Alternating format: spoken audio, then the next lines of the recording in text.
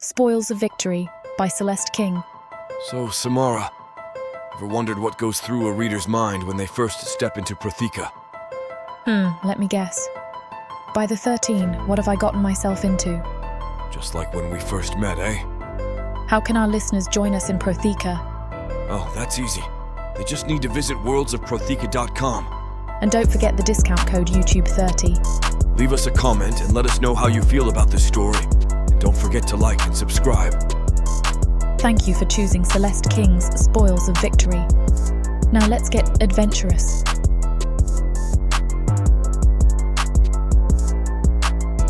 Chapter 1. Drelenor. We're here. The time has come. I climb out of the carriage, clutching my belongings with a sweaty hand. Indeed, I am here, both at my destination and at the next stop on the path to meet my destiny. The Astoria Military Academy, I say aloud. The whole facility stands before me in all of its illustrious glory. It is where only the best of the best come to train, to further prepare themselves for serving their nation. That is, of course, why I'm here. I worked hard for this, and my reward is coming to me in the form of sweat, blood, and tears. I look between the two magnificent Mao statues, each wielding a sword and shield. I see in them my father and myself. It is here where I will take the next step forward in my destiny, where I will honor my family. Drawing a deep breath, I approach the gates, pulling out my papers and handing them to the guards. They each cast a wary, studious eye between my documents and myself. So, you're the son of the famed General Dravarin, is that right, Drelenor? I brace myself, knowing an insult or aggravating comparison is coming my way. Yes, sir, I say, holding my head high, my eye contact unwavering. The guard snickers. You don't look like much to me. He hands me the papers and opens the gate. I proceed, my confidence as stable as it's always been. They can say what they want. Their words are mere fuel to me. There is nothing that can intimidate someone who already has everything to lose. One day I will enter these grounds, and those very same guards will scramble over one another to see who can open the gates first. It is early in the day, but training has commenced. From the looks of it, the cadets are already hours deep into their routine. Some are bleeding, others are vomiting from exertion, and a few are even limping, their faces working every muscle to valiantly hold back the tears. I spot a group nearby leaving what I assume to be their quarters. All are nervous and uneasy. Some look back, perhaps seeking a way out of here. It's obvious to me who will survive this grueling instruction and who won't. And I'll be the one rising above them all in the end. Alongside the outdoor training grounds are the old stone buildings once described to me by my father. There's the infirmary, the armory, and of course the quarters, both for us dark elves and the human workers. My pace slows as I take it all in, circling as I walk. A gasp of shock and awe escapes me, knowing all of my forebears were forged into great, commanding dark elves on these hallowed grounds. It is here that I will be put through the very same trials and tribulations. I fully expect to get my ass handed to me, but not as much as I anticipate clearing my challenges. I know what matters, and that means getting up when I fall. I won't give up. It's what I've repeated to myself for the past week. My family is looking to me now. If I fail here, then I failed them. I will not dare tarnish my family legacy. A group of beat cadets walks past me as I utter those words, casting a sidelong glance my way. I don't expect them to understand, and quite frankly, I couldn't possibly care any less about what they think. When I enter the main building, the first thing I see is the long line of esteemed cadets, their pictures and achievements lining the wall. I stop in front of my father's profile, his name jumping out in bold letters on his golden frame. I'll make you proud.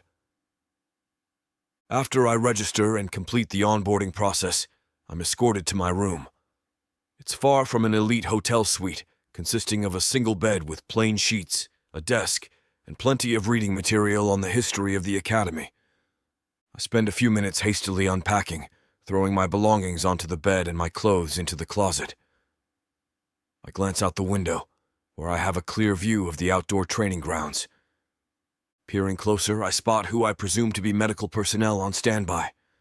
I figure a lot of cadets sustain injuries, most of them avoidable and the result of losing focus. I remind myself of the importance of attentiveness, but that's really never been a problem for me. Still, I take a moment to tie my platinum hair back into a high ponytail. The last thing I need is for it to get in the way and blind me in the middle of exercises. I prop a picture of my parents on the desk, seeing myself as a child standing between them. "I'm here now," I say to them as if they're standing before me. "I've come to do my part in our family's legacy."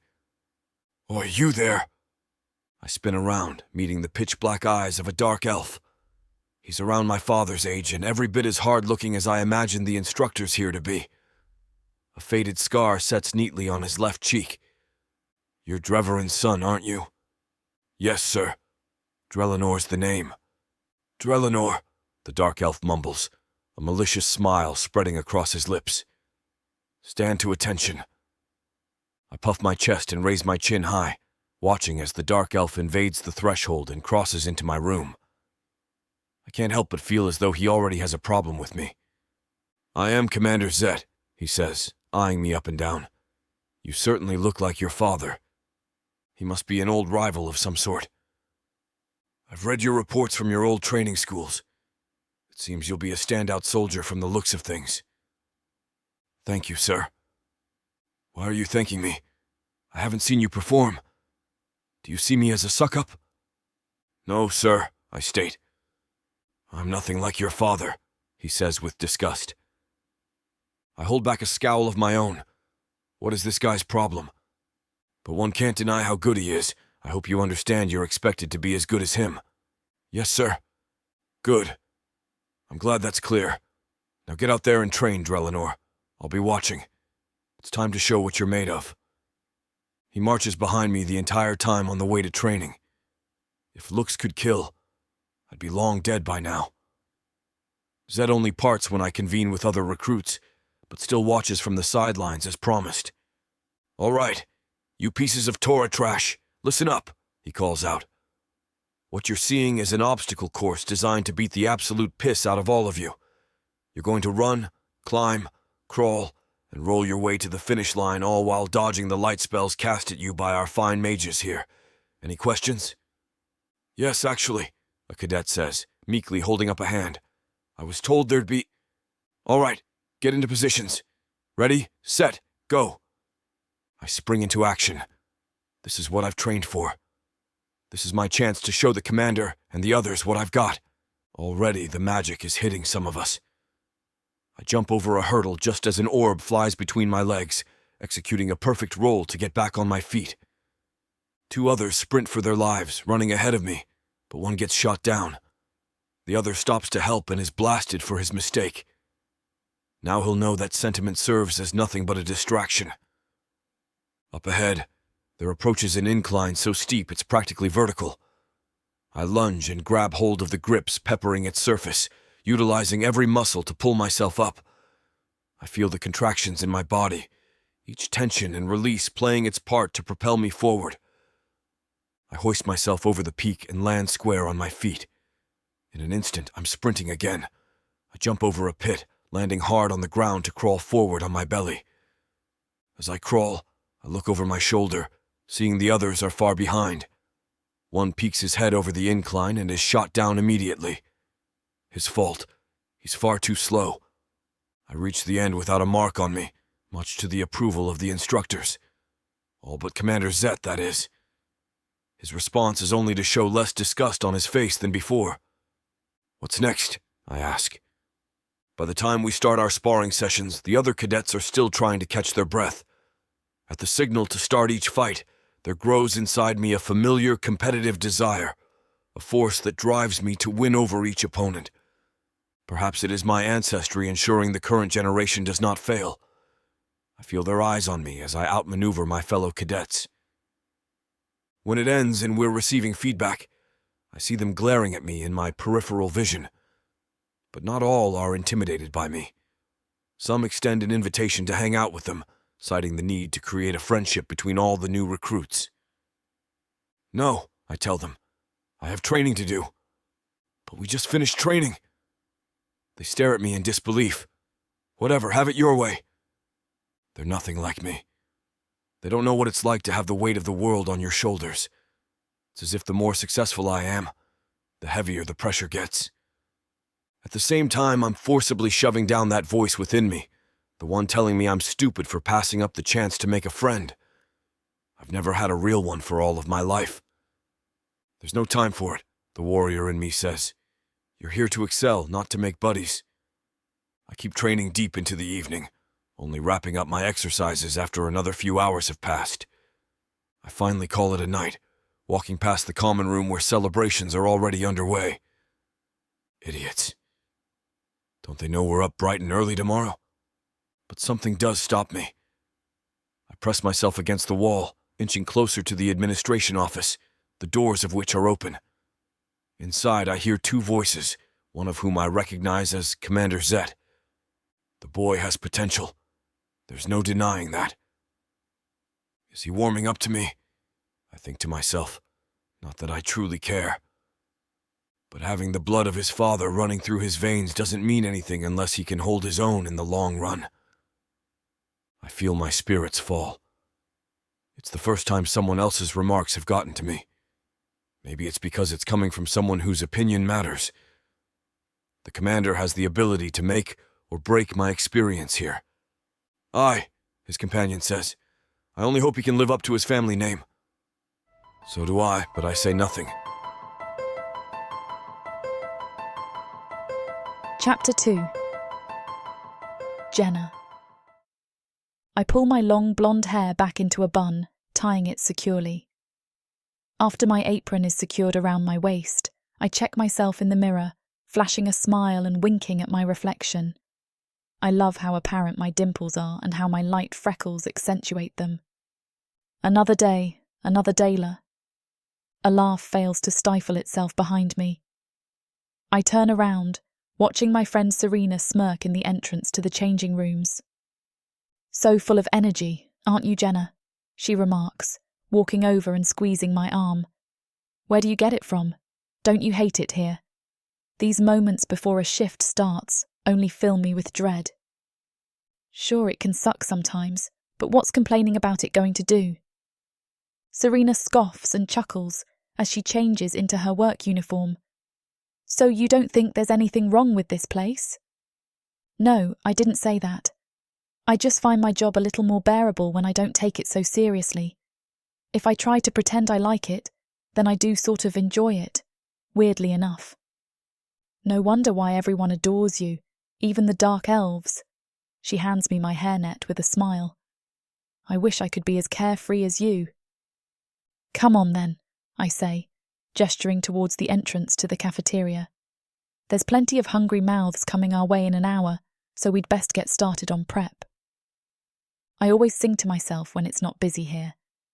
I whistle a tune as I dice the vegetables and heat the soups. Even Serena can't help but harmonise with me as she puts each slab of meat on the cafeteria grill. Ooh, she squeals. What's up? I ask, joining her at her station. This saizen doesn't smell too fresh. I smirk at my joke before it even leaves my tongue. You're right, things are looking fishy right now. Serena rolls her eyes. Not your finest work. I nudge her shoulder and get back to work, wiping down tables and cutlery and shining the counters until I can see my reflection. Everything is ready just in time for the start of dinner service. Here comes the brigade, I say, watching as the canteen door swings wide open. In floods a wave of cadets, all of whom are wrapped up in their chatter. I hear their banter as they approach the meal counter. I walk forward and greet them with a smile. Good evening, boys. I'm met with the usual whistles and exclamations of my name. Well, if it ain't our favourite lunch lady. What can I get for you? I ask with a ladle and plate ready in hand. I work fast and efficiently. The labour here is easy, so I don't worry about behaving all high and mighty about it. I know I'm here to feed these dark elves, and I know I do it well. It leaves me with a little more energy for socializing with them, something that they seem to appreciate. So, how was training? I ask. You should have seen me. I won a weightlifting bet against my fellow cadets. Not bad, just a light marathon this morning. Their attempts to impress me and embarrass each other never fail to entertain me. You know, Jenna, your hair still looks good even in a hairnet. I'll give you an extra burgener for that, I joke, much to the approval of the hungry cadets. The initial rush is swiftly dealt with. I wash my hands and dry them off, grabbing another plate so I'm ready for the next cadet. I turn to see one standing by his lonesome, the sight immediately grabbing my attention. They typically come in packs, but he's all alone, his dark blue eyes resting on the food in front of me. He has to be new. I don't recognize him, and by the gods, he is one attractive dark elf. Loose platinum strands fall from his high ponytail, sticking to his dampened forehead. He clenches his jaw, allowing me to run my eyes along his sleek facial structure for a moment. Compared to the rest of the cadets, he is a sight for sore eyes, yet he makes me wonder. Why is he alone? Why am I pulled to him in a matter of a few seconds? I forcibly snap myself out of it and approach him with a smile. Hello there, I greet. How are you? He smiles half-heartedly and doesn't look me in the eye, pointing at the roasted burgoner. Good choice, I say, analysing the newcomer. I cooked these myself. The dark elf doesn't answer as he turns and looks over at the seating area. I wonder if he's being rude on purpose, or if perhaps he is simply reserved. He hasn't looked at me directly yet, but I choose not to take it personally. Are you new here? I ask. I'm Jenna, the girl whose job is to keep your belly full. Hi, Drelliner, I'm Jenna, he mumbles distractedly.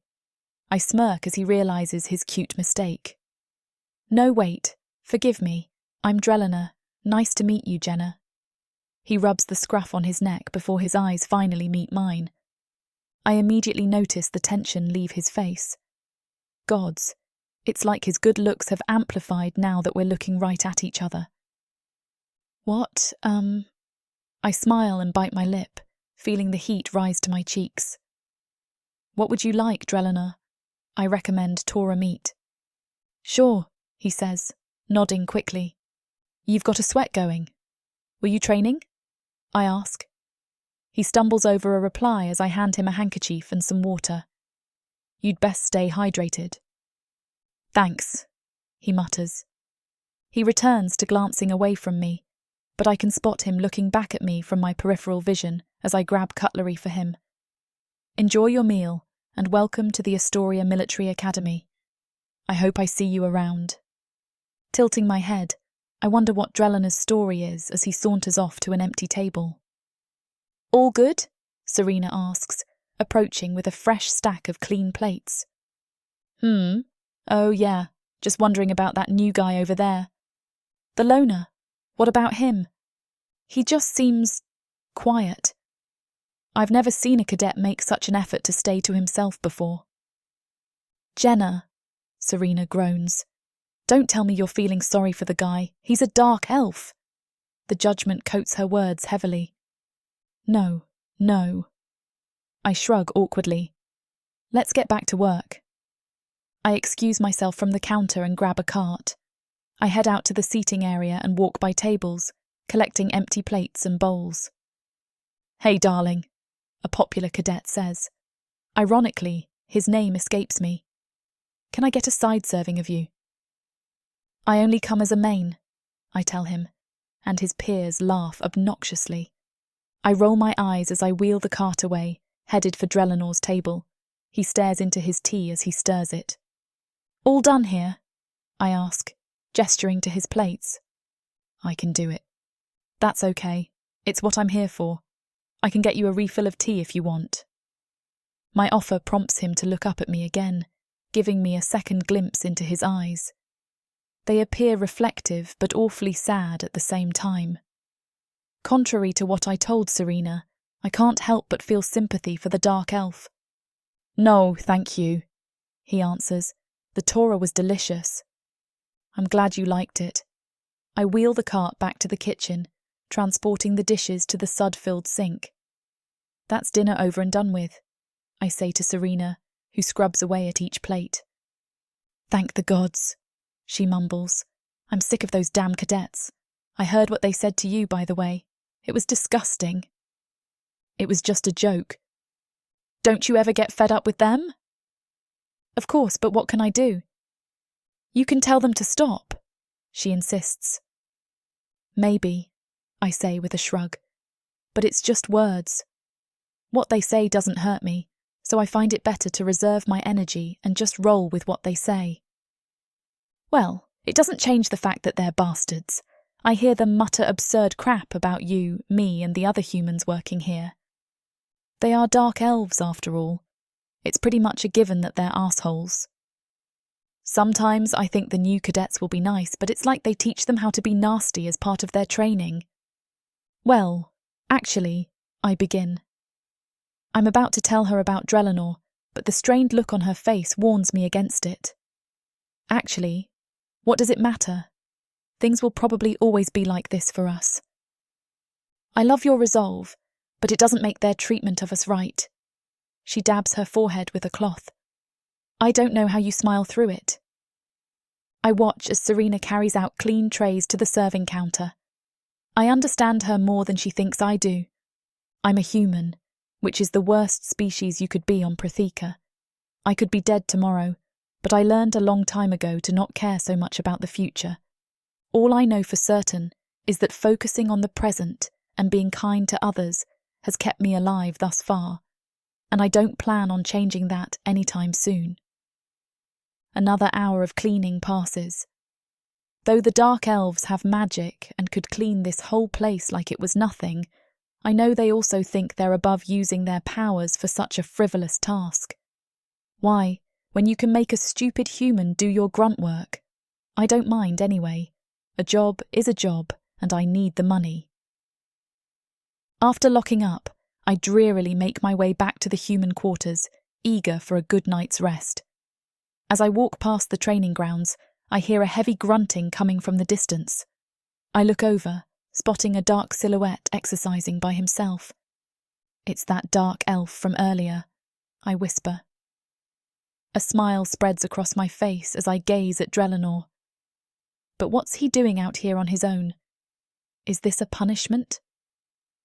Recalling his lonesome nature, I wonder then if this is self-induced. I haven't seen much of Drelenor, but I can't help but be curious just what is going through his head. Chapter 3. Drelenor. Ah! I hiss as a sharp pain shoots from my wrist to my elbow. This hasn't been as easy as I thought. I anticipated some degree of difficulty, but I clearly haven't prepared well enough. My father taught me that weaknesses will push through to the surface at any given opportunity. Any crack in my performance can spell doom if I don't handle it swiftly. That's why I stayed up late last night training. That's why I'm back at it again so early in the morning after a few hours of poor sleep. The searing pain agonizes my muscles and joints, but I won't let my own body push me around. I must push through the self-inflicted torture and come out harder, like a sword forged in fire. It was foolish to expect a smooth ride, and it's a mistake I shall not repeat. A group of fellow cadets stroll by. They don't notice me, thankfully. I don't know what to expect from my peers, but I don't need them underfoot. There's only one person who's made any sort of impression on me. I mutter, thinking of the girl who made me feel welcome. Jenna. I smile as her name slides off my tongue. It's beautiful, just like her. Just then, as if summoned into existence, she walks into the shooting range, passing in front of me. She greets me with a warm smile as she sets down a box of supplies. I blink and rub my eyes, questioning if this is a hallucination from poor sleep. "Hey, stranger," she greets. "Has she forgotten my name? It's good to see you training bright and early like a true warrior, Drelenor." I pause. Of all my skills, flirting is not one. I hesitate, weighing the possible responses I could give. She laughs. "Wow, am I that forgettable?" "What? I blurt out. No, I'm messing with you, she says gently. I can tell she's still wondering if I know her name, though. You're a good actor, I say. My stomach feels light when she smiles gleefully. So, they have you doing more than cafeteria work? That's right, she says. I help out with menial tasks when the canteen isn't busy. I'll do anything they need if they're paying. Oh, I reply, surprised at her implication. She smiles and shakes her head. Gods, that makes me sound so bad, doesn't it? I didn't think about what you're thinking about. I scratch my nape as she giggles and shrugs, tilting her head at me. A strand of her long blonde hair falls over her forehead. I imagine reaching out and fixing it for her. These boxes are so hard to get open, she says, trying to pry open the seal. Spotting an opportunity to help, I brandish a knife, flipping it around in my hands as I offer it to her. Oh, thank you, Drelinor. A neat trick you did there. I'm pretty good with a knife myself. Her fingers brush mine. My hand remains in the air for a moment after she takes it. Just leave it on the table when you're done with it, please. I turn around and take a deep breath, readying another arrow. Drawing it back, I notice my focus is heightened because of the girl's presence. Am I subconsciously trying to impress her? I shoot and land another perfect hit. The arrow lands just a half-inch away from the other. Wow, she breathes out. I turn with a raised eyebrow, unaware that she'd been spectating. You're pretty good at that, huh? I must be, I tell her. Oh, is that so, Mr. Sirius? She jokes, leaning on a nearby table. What? I ask, not sure how to take her comment. She bites her lip and laughs. The sound of it is harmonious and delightful. Forgive me, I just like to tease. You seem like you can focus really well. I'm not so good at that myself. Well then, I reply, you should enroll in concentration seminars. Did wonders for me as a kid. Good one, she replies. I don't think she can tell I wasn't joking. Let me see you go again. I take another deep breath and pull the arrow back, my vision zeroing in on the dummy target in the distance. Just a little more, I think to myself, tuning out the world around me. You missed, Jenna blurts out as I unleash my shot. My aim is thrown off to the side as a result. The arrow flies way off target. At that, Jenna clicks her tongue. I retract what I said about you being a good shot. She wiggles her head jokingly as I stare at her. Had it been anyone else, I'd have ripped their head off, but I find myself somewhat enjoying her prank. Gods, you're just so distracting that I'm forgetting to work, she remarks. I turn and go for another shot as she returns to unloading equipment.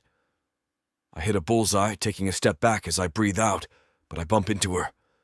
I turn around in shock as containers and targets fall to the ground. Looking up, I see her wide-eyed expression. Well, she says. I sincerely apologize, I tell her. Let me clean this up. It was my fault. It's all right, don't worry about it. Besides, nothing broke. If anything did break, you'd pay for it. I'm sure I could. I have a banking slip in my room somewhere, I say. Drelinor, I'm joking, she remarks. I'll take your help in cleaning it up, though. Her gaze remains on mine, narrowing as if inspecting me. You're very interesting, Drelinor, she continues. Are you from around here? Yeah, I am. I swallow hard, hoping she won't ask more. I heard some of the other dark elves talking about you. Apparently your father is well known in the academy. Is that true? Yes, I admit. General Dreverin. I aspire to be just like him one day. She nods. I take it he wasn't a comedian then? No, I reply, furrowing my brows together. Why would he be? Never mind, she says with a smirk. You know something, Drelinor? I don't think I've met another cadet like you. Really? I ask, straightening up. How so? You seem like you mean business. I nod. I saw you training last night on the way to my bunk. That was some intense stuff you were putting yourself through. Well, I guess I'm trying to prove to myself that I belong here. There's a lot going on for me, so my training keeps me on track. I hand her the last piece of equipment. She stands to her feet. I may not have seen much of your performance, but you can rest assured that you're pretty damn good at what you do. Then I do something that I rarely do for anyone else. I smile, the sight of which causes her eyes to brighten. Her skin even flushes red. I feel my own skin warming to a boil. A damn good smile, too, she remarks. I chuckle and turn back to the target practice, unsure of how to follow up. With the exception of my parents, I've never talked to anyone for this long before. It's like within me there's a battle, with part of my brain freezing up and another trying to break free. But I just don't know what to say. Idle conversation is hardly my forte. So, Jenna, how long have you worked here? Not long, she answers. And boy, oh boy, does it bore me to death some days, but hey, friends like you make it more bearable. Did she just call me a friend? Well, it's been fun chatting with you. I better get back before someone comes after me. Take care of yourself, Drelinor. I watch on in admiration as she walks away, completely stunned by how lovely this human is to me. She's like a character out of a storybook, almost too good to be real. I guess I've made a friend, I say, laughing in disbelief. I don't quite know how I did it, but that's fine. I arrived at the Astoria Military Academy with an unshakable resolve. I thought I was impenetrable, but I realize now that couldn't be further from the truth. A human is the last force I expected to crumble my shield. Somehow I'm not mad, not even frustrated. I'm happy. What does she see in me? I ask myself. Gods be damned, that woman is charming. I have to see her again. No. Don't you remember why you came here? The harsh voice in my head reminds me of my true purpose here.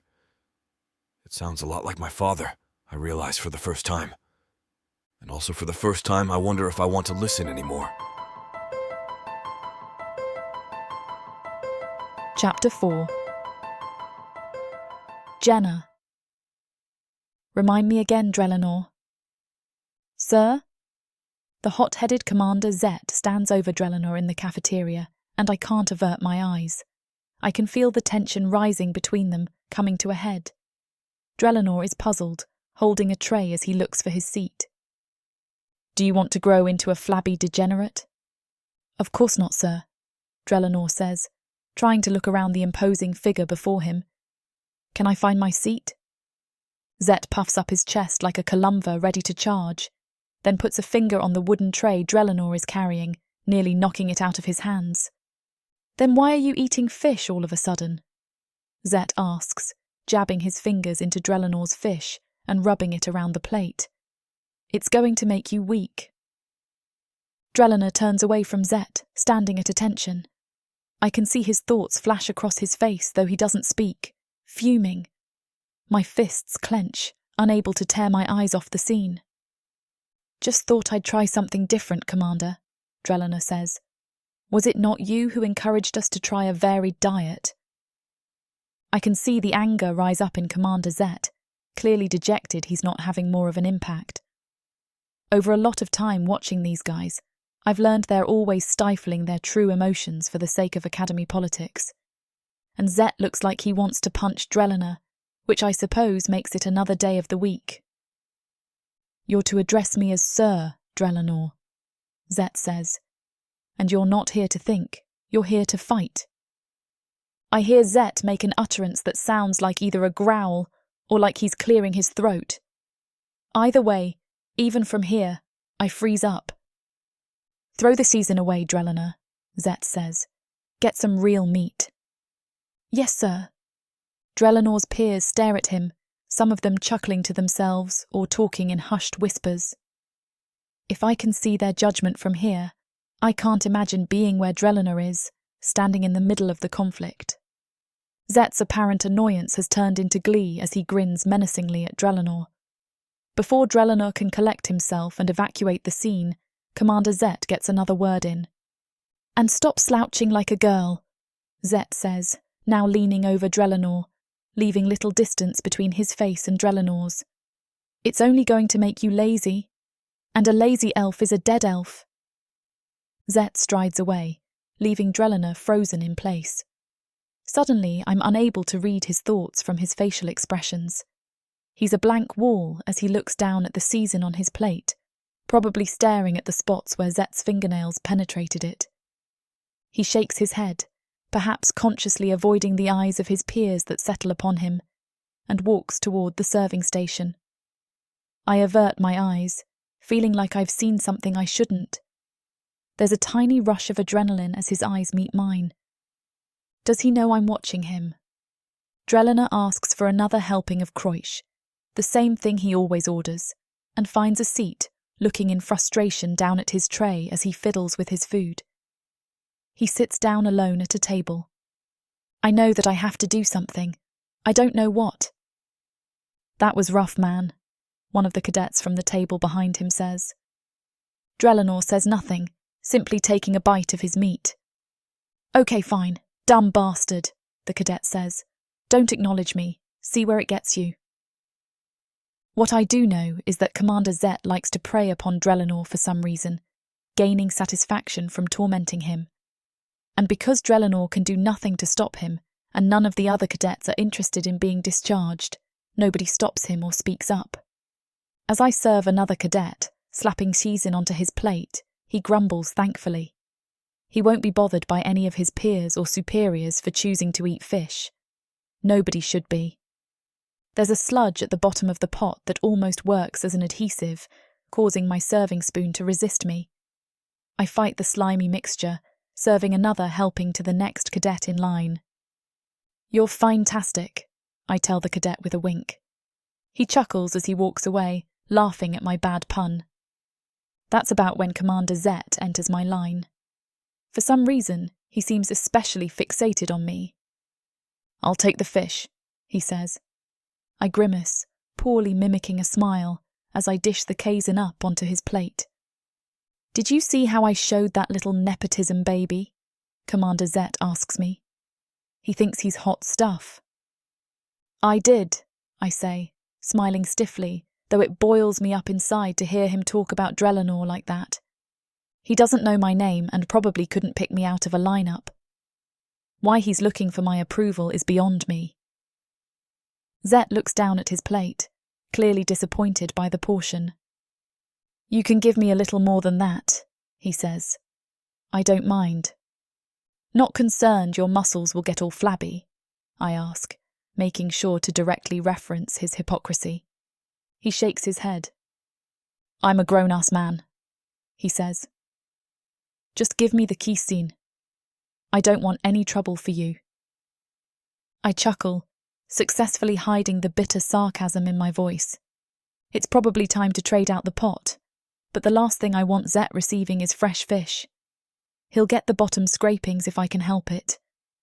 But the fish has congealed in the pot's basin, and even manoeuvring my serving spatula through it is nearly impossible. Really put your shoulder into it, he tells me. You can do better than that. I can see the other cafeteria servers giving me questioning glances as I finally free the last bit of fish from the pot's entanglement, and that's when a new line of cadets forms. Serena edges up behind me, preparing the next pot and also offering support. Thank you kindly, Zet says, as I give him the last meagre pieces of fish from the pot. And that's about when a wicked idea crosses my mind. It would be exceedingly difficult to pull off, but as he walks away from me toward a staff table where he's currently sitting alone, I realise I have to do it. The afternoon sunlight faintly filters into the wooden tiled cafeteria, and Commander Zet steps away from his food to use the restroom, a pained expression on his face. Serena is about to dump the pot into the sink. I find a small jar from one of the drawers and hide it behind my back, interrupting her. Did you like my fish pun? I ask her. She looks back at me in confusion, looking at the accumulating line of cadets waiting for food. I step in between her and the pot as subtly as I can. I'm not sneaky, I know that, but if I tell her what I'm doing, I could lose my job. Shouldn't you be helping the line? She moves on to another dish, scrubbing one of the long stacks of plates with a sponge. I maneuver the jar from behind my back into the pot as carefully as I can, scraping the tarry substance inside while trying to avoid getting stuck. You know that levity is important to these guys, I tell her. If my humour needs work, I need to know. She smiles at me, thankfully not catching on to what I'm doing. Oh, sweetie, Serena says. You know they're laughing at you, don't you? I can feel the weightiness of the jar in my hands, confirming I've scraped up a decent quantity. I know that, I tell her, trying to get a glimpse of the back of the cafeteria where Zet's tray is left unattended. That's the whole point. There's a self-awareness to puns, Serena. Serena just laughs and shakes her head before looking suspiciously at the pot. Are you going to let me clean that? I delicately remove the small jar, returning it to its hiding spot behind my back. Oh, I'm sorry, I didn't even realise. She cocks an eyebrow. Are you feeling okay, Jenna? Now I need to get out of here quickly, if only for a moment. Am I that obvious? I clutch my stomach, doubling over slightly and letting my eyebrows squish down in a mock imitation of pain. Her eyes widen in disbelief. Jenna, what are you doing? I'm so sorry, I reply. The real reason I came back here, I really have to go to the bathroom. Then go. I nod, rushing away to the back of the cafeteria. Zet sits toward the back of the cafeteria, right next to the exit. If I do this right, nobody will notice a thing. Walking toward the bathroom and briefly out of the cafeteria, I sneak back in, taking the jar from behind my back. The key is making it look natural. Doesn't look like anybody notices me. I peer around the room, watching cadets who are too transfixed by their food and their conversations to see me. I pour the goo over the plate and onto the tray. Then I make sure some of the goo gets under the plate too. With what goo I have left, I place some of it under the tray, and I even drip some of it onto the seat. Then I return to my station, where I'll hopefully get a good view. Feel better? Serena has taken a place in line beside me and is now serving the roasted drip ear to another cadet. Oh yeah, I say, much better. Commander Zet returns to his seat none the wiser, but upon grabbing his plate, he meets a nasty surprise. What the? I grin wickedly as he tries to lift the plate and is met with resistance. He pulls harder, and the plate comes flinging back into his face. I can see the painful impact of the porcelain against his forehead, dampened by the spongy fish stuck to his plate. Who did this? He's screaming now, bits of Kaizen paste dripping from his forehead. If anybody didn't already notice what was happening, they sure do now. Zet stands up to leave his seat, but he's stuck to the bench. Pushing himself back with all his might, he stumbles, flipping over his seat and onto the floor. Maybe I went too far this time, I think, watching him struggle as the other cadets are in an uproar. Even Drelenor has a meek smile on his face. Somehow, that makes me happy. He looks up at me, then begins to stare. He studies me. I look away, back down at the serving station. Even while looking directly at the cadet I'm helping, I can feel his eyes burrowing into me. He knows something. I shake my head. I know that nobody saw me, so he couldn't know I'm responsible, could he?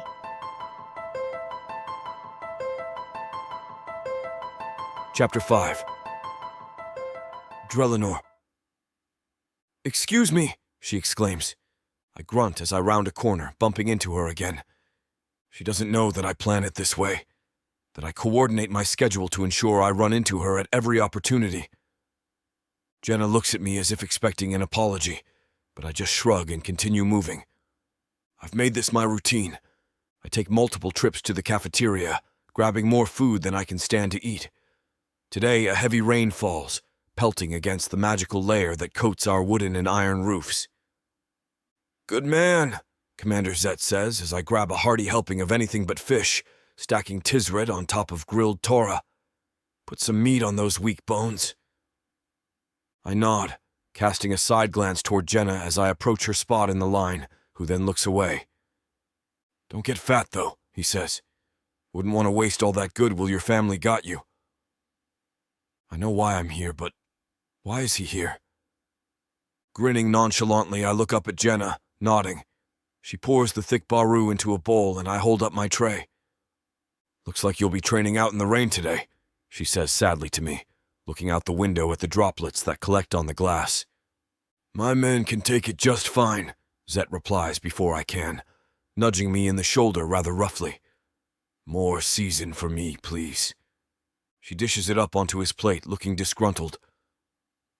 Are you sure that's a good idea, sir? I ask Zet. I heard what happened the other day. He shakes his head, offering a wicked grin, and I think I see her stifle a chuckle.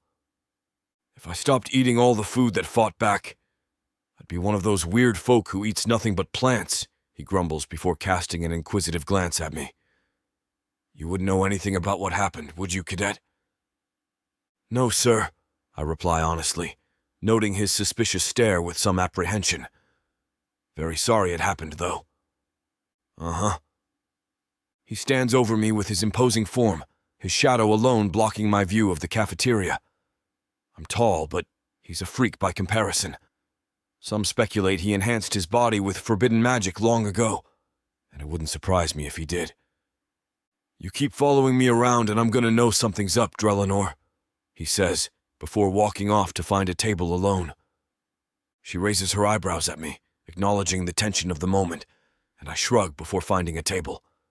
My stomach's about as full as it can get already, but I attempt to shovel some of the food down regardless, just catching a stray glance at Jenna whenever I can. With every new encounter, I work up my nerve a little more. A shrug turns into a sly smile. She likes to leave me with these terrible jokes every time. I know I'm not special. I've seen the same jokes used on my peers, and I can't help but laugh. They're not funny. I know they aren't. But the way she so brazenly says such stupid things, with such deadpan delivery, creates humor where there should be none. Funny running into you, she says in a long hallway on the way to one of my classes. It's rare to see you not stuffing your face. I could be offended. Maybe I am. The serious expression on my face and lack of response doesn't help. Of course, she noticed me sneaking down here at odd hours of the day. I'm not sure how I expected she wouldn't. Anyway, she says finally, veering off. As she's turning to walk away, I blurt out a poorly delivered pun. I miss your well-seasoned puns. She freezes, turning her head from side to side in confusion, as though expecting anybody else in the hallway to have spoken to her. She shifts on her heels, marching back to me. She stops in front of me, clearly confused. Her pretty eyes stare up at me with wonder. What? I puff up my chest, clearly out of my element but not wanting to look the part. The reason I'm not stuffing my face, I say, changing to another pun because I feel like that one already bombed, is that if I walked back down to the cafeteria, I'd be wanted for desertion. She has this blank stare on her face at first. I feel certain that I failed, but she could have at least given me a pity laugh. Then she cracks a smile, and after thinking about the joke a little more, she lets out a chuckle that increases in volume and intensity. What the hell, Drelinor? She says, still laughing. That's so stupid. I can feel my spine stiffening in excitement, a cold chill running down my back. I had no idea I had this power, but the ability to make her laugh feels like a strange magic I'm unfamiliar with. Isn't that the point? She sniffs and inhales, her laughter dying off as I hold back a proud smile from crossing my features. That was pretty unexpected coming from you, she says, but good for you. Your life could use a little comedy. I don't know if I'd call it comedy, I argue, but thank you for noticing. And I spin around and walk away toward the classroom, not wanting to tarnish the moment. I sit near the human quarters, studying tactics the following day, when a thought crosses my mind. The words and letters on the parchment all blend together, and Jenna and Serena are headed toward their dormitories. You did that, Serena replies, continuing a conversation I'd tuned out. That could get you in so much trouble if people knew. Shh, not so loud. This assignment is crucial. If I don't get it done today, Zed is going to have me run drills that exhaust me and hinder my performance. But my eyes can't help but wander from my books. I try to refocus my attention on the assignment, but it distracts itself elsewhere. My mind will not obey me. Surrendering to the whim with a sigh, I look up, letting my vision track their movement. "Nobody can know, okay?" Jenna says, poking a finger into her friend's chest. A jolt of excitement crosses through me once more as I watch. Jenna's long blonde hair sways behind her, moving in time with the shifting of her shoulders and back. Her figure is as enticing as the grace with which she commands her body. I'm not sure what possesses me to do it. Maybe I like learning as much as I can about her. Maybe I'm exceptionally bored, looking out the window at the dreary swamp that's forced our training indoors. Watching them, I can clearly see where they part ways, and Jenna enters her dorm room. I can even see the untidy pile of items on an end table as she closes the door behind her, unaware of my surveillance. And without really meaning to, I now know where she lives. I focus my vision, looking down at the tactics I've outlined and the large book beside my work. My gaze shifts from Jenna's dorm back to my homework, a crisp drizzle now falling over the fields. It's been hours and I've accomplished nothing. The sun barely peels through the cloud cover, casting the fields in an ethereal golden glow that highlights the rainbow shimmer of flowers on the ground below. I need to put my mind at rest somehow. I'm never going to get this done at this rate. Leaving my books and my work where it is, I head down the flight of stairs, walking through the long tiled halls and turning left at the exit. The rain is moist upon my skin. The coolness of the liquid falling upon me is exhilarating. I stick out my tongue, looking up at the overcast sky. I just need to focus. But for some reason, she occupies my thoughts. I don't know how she crept her way into my head. I was always vigilant, careful to not let another distraction into my life. Looking down at the violet flowers that coat the ground in front of me, separate from the worn, muddy fields where we train, I remember her favorite shirt and how it always accentuates her bright blue eyes. I pluck them free from the ground, grabbing a pleasing arrangement of flowers. In a moment of delusion, part of my brain that I don't even acknowledge thinks maybe I'll give it to her. But I think about how that would look for me as I close my eyes, looking up and letting the rain coat my face. First, I imagine giving the flowers to her, handing them to her in the crowded cafeteria. Her mouth cracks into a smile and she starts to laugh at me. It's just like the pun earlier, only I'm the butt of the joke. "What do you even want me to do with these, Drelinor?" she asks me in my imagination. Then suddenly everybody in the cafeteria is pointing and laughing, wondering how I could have possibly thought she reciprocated. My mind goes black, and suddenly I'm in front of the academy, being pointed away. My father, Commander Zet, and my mother are all gathered around me in my mind. "Tried to set you straight," Zet would say. "But your son's a pathetic sham of a dark elf. Fell for a human woman, of all things. We can't have that on school grounds. It's a conflict of interest." "We tried to teach him better," my father would reply before looking at my mother, who turns away in shame. "Just goes to show you how some of us are just born stupid." I open my eyes, crumpling the flowers in my hand before tossing them back onto the ground. The rain picks up, a harsh wind blowing. Thunder roars in the distance. Stupid. All of this is stupid. I re-enter the academy empty-handed, resolving to focus on my homework and to stop being so vulnerable to that woman's bad jokes. Chapter 6. Jenna. "Have you been practicing your humour for me?" I ask Drelliner as he comes through my line. Thankfully, the rains have died down. Sunlight shimmers down into the cafeteria, dispersing through the remaining moisture on the damp window. He gives me a half smile, and briefly, I think he might not even acknowledge me. "Seems like my humour's just fine," he says finally. "Got you to laugh." "That doesn't count," I reply. "You caught me off guard. No way you'd get me to laugh legitimately with that terrible pun." He chuckles somewhat as Serena huddles over me, gesturing. "You're holding up the line, Jenna," she whispers. I see Commander Zet looking impatiently down at his plate, stamping his feet. I furrow my eyebrows as I look back up at Serena, wiping a stray hair out of my face that's fallen out of the hairnet. I wonder whose side she's on as I study her. Can't she see I'm talking? Well, keep practicing, I tell him, ending my teasing to break the stall. You might legitimately get me one of these days. I drop a serving of vegetables onto his plate, complimenting the large serving of meat, and move him along. Commander Zet smiles at me, and I return it casually. If I didn't know better, I might think you're fraternizing with one of our cadets, he says. I freeze, unsure of how to answer. Kidding, of course, he says. I know there's no way you'd consider doing that. I chuckle in response, chalking this up to simple racism. Enjoy your meal, Commander Zet, I reply, dumping a scoop of liquefied vegetables haphazardly onto his plate. Oh, you know I will. I always do. He walks off and rubs his stomach, somehow even more arrogantly than usual. He places his tray in the back of the cafeteria and rushes off to the bathroom once more, and I resist the temptation to screw with him again. But no, he doesn't deserve it this time. And he'd certainly know it was me if he didn't just blame Drelliner outright.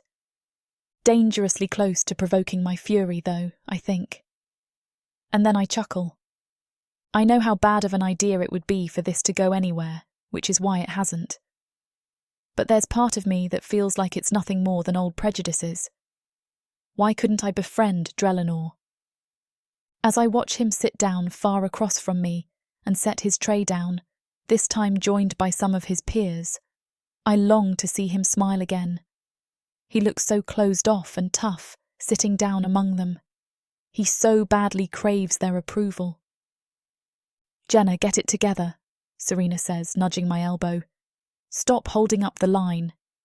I shake my head, resolving at that moment to listen to good judgment. There's a good reason he can't be seen with me. We're from different worlds. With every satisfied cadet, I crack another pun or offer another piece of small talk, but none of it feels the same. The more people I serve, the more I find myself ruminating, challenging my determination to not pursue Drelliner further. He engages in idle chatter with two of his peers, and my mind goes strange places. I imagine making him laugh. I fantasize about his smile and his rippling muscles flexing as his hands roam through my hair. I think about him picking me up and forcing me down on the counter. What's wrong with me? And the worst part is that thought makes my thighs clench up. It would be worth so much just to hear him talk, to pull him away from his friends and peers and learn who he is, apart from the bravado and closed-off demeanour. I imagine walking hand in hand with him around the dew-covered grounds, the prismatic sky painting us in violet, pink, red and orange hues, while casting the trees and buildings in shadows. I watch him talk, but I can't place the words. Their meaning resides only in my fantasies, up to interpretation and idealization. Where does he come from? What does he value? What are his hobbies? Who is Drelliner? I don't know why the mystery vexes me so much. Perhaps just the idle realization that I can't spend time with Drelliner outside of our spare time in the hallways is enough to keep me invested, to torment me to no end. I nod. That's probably it. It's got nothing to do with him and everything to do with me, I decide. The line finally dies down, and Drelliner hasn't left the cafeteria yet. For some reason, even though these peers he's finally fraternizing with have all abandoned him, he pushes his food around on his plate, one of the few people remaining in the large wood tile room. Is he waiting for something? I start to feel like this might be a rare opportunity, although for what, I'm unsure. The staff move to the back and begin cleaning, and I catch sight of a stray note, scribbled on a napkin and pinned above the sink. Spray the knives for water spots, the note reads. The knives are disgusting, and it's starting to reflect really badly on the academy. So stop leaving knives in the sink to rust, and for all your sakes, stop with the residue. It sends my mind into overdrive, though I'm not sure why. I turn my head toward a pile of napkins on the counter, making idle chit-chat to pass the time. And then it hits me. I can leave Drelliner a note. Maybe it will give us a chance to talk a little more privately, so that he'll get out of my head, and we can both focus on what we have to do. Serena looks at me questioningly as she rubs a sponge over a tar-covered pot. The rush of workers is so intense that I don't expect that as I grab a napkin, sneak off, and look under the counters for an old dirty quill and ink vial, she'll follow me. But as I lean over the counters, writing my room number along with a note for Drelliner, she's right behind me. I knew it! She yells in a hushed whisper, looking out at the lone dark elf in the cafeteria. His plate is empty. He just looks lost in thought. I push her back slightly, out of the audible range of Drelliner, and I whisper to her aggressively. You don't know anything. Serena shakes her head. That's a load of bull, she says. You've been staring at him all day. Was that why you pranked Commander Zet? I perk my ears up and look at the other cafeteria staff, making sure none of them are listening. Can you keep your voice down? I'm sure there's at least one person who hasn't heard you. But she just chuckles. He's the son of a general, Jen, Serena says. One of the most prestigious and rich generals this academy's ever seen. That's got nothing to do with it. One of the older staff women stares at us. I don't think she's heard much, but they're definitely starting to give us looks. Can we talk somewhere else? I ask her quietly. She just shakes her head, frustrated to be having this conversation. Lead the way, she says, her arms crossed and still covered in a tar-like substance. Behind the cafeteria is a small office used in meetings and military huddles. I open the door and guide her inside, feeling the napkin in my hand as I run it along my fingers. There are several chairs. Waste receptacles are overflowing with napkins, a sign of how poorly trafficked this room is. This is a joke, right? Serena's still staring, her judgmental gaze burning holes into me. You can't be this stupid, she continues. I don't know, I say. You know he's just flirting with you because you're the only woman he's seen in months, right? I don't know. She walks across the room, laying her hands on the table and pulling them off with disgust, noting a heavy build-up of dust. Well, there's no way anybody's going to get behind this, she says. If you get with the general's son, not only are you dating elven money, you're kind of betraying us too. I sit down on a chair, which doesn't feel like it can sustain even my weight. It wobbles underneath me. I don't even really like him, I say, looking blankly at the dirty wall. I just like talking to him, and I think he's kind of interesting. Serena visibly cringes. That doesn't mean I like him, though. Then I lie a little bit, partly to myself. I don't really think about him like that, I say. It doesn't matter how you think about him. You're giving him your room number, gazing at him longingly across the room. I'm not even sure I'm the only one who's noticed. I feel the note in my hands, then grip it tightly. And Jenna, you're surrounded by them. You don't think the other cadets might take that the wrong way? I sigh. What are you saying, Serena? I'm saying that you're making yourself into an easy target, Jenna, and that's probably how Drelliner sees you. Now I fold my arms, listening to the commotion of pots and plates outside the room. Just promise me something, Serena. She's reluctant to nod her head, I can tell. Eventually, her hands fall limply to her sides, and she exhales deeply. What? Promise me you won't tell anybody about this? She chuckles quietly to herself, staring down at the carpet before tilting her head upward. Do you really think I'm that cruel, Jenna? She asks. Unlike you, I'm aware of the gravity of what you're doing. I'm not sure that you are. Thank you, I say flatly. By the time we're done talking and leave the room together, the dishes have all been done. Incredibly, Drelliner is still sitting quietly by himself, doing nothing in particular. His dishes have been handed off. I don't know what he wants. Serena huffs ahead of me, upset at the conversation, and I'm left standing alone, feeling the weight of the note in my hand. I could give it to him at any moment. I'm not even sure he's aware that I'm here. But if I do, I might be spitting in the faces of Serena and all of my co-workers. Chapter 7. Eleanor. The clanking sound of swords clashing fills the room. Around me, 11 other cadets are practicing new techniques with their designated partner. In front of me is my partner, Darok. I dodge each of his advances, every swing of his sword with skilled precision. I can tell he wants to best me, to have one up to General's son, but that just makes me that much more determined to not let him. It's not that these other cadets aren't friendly with me. Most of them are. But even the ones that are friendly still have this air about them, like they know who I am and they're just waiting for me to prove that I'm unworthy of my position at this academy. I'm used to it. It's been like this my whole life, living in my father's shadow. But I've never let it get to me, and I'm not going to start now. Commander Zed is the one who's teaching this class. He circles the room, not saying much, but always watching. More so me than the others. At least, that's how it feels. Left, right, right. I dodge over and over, and soon it becomes instinct. Farrakh is too predictable. He assumes the same pattern over and over again, making him an easy opponent. He would be dead in an instant on a battlefield. But I suppose that's why we're here, to learn.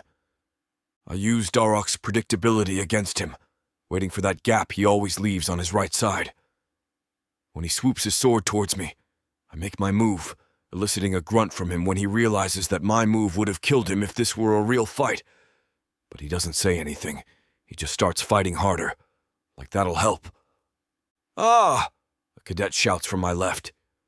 I'm able to look over while continuing to block Darok, and he doesn't even try to use my momentary distraction to his advantage. That's how I know he won't last out there. I try to remind myself that a lot of these cadets aren't as experienced as I am. Most of them didn't grow up in a household where they learned how to wield a knife as soon as they could walk. Where training was an everyday thing. Where learning to fight was just as important, if not more, than breathing itself. Out of the corner of my eye, I can see Commander Zet making his way around the room, inching closer and closer to the mat that Darok and I are sparring on. He stops multiple cadets, pointing out mistakes they're making and correcting them. Arrogant bastard! As he gets closer to us, I make sure to be in perfect form, to sharpen my focus. Zet seems to take a special liking to picking on me, and while I couldn't care less if that's how he chooses to waste his time, I'm not in the mood to hear it today. Stop! Zet shouts. Darok immediately stops and I follow suit, as do the rest of the cadets in the room. Zet walks into my view, a look of annoyance on his face. He glances at the rest of the room, his annoyance turning into disgust. Did I say everyone? Continue as you were. He turns back to me and Darok, except for you two. Did we do something wrong, sir? Darok asks. Suck up. Zed ignores him, focusing only on me. Why are you here, Eleanor? Why come here if you're not going to take it seriously? He holds up his hand. Do you think that just because your father is a general, you don't have to try as hard as everyone else? No, sir. You're being sloppy. All afternoon I've been watching you with Darok, and you've been sloppy. It's obvious that you do not care. Commander, that is not true. Don't argue with me, and do not refer to me as Commander. Report to the cafeteria for detention once we finish. You will spend the rest of the day there. Maybe next time you'll think twice about slacking off in front of me. Your other teachers might put up with that crap, but I will not. Now resume. With that, he walks off. I'm fuming, anger practically steaming out of my every pore. But I continue to spar with Darok for the rest of our training time, and I keep my mouth shut. So does Darok. Thankfully, he doesn't gloat or even so much as smirk. If he's happy that Zet punished me, he doesn't let it on. The thing is, we both know that Zet was making that stuff up. We both know I did nothing wrong. And Zet knows it too. But there's not a damn thing I can do about it. At the end of training, I change my clothes and head straight to the cafeteria, sighing internally and dreading what's about to be a long shift. I enter the cafeteria and head to the human entrance. I open the door to the kitchen area where I've never been before. All the humans stop and look at me, obviously confused. "I've been assigned to help out here for detention," I explain.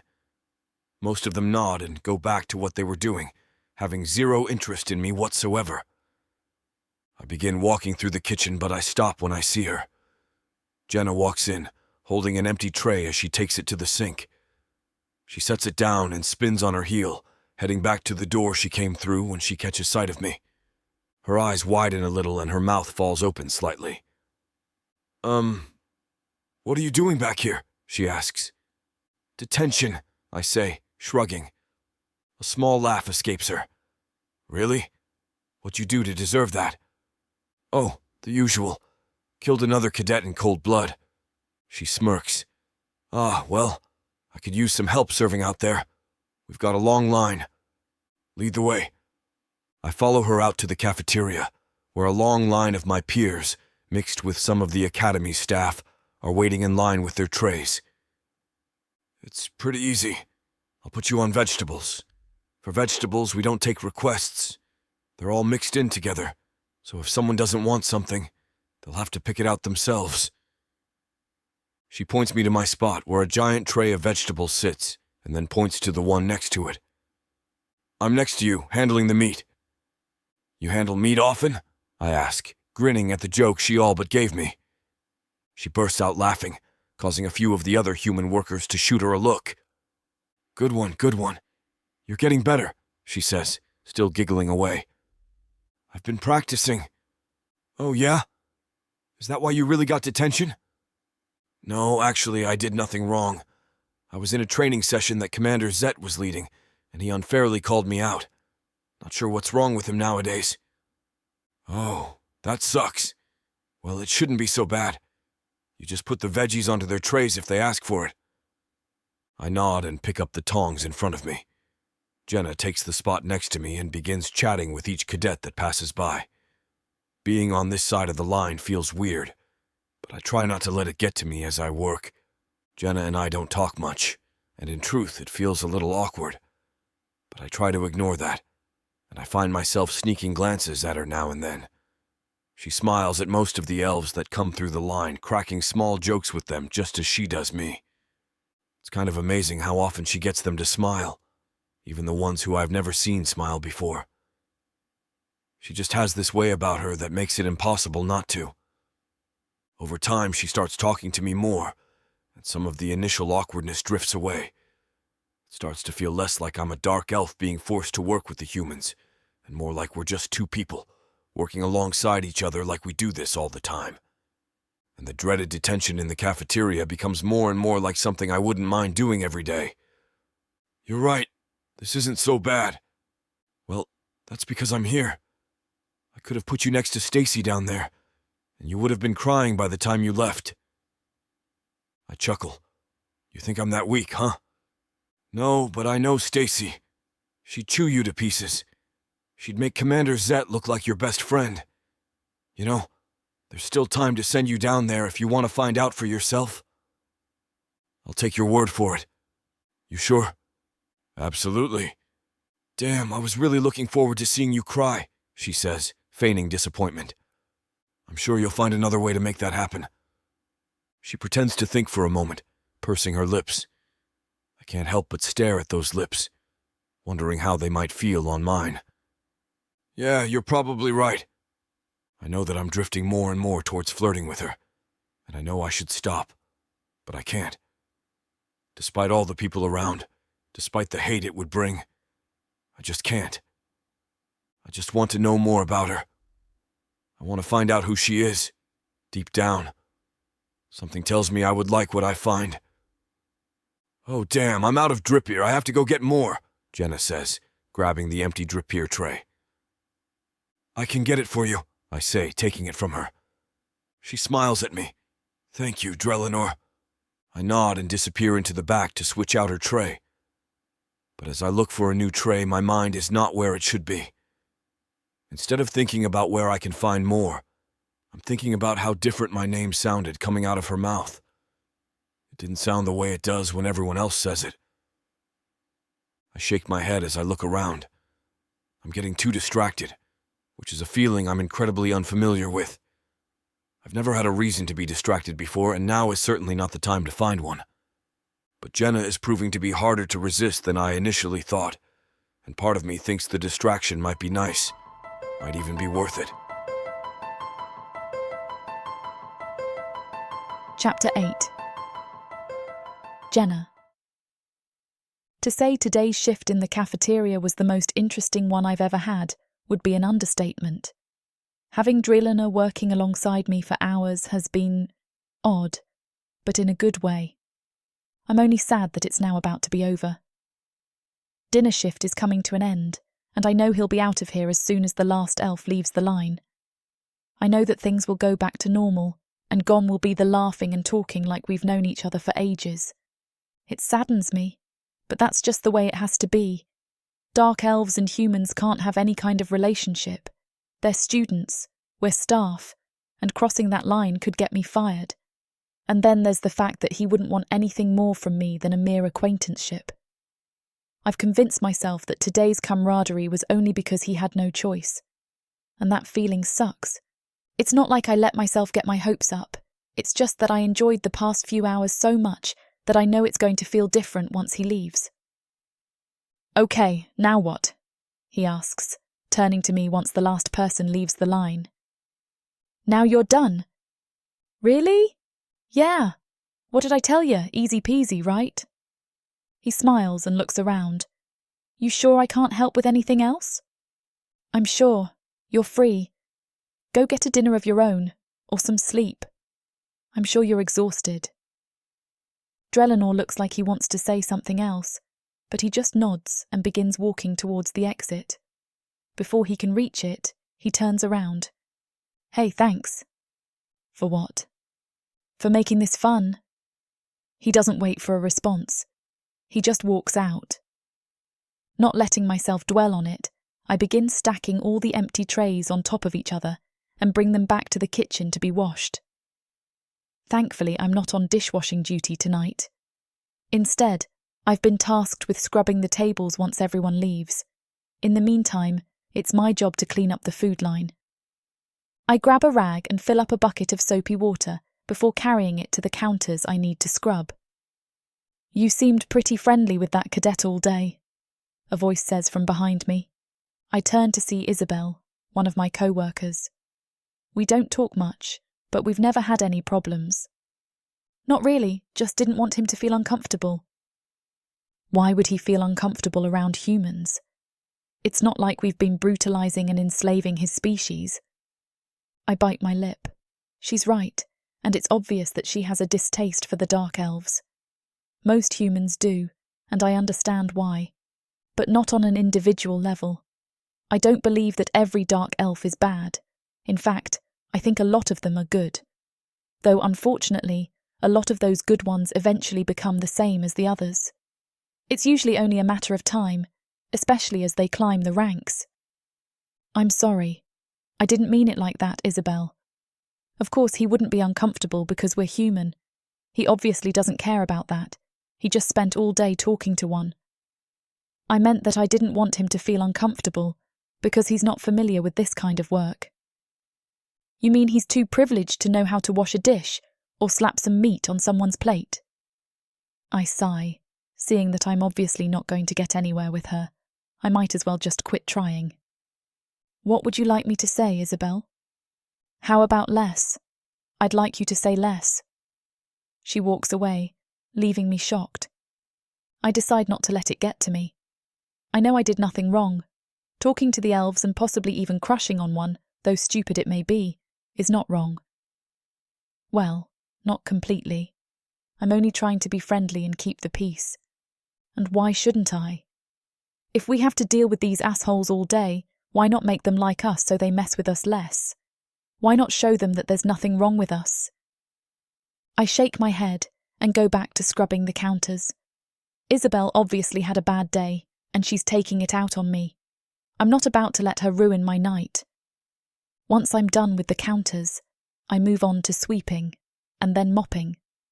When I'm done with that, I look out at the cafeteria, noting that the tables are all empty. Time to scrub some more, I say to myself with a sigh. Still beats washing the dishes. I grab another bucket and begin my work, trying to be quick while also not missing any spots. Now is clearly not the time to make the other humans hate me, because I didn't do my job correctly. By the time I'm done with the tables, most of the other kitchen staff are gone. I look around, checking to see that everything was done. "See you tomorrow," Lizzie, another co-worker of mine, calls as she walks by me. "See ya." I shoot her a smile, which to my surprise, she returns. Maybe Isabel is the only one who has a problem with me. I head back out to the cafeteria to lock the doors that the non-workers use.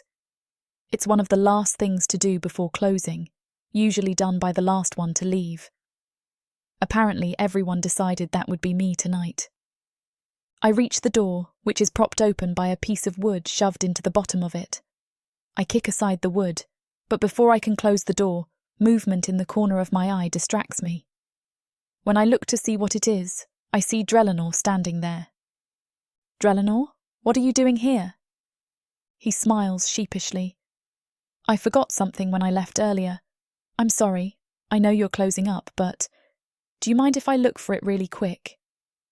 My heart is pounding so hard that I'm afraid that his elf ears can hear it, but I shove down my sudden nerves and shoot him a smile. "Of course you can. Come on in." He walks past me and into the cafeteria. "Do you mind if I lock this behind us, though, so I don't have to walk back out here? There's another door you can exit out of in the back." "Oh, go ahead." I walk with Drelinor towards the kitchen, and suddenly, I don't know how to speak to him. I've never been completely alone with him before, and apparently it's getting to me. I clear my throat, forcing myself to talk anyways. "Can I help you look?" "Yeah, please. I have no idea where I left it." I nod, and once we reach the kitchen, we begin searching. "So how was the rest of your shift?" he asks me after a minute. "It was fine, certainly not as much fun." He laughs. "Why, because I wasn't there anymore." I feel my face heat up, and I look away from his gaze. Maybe. "Well, then I'm afraid every shift is going to look incredibly boring in comparison from now on." "You have no idea. What are the chances you land yourself in detention a second time?" I joke. "I'm afraid that if I got detention again, Zet would make sure to give me a much worse assignment next time." I make a pouting face at him, and he laughs. His laugh always does something to me. It makes me feel good, like I've won a prize or something. "Damn, do you think someone would have moved it up there?" he asks, pointing to some shelves above the counter. "Why would they do that?" "I don't know, to mess with me? I got a feeling that the other girls didn't exactly like my presence back here." "I guess it's worth a check," I say. "But how are we going to reach?" Drelinor looks around, presumably for a ladder of sorts. He won't find one. I know every square inch of this kitchen like the back of my hand. Once he realises the same, he looks at me, his eyes travelling up and down my body like he's sizing me up. I lift an eyebrow. "You're a lot taller than me, I don't think." "No, but I could lift you up there and you could check for me." "Oh yeah, I guess you're right." I walk over to him, and he walks around until he's behind me.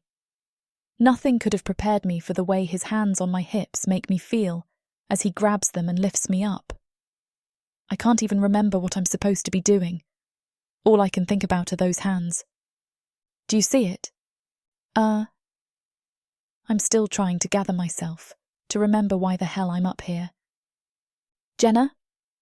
I blink a few times and force myself to actually look. The shelves are completely empty. There's nothing but dust up here. But I don't tell him that. Not yet. Instead, I pretend to be looking still. The truth is, I just don't want him to put me down yet. I feel like I'm going insane. I'm not used to these kinds of feelings, not for anyone. "There's nothing up here," I finally say. Drelinor sets me down gently. I feel dizzy, and I suddenly feel the need to avoid eye contact, so I turn away and continue looking. Under counters, in cabinets, everywhere I can think of. Drellner does the same. Once I'm sure we've checked every spot at least 3 times, I turn to him. I don't think it's here, I'm sorry. I can keep an eye out tomorrow, or ask any of the girls if they know where it is. Suddenly I realise something. Wait, you never actually told me what it is we were looking for.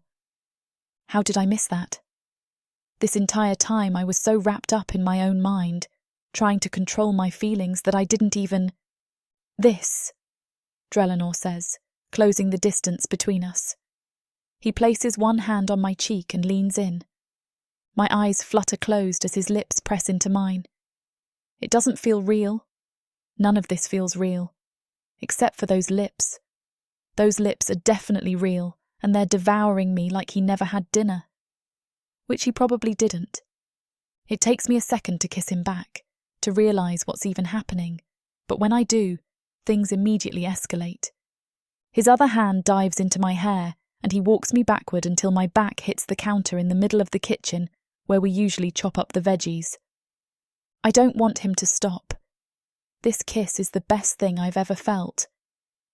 I know in my heart that nothing will ever compare to this, that I'm ruined for all future kisses. And I don't even care. Not as his taste envelopes me, not as his hands leave my head and begin trailing their way down my body. I feel completely out of control, and I love it.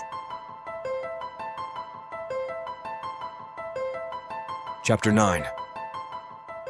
Drellner. Jenna is an enigma. She's glorious and she tastes divine. I want more, I want so much more. Sorry for the interruption. Things are getting too hot and heavy for YouTube. You can access the full version of this audiobook and much more on worldsofprothika.com with discount code YouTube30 for 30% off digital products.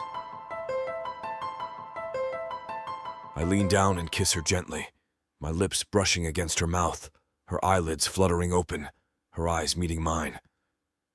There's a quiet smile playing on her lips as she pulls me closer, our bodies still connected, our hearts still beating together. "That was amazing," she whispers, her voice soft and breathy. I smile. It was more than just amazing. We stay there for a moment, our breathing in tandem, our bodies still touching, and I can't help but feel like I'm the luckiest dark elf alive. I know that this moment will stay with me for a long time. Slowly, we disentangle ourselves, our limbs heavy, our bodies still slick with sweat. We dress, our movements slow and deliberate, and I can't help but steal another kiss.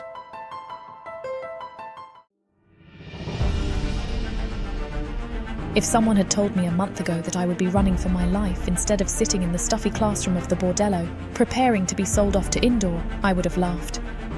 Forest is not your safe space, little one. But there's no avoiding my fate. It's you. You're the one. I've spent my entire life training to be the perfect bride for the top bidding dark elf. So much can change in so little time. You understand why you're being punished, right, child? Your blood. It sings to me. Please, let me out of here. You need to learn your place. But what are you? Where are you taking me? Run! I'm a bringer of death. No, you're not dying. I won't let you. You won't be able to get out. Let me go, please. Sadie, I will make you mine.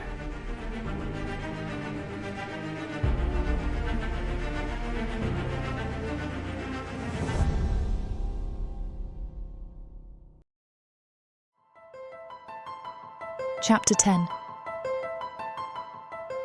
Jenna. What did it mean? Was it a mistake?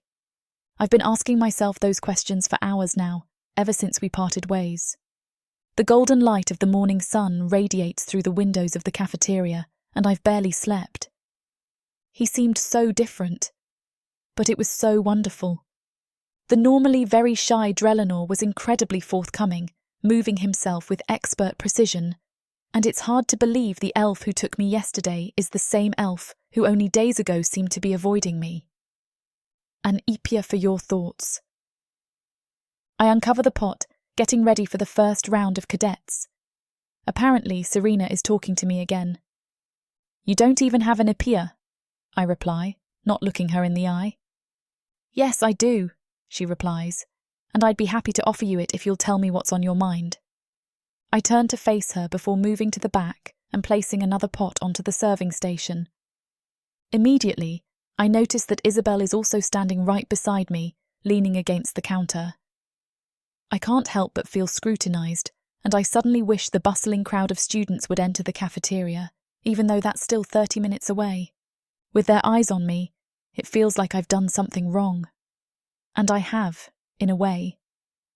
I've given myself to one of the cadets, and I enjoyed every second of it. At night, whenever I close my eyes, it's like I can still feel the warmth of his tongue between my legs. Inadvertently, I glance at the very kitchen counter it happened on. If only they knew. I turn a dial, and the heat magically powers on under the serving station. Do you have something to tell us, Jenna? Isabel asks. I try to think about anything but the main thought looming on my mind, the one they're least likely to understand. Anything but Drelinor. I thought I might go for a run after breakfast, I offer. You're both welcome to join me if you'd like. That's not what we're talking about, Isabel replies. She's suddenly getting very close and confrontational, moving from the counter within my boundaries. Good gods, Isabel, Serena says. You want to give her some space? I chuckle to try to ease the tension, even though I'm starting to worry this might be about the thing I don't want to talk about.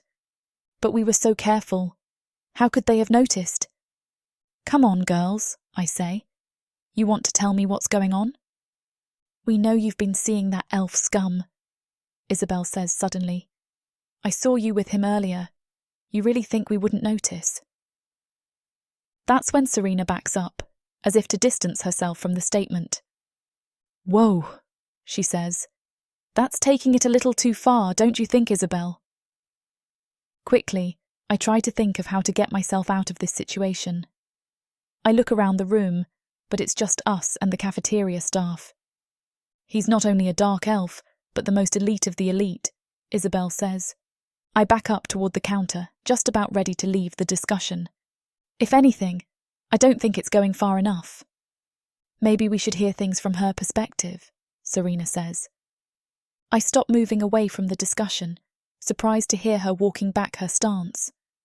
But I need to stop this from escalating further, because I can already see it coming to a head. You guys have nothing to worry about, I reply. I don't know what you think you saw, but I'm not seeing anybody. It's a half lie. The truth is, I don't know if he sees anything in me, or if it's just a fling to Drelinor. Isabel shakes her head. I know what I saw, she says.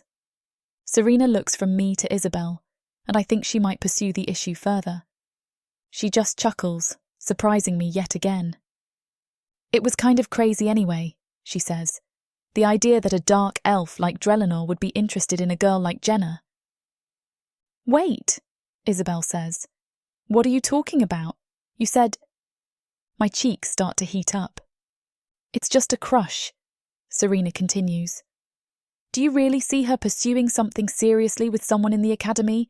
How would that even work? I feel like I should oppose this sudden change in tone, but I also don't want to keep pissing off Isabel. She seems to be harbouring some deep, but understandable, hostilities.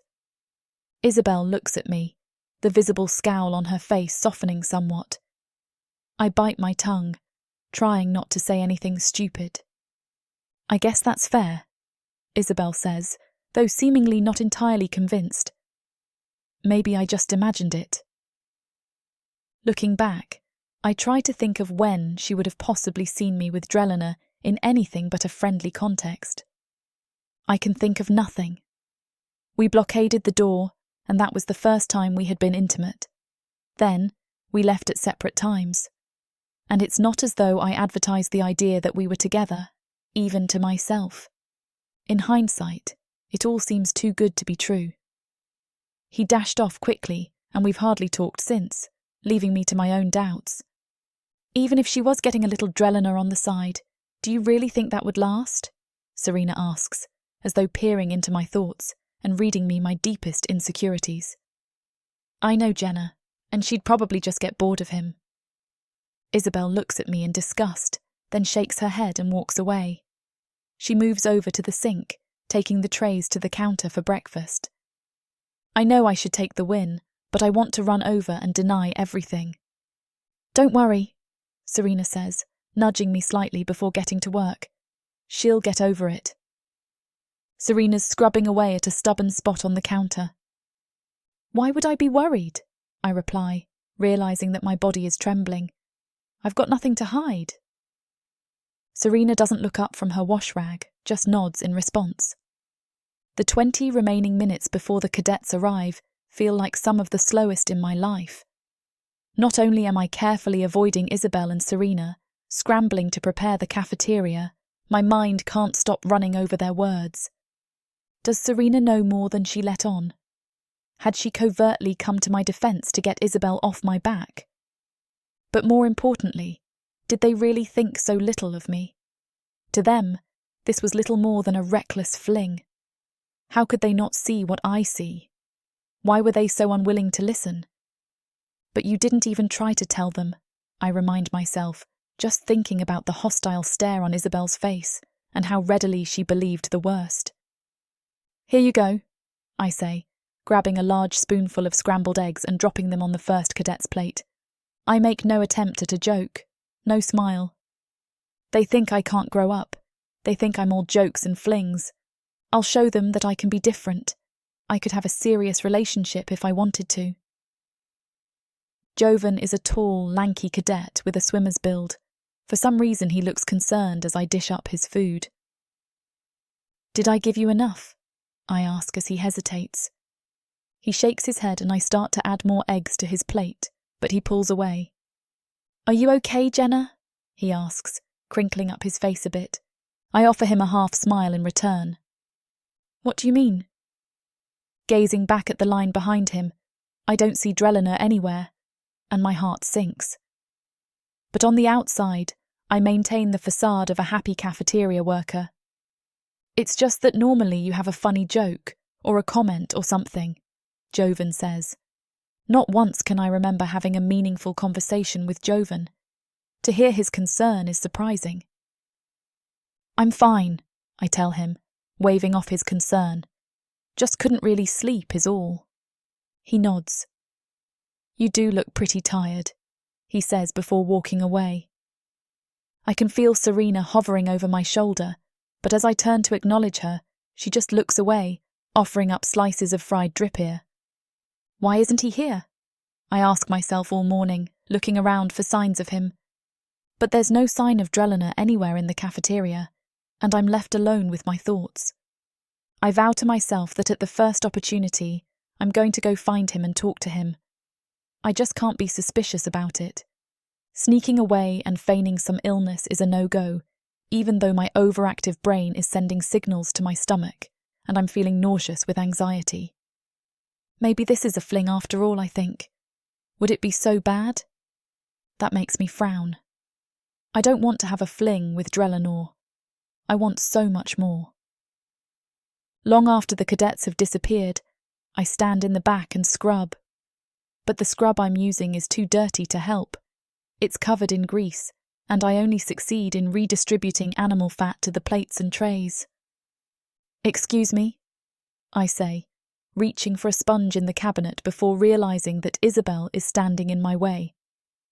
She doesn't acknowledge me as I sneak behind her, finding a clean sponge so I can continue my work. I guess she hates my guts now. I'd hate my guts too. The rest of the shift, I force myself awake, fighting between the urge to fall asleep and the urge to replay the previous day. Have a good day, Jenna, Serena says with a smile as I walk away. I smile back. You too. Isabel is nowhere to be seen as I trudge forward through the hallways and back to the dormitories. I find Drelliner on my way back, his nose deep in a book about fighting techniques and military strategy. I don't want to interrupt his studies, but I also don't want to keep not knowing. Hey, I whisper, looking over my shoulder to make sure nobody's watching. Can we talk? He perks up from his book, but he's a bit reluctant to put it down. I guess I've got time, he says. I lead him away from prying ears to a spot in a hallway that hardly anyone frequents this time of day. Hey, I tell him, still nervously looking around. That was pretty crazy, right? He casts an inquisitive glance before nodding. My mind is torn. Why isn't he saying more? I guess I just wanted to make sure we're on the same page and that you're not just toying with me, I say. Because I don't know if I could handle that right now. He stares back, deep in contemplation. Then he smiles. My heart flutters. There's nothing to worry about, Jenna. I would never toy with you.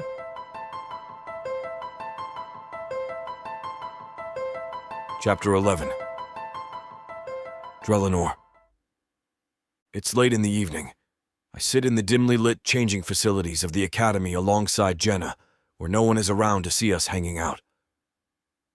Are you sure no one's going to come? She asks. Positive, I reply.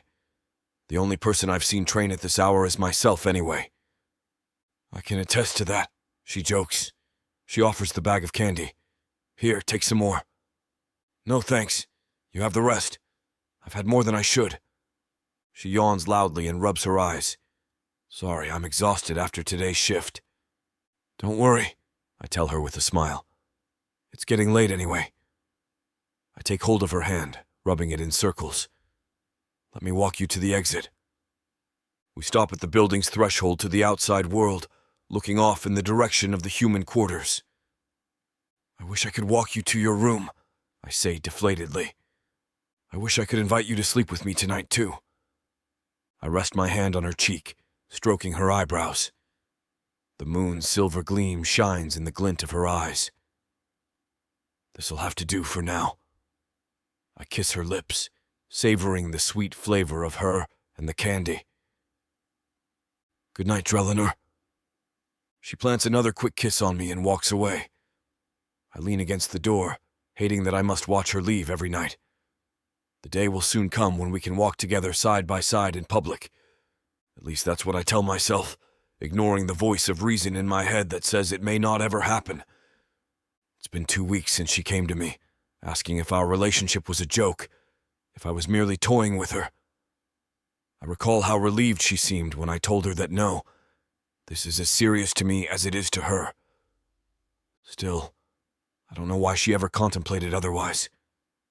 I've never participated in a game with someone's feelings in my entire life, so even if I wanted to play her, I'd have no idea as to where to start. I never played her across any of our secret dates over the past 2 weeks either. Not when we fought on the indoor training mats, not when she snuck me extra desserts before her cafeteria shift started, and certainly not when we lay together a few nights ago to watch the stars. It's tough to organize each of our dates, but if anything, it makes us try harder.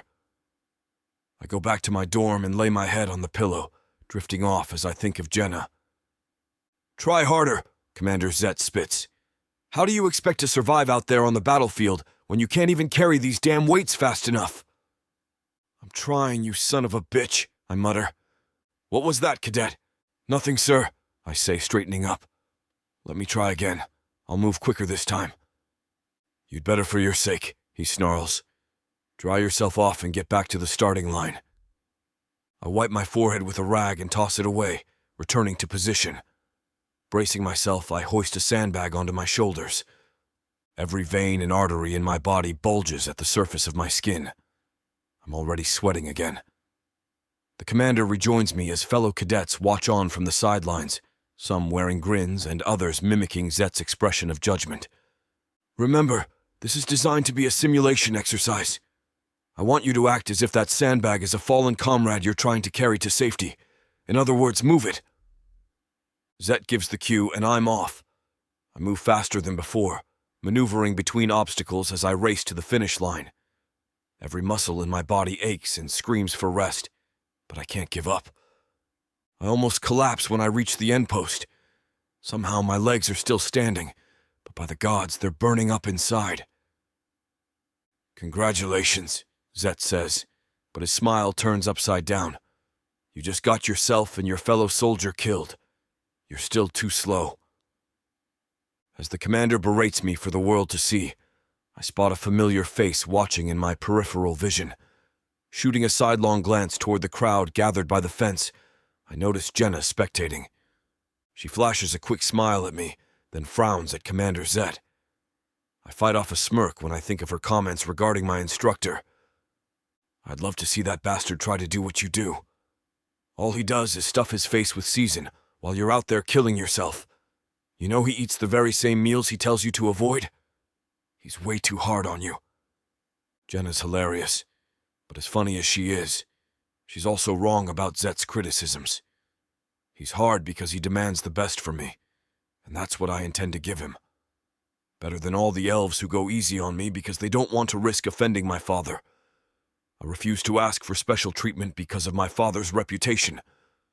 Commander Zet just believes I can always be better, and that is what I aim to do. I know he won't criticize me when I get it right. No excuses. That's not what Father taught me. I finally pull off the exercise to Zet's satisfaction, but I can do no more for today when I fail to stand. 2 other cadets help pick me up. You finally got it right, Zet says, a mere hint of a smile written on his face. Now go rest. We'll continue tomorrow. As I sit on the benches, I glance behind me at Jenna. She winks at me and then leaves for the cafeteria. I smile back. Hey! Zet shouts, snapping his fingers. Care to share what's so amusing? Nothing, sir. Not willing? Fine. 10 laps for you. Sighing, I get started with my punishment, thinking that maybe there's a hint of truth to Jenna's words. Maybe the guy really is just an ass. A few hours later, I hobble into the cafeteria, keen on seeing my girl. I spot her behind the counter dealing with a raucous crowd of hungry cadets. They hammer their fists on the counter and demand their meals. Concerned, I make my way, trying to think of a way to help. But Jenna marches over to them, wearing a defiant look on her face. I know you're all hungry, but can't you see we're short-staffed today? We're doing our best. Tell you what, calm down and I'll throw in some extra meat for you all. All right, Jenna. Only because you told us so. The group separates and forms into a single-form line. Jenna serves them one by one with a smile, thanking them for their patience as she portions their food. How does she do it, I wonder? Even from the first time I saw her, it was clear Jenna possessed great people skills. At the same time, it only reminds me of one of Commander Zet's many criticisms, my own lack of social skills. He tells me I won't make a good leader unless I work on that. Near the end of lunchtime, I bring my tray back to the counter. Jenna winks 3 times, a signal for me to meet her in the back while her coworkers clean out front. I approach the staff-only door, shooting a look over my shoulder for prying eyes before entering. There, I find Jenna sitting, patting the seat beside her. It was so busy that I thought I might not get to see you today, she says. But I'm glad I could. Me too, I reply, kissing her. The commander went off on you today, huh? In front of everyone, too. I'm sorry that happened. I shake my head as I take a seat. Don't be. He's only pushing me to perform optimally. No real soldier gets by if they have it easy. Still, she says, rolling her eyes, I don't think that gives him the right to be an ass. True, but he did criticize me for one thing in particular the other day. Something that I think you could teach me about. Oh, yeah? What could I teach a soldier in training? Well, I hesitate, swallowing hard. People skills, I say. Apparently I have none. You see, I've never really understood people, but the problem is that I don't know where to start. Jenna smiles and nudges my arm. I hold her hand as she talks. I realized a long time ago the key to forming good relationships with people. Start by knowing that each one of us has a reason why we do what we do. Like yours, for example. You want to be the best cadet here, right? Simply put, yes. And Zet's reason for pushing you is, apparently, to bring out the best in you. That's right. Actually, he's probably not the best example to use, she says with a laugh. But there's also knowing that we're all just beings going through life for the first time. We're all going to make mistakes. We just have to learn from them. She throws a hand over my mouth, looking at the door behind her. I fight the urge to kiss her palm, trailing up the length of her arm until I reach her lips. I only think this way when I'm around Jenna. Sorry, I thought we were about to get caught. Anyway, it's a fact that no one is perfect. We're all a result of our upbringing. Basically, I'm trying to say that you can't expect everyone to behave and think as you would. I think I'm starting to understand. Good. You're going to have to learn how to be a leader.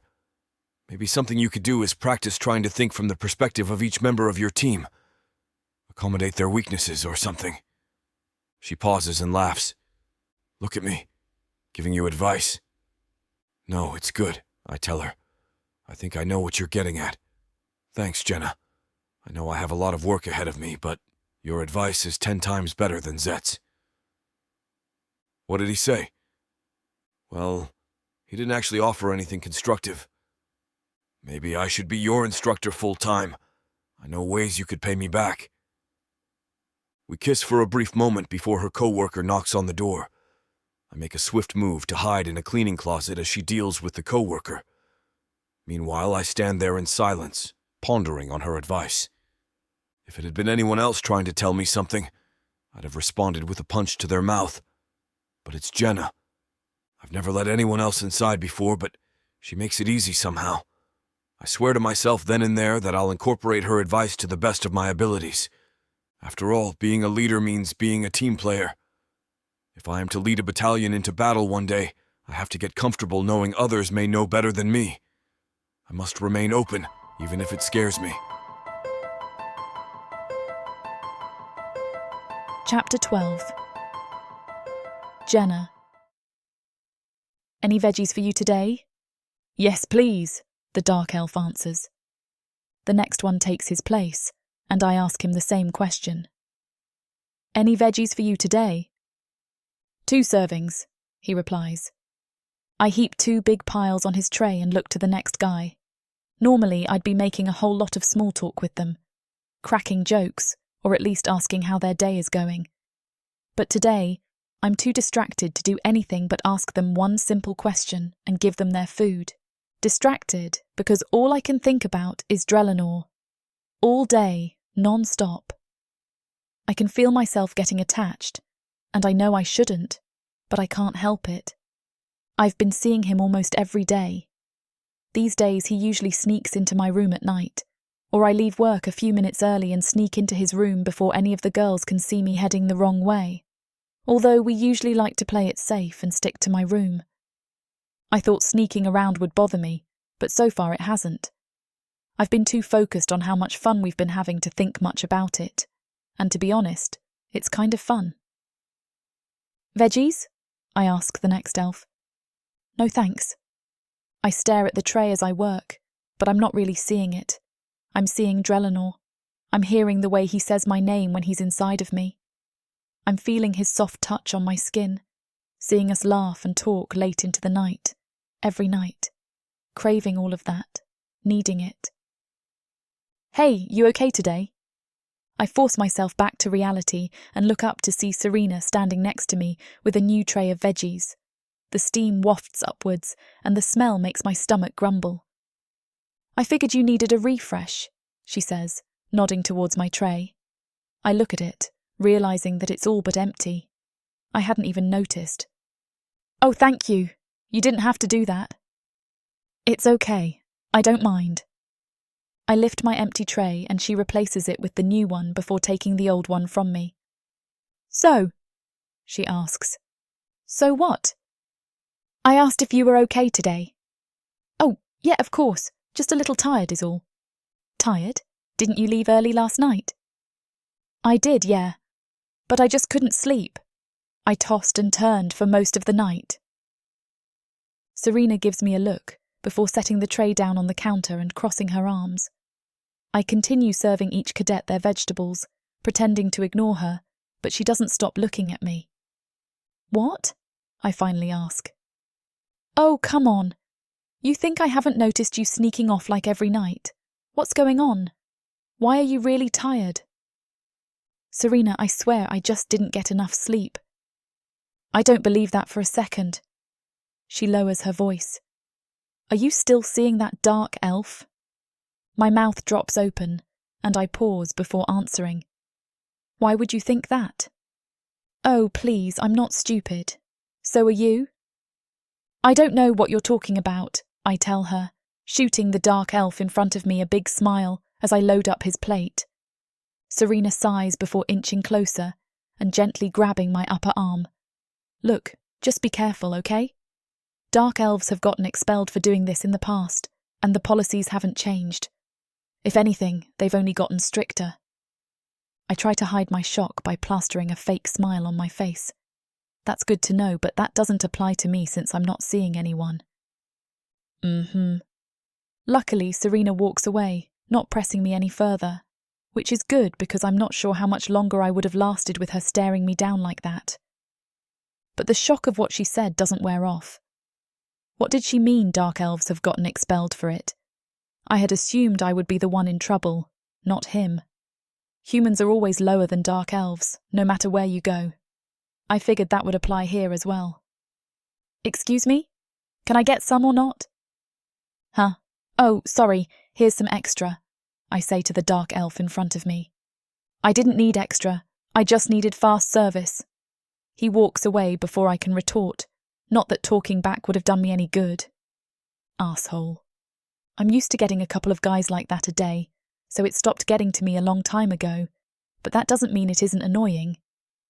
I try to stay more alert as my shift goes by, but in the back of my mind, I'm still thinking about what Serena said. If someone were to catch Drelenor and I and report us, he could get expelled. Expelled.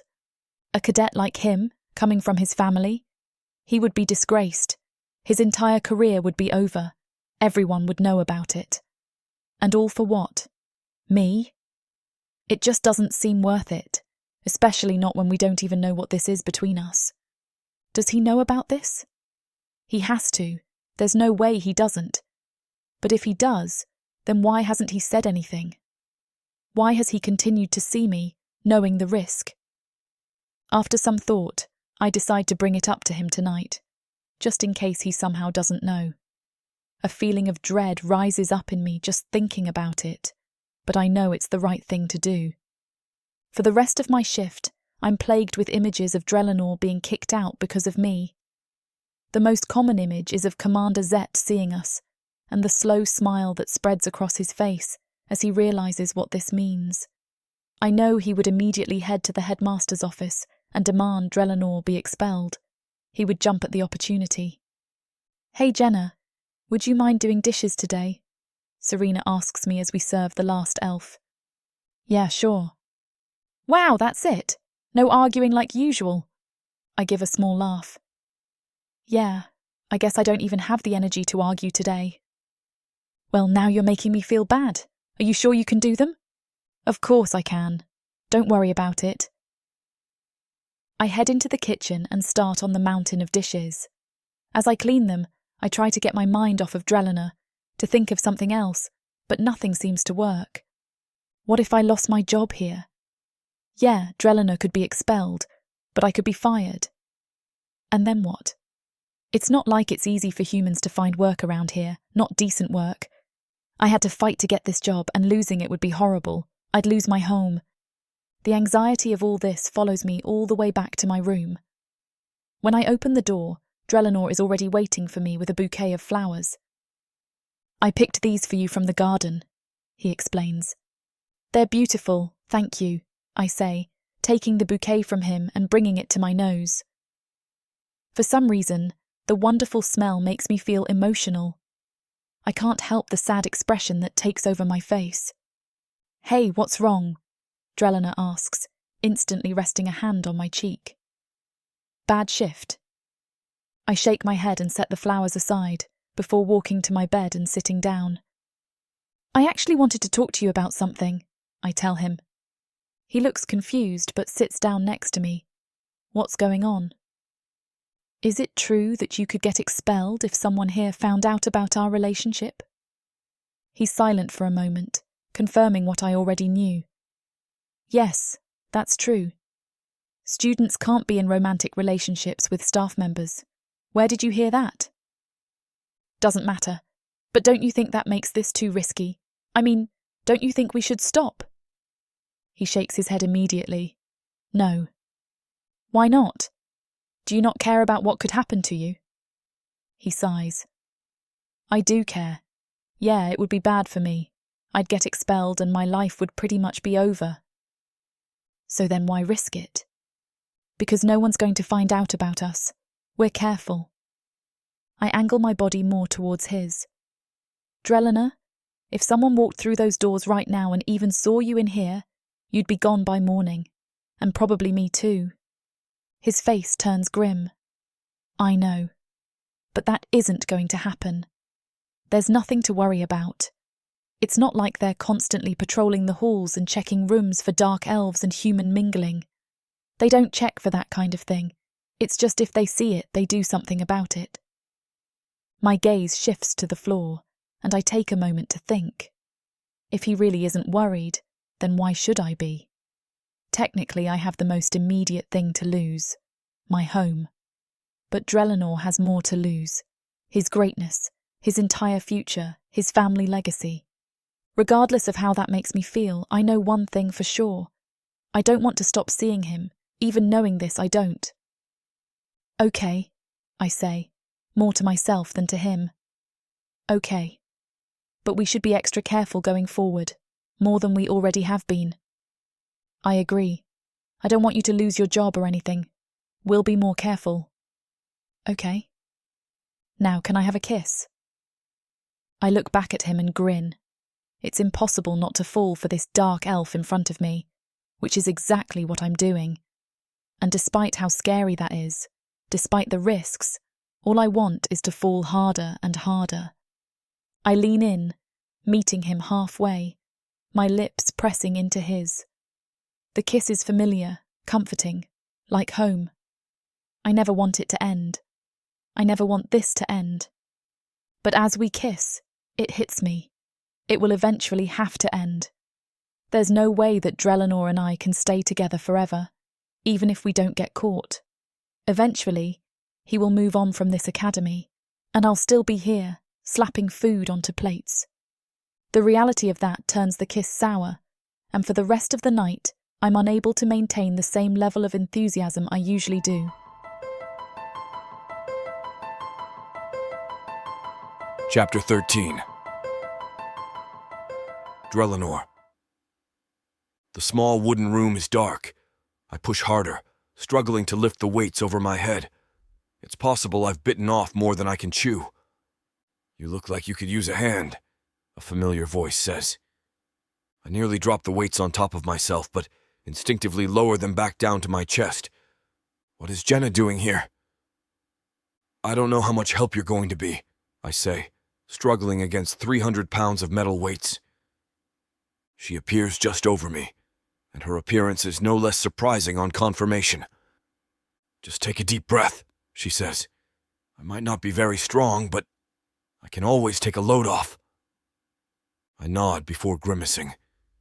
I inhale deeply and my chest burns from overexertion. Commanding what strength I have remaining, I push harder, bringing force back into my arms and my chest. She doesn't help much, but it's enough reassurance to get the weights back in place. I sit up from the floor, looking up at the tattered training dummies, rusty sword stands, and other weight apparatuses. Bit careless, lifting with nobody to spot you, she observes, looking down at me. What are you doing here, Jenna? I ask, happy to see her but still out of breath. She smiles, leaving me in anticipation. I guess you didn't hear, she says, before walking over to one of the swords and lifting it off the stand. She studies the imperfections in the blade, including all the rust spots that have cropped up out of neglect. Jenna, no, I say. You'll hurt yourself. She chuckles. Oh, really? She swings the sword around carelessly, and I know she's going to cut open her hand somehow. Okay, you stumped me, I reply finally, trying to dissuade her from injuring herself. But why are you here? You mean I need to have a reason to come by and see you? I lift my hand and feel a tingling sensation emerge among my fingers, a light emanating from my palm. It's going to wear me out even further, but I can't let her hurt herself. The sword she's holding leaves her hand and reappears back on the stand. "Please tell me why you're here," I repeat, this time far more insistent. She looks perplexed back at the sword stand. It's the first time I've used my magic in front of her. Did you do that?" she asks, looking back at her empty hand. I raise my eyebrows, reminding her of the question she hasn't answered. "So I got a new job," she says. Questions run through my mind, one after another. Is there a job anywhere nearby? Wasn't she always talking about how hard it was for a human to find a job at the academy? "You're looking at the academy's new sword sharpener and equipment manager," she says finally. "That's quite a glorified title," I reply. "And they've trained you on that and everything?" She shakes her head. "Not really, no." I laugh in spite of myself, just amazed at the ridiculousness of the situation. "That seems like kind of a bad deal for you," I say. "So what do they have you doing then?"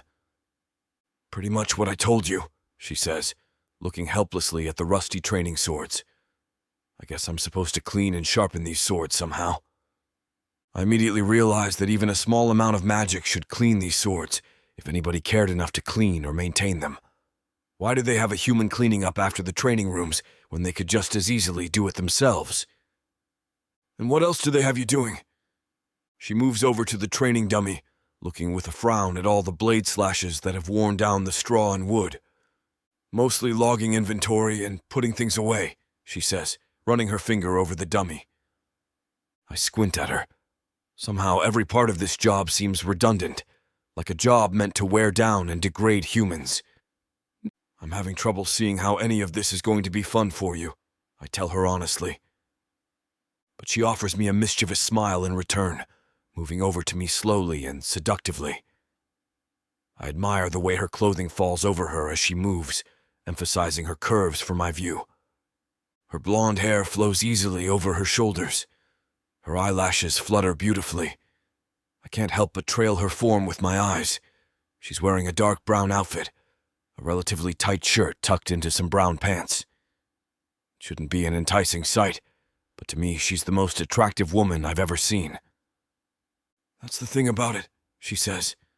"I'm taking an evening job, and now I get to see you more." I can feel a stupid grin materializing on my face.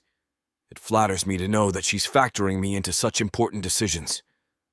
"If that's okay," she asks, noticing my lack of response. She brings her hand up to my collarbone and then runs it along my shoulder. Her chin rests itself upon my chest, her eyes gazing longingly into mine. "It's fantastic," I reply honestly, about ready to make out with her. Then the door opens and we reflexively jump apart. A muscular cadet I rarely talk to walks into the room, looking at us questioningly as he walks over and picks up a sword. He begins cutting into the straw, testing his technique as we look nervously at each other, waiting for him to leave. I realize that it might be a good opportunity for me to show off my skills. I give Jenna a knowing wink. "What are you doing?" she whispers. "Just watch and see." I approach my muscular peer, Goran, I think his name is. I keep my distance, standing behind him and waiting for him to turn around and face me. "Good technique, but your posture's a little stiff," I tell him. "Try using your spine a little bit more." He scoffs at me in response. "Aren't you that general's kid?" I don't know what that has to do with anything. He gestures toward the sword rack behind me.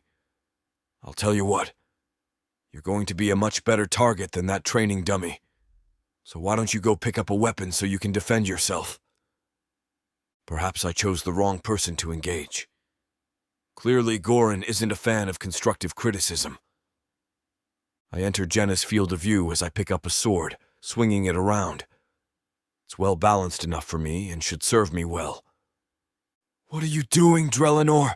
she hisses, staring at me with wide eyes. "This is completely stupid." But I just smile back at her, before uttering an incantation. The rust disappears from the steel, and immediately, The sword is polished. It's not about putting him in his place, I tell her. Just consider it a training exercise. She looks around the empty training room, probably wondering what would happen if I got injured. But I won't. It's simple sparring practice, protective equipment or not. Got your shiny new blade, I see, Goran says. Not that it's going to help you. I'm wearing an indifferent expression, not letting a hint of emotion enter my voice. Take your stance, I tell him. We stand a fair distance apart, holding our swords at the ready. He leaps at me, charging like a Columba, and I easily dodge out of the way. I can see the concern on Jenna's face from here, just glad that she's out of harm. She's moved over to the sword stands and is attempting to sharpen and clean the blades manually. A mistake like that could cost you dearly in battle, I chide him. You need to watch your body. Don't just watch what your opponent's doing. I'll make you bleed, he tells me with a grin, and then I'm going to tell the commander you're not fit for battle. Jenna took this job to be with me. I don't want to make her wait. We circle each other, each one looking for an opening. But I know his type. He charges into me again, and this time he charges into me. Ducking out of the way this time, I graze his calf, a trickle of blood falling onto the straw mat. He grits his teeth in fury, and I can feel the anger oozing from him. You're not normally so bold. You hardly even talk while you're training with the rest of us, he tells me with a grin. Is that human girl making you act like this? You've worn yourself out and now you're not thinking straight. Go back home and think about what you've learned. He laughs. Jenna looks up from the blade out of concern. Not exactly denying it, are you? Think whatever you want, I answer. All I want you to do is leave. It's getting late, and you look tired. Briefly, I think he's going to charge back in and attack. I hold my ground, ready to parry if he doesn't honor the sparring rules. He pants, gripping the hilt of his sword tightly. I'm relieved when he breaks his stance and walks away, returning the sword to its stand. He scowls at me the entire time on his way out. Looking down at the sword she's holding, a good deal of the rust has been removed, and she's meticulously wearing away at it, sharpening it with a stone. What was that? She gazes at me, her worry evident. Like I said, I just had to help one of my fellow cadets, I reply, knowing full well she won't see it that way. I utter another incantation, and immediately the sword's rust falls to the ground in fragments, the blade looking pristine. I was doing just fine, she says. I know you were. Just thought I'd help you free up some time. She grins in response. I can feel my energy draining, but it's so worth it. Returning to the blade stands, I utter a more powerful incantation. Immediately, the swords look like they were newly forged. We got lucky, I tell her. Nobody's here tonight. I sit down on the mat in front of her, and she sets the sword down on the ground before resting her head in my lap. We spend the night talking about our hopes and dreams, not interrupted by other cadets, who seemingly forgot that this room existed. You know, she says, you could stand to loosen up every once in a while. I smile in response. What did you have in mind? Chapter 14. Jenna.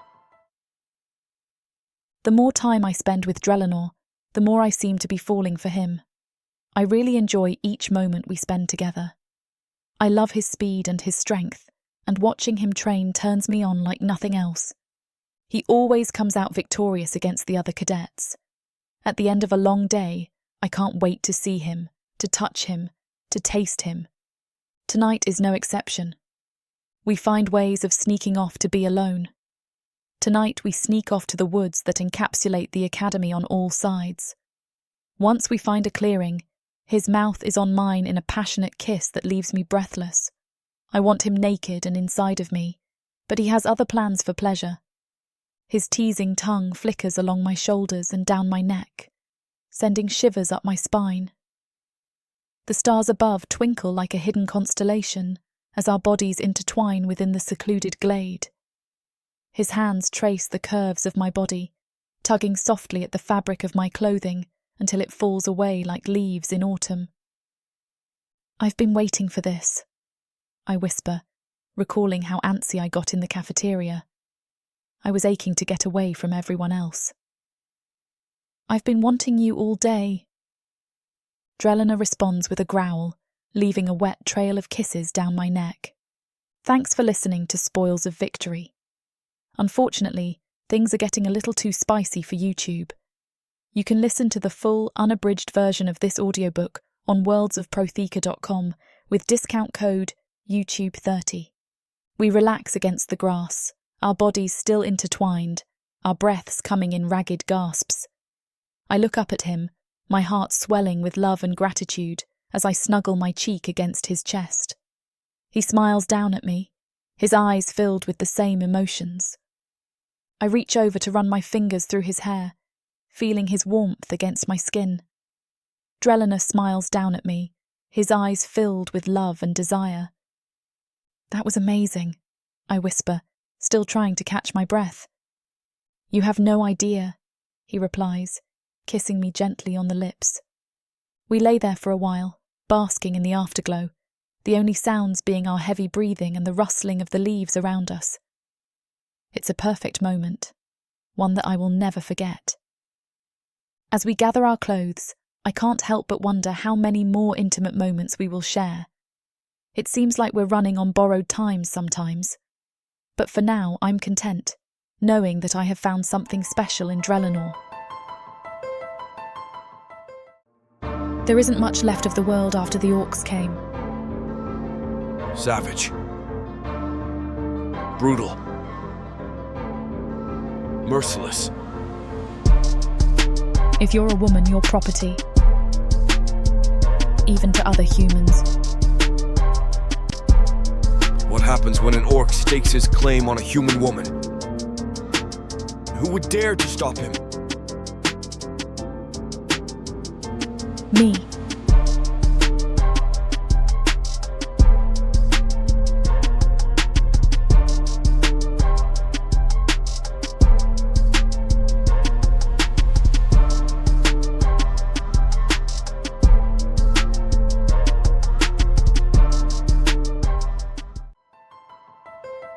Chapter 15. Drellinor. 2 in the cabin watching the front, rear unguarded. I hold up the slip of parchment, which I found inconspicuously snagged on my satchel. It feels deliberate, and it's clearly Commander Zet's handwriting. A large branch nearly hits me in the face, which I push aside before picking my feet up to avoid stepping in the bug-ridden weeds. In the distance, I can still see the academy. As a team training exercise, we're being tasked with running reconnaissance on key locations and disrupting an enemy camp. In this case, the goal is to rescue hypothetical hostages, and I won't lose. Just ahead, Akros, a small, cocky dark elf who claims he knows everything, says, "If we climb this mountain, we should get a good view of the enemy camp." Approaching closer to the other team, I quiet down, following my team's lead. The loud brushing of tall weeds becomes as subdued as the passing wind. Our movements need to be perfectly timed to nature if we're going to succeed. I hear voices. As we climb a path up the mountain, crouching just near a ledge, I hunch. We know that stationary patrol members of the enemy team are just ahead. They think this is just an exercise. They don't understand the severity of their training. This is one of my first chances to prove myself. Zurgo saw them a ways down, a deeper-voiced elf, who I think I vaguely recognize, says. His men should have held them back. I'd be surprised if they made it past the blockade at all. Adrian, one of my taller cohorts, attempts to peer over the ledge, but I manage to push him down just in time. "Stop!" I hiss in a quiet whisper. There's no way to overestimate the importance of patience in reconnaissance. They will eventually need to eat or sleep. They cannot keep watch forever. I stare down at the ground, watching the wind blow weeds and pebbles. It's all I can do to pass the time and keep my mind off of her.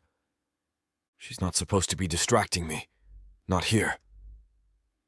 "Okay," Akros whispers. "Should be safe to go now." He brings his arms forward, waving cautiously, and we all crawl slowly through the weeds, passing the cavern where their soldiers have briefly retired. Inside, they have a rather trivial conversation. It feels somehow scripted. "You sure this is okay?" the other man asks. "They're miles away," the deeper voice man replies. "It's cool in here. Who's going to know if we take a break for 2 minutes?" Following up a larger ramp, moving much more expediently, we reach the small mountain summit, where we can see a cabin surrounded by a series of hills and mountains. All of this feels wrong. The 2 men guarding this were far too careless. What if that's their strategy? Curiously, the front of the cabin is entirely unguarded. We watch unblinkingly, and never once do we see a sign of movement. "Can you get a good view around the back?" one of our men asks. I look out toward the other mountain. To fully see, we need to climb another hill without being noticed, but only after descending this cliff. And I think we'll do what we can to avoid the extra risk. "I don't know if that's necessary," Akros says, which makes me frown. Clearly, they're expecting us to sneak around back, so they left the front unguarded. I chuckle to myself at the thought, but I can't exactly tell them I found the exercise answers tied to my satchel. "Something funny?" Akros asks, his shoulders now deliberately tense, back straightened. "If you've got any better ideas, Drelinor, we're eager to hear them." I shake my head, not wanting to stir the pot too much, and Akros nods. "That's what I thought," he says. I stare down at the front entrance, imagining failing the test because nobody checked the back. "So all we need to do is climb down this cliff face and breach the entrance," Akros suggests. "They won't even be expecting us. Then we—" It just seems a little easy, doesn't it? He turns to me suddenly, looking as if somebody just spat in his face. "Interesting theory," Akros says. "Got anything to back that up, General's boy?" They all chuckle quietly, and I feel my fists clench inadvertently. That's when I swear I see movement in the cabin's front entrance, obscured by shadow. I consider taking out the slip of parchment before realizing I can't explain its presence. Maybe Zet wrote down the answers and they'd blown away into the weeds, or they'd snagged on my bag. But I can feel it in my gut. Didn't it feel a bit too obvious? The way they stood watch, then turned their backs without a thought? Wouldn't they have better intelligence than thinking we were stopped miles back? "People are fallible," Akros objects. "Learning to exploit that is one of the most important parts of reconnaissance." I shake my head, knowing he's wrong. "So you think it was scripted for them to walk back into the cave? Scripted for them to follow bad information? Do you really think we were set up to win?" I ask. "I think you've overthinking this, Drelinor," he replies. "Sometimes the simplest answer is the right one. I don't feel like Zet's trying to trick us." "Then you don't know Commander Zet. He hates my damn guts." We go back and forth on this for several minutes, but nothing about the scene below changes. We still know that the opposing team has only 2 guards watching the hostages. I maintain that you don't simply leave your front entrance unmonitored, even if you're playing some kind of trick. Some suggest that there may be guards watching both sides, but we know that earning full marks in this case would be nearly impossible.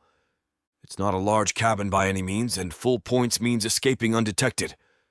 How would we effectively distract 2 guards watching both entrances? "Okay, fine," Akros says, after hearing how many in our team start agreeing with me. "If you're that insistent, we'll sneak in the back. But I'm telling you that's going to get us killed." He marks the word in air quotes. "And I'm telling you you're wrong." We scale down the cliffside, making sure none of us are seen by the guards in the front. Akros insisted that since I was so set on challenging him, I should lead the group toward the cabin's rear entrance. I stop cold. I think I'm being quiet, but I immediately notice movement out of the corner of my eye. "We've got them!" 2 large dark elves charged toward us, tackling me to the ground. We didn't just fail. We failed miserably. In real life, this would have gotten us killed. As I'm pressed to the ground, I see Commander Zet's boots stamping into the grass. His form overlooks me, eclipsed by the mountains and hills that surround us. Yet another disappointment from you lot, Zet says, addressing our troop. And your first mistake was trusting this dirty warg. The dark elf pinning me to the ground gets off of me, and I dust myself off, bringing myself to my feet. But this is a learning experience, Zet says. Let me tell you why you were wrong. He removes several slips of identical parchment from his coat pocket, nearly copies of the one that I discovered tied to my bag. I shake my head in disbelief. I don't understand. While the other team is celebrating, not the slightest bit concerned with gloating in front of us, we're at a complete loss for words.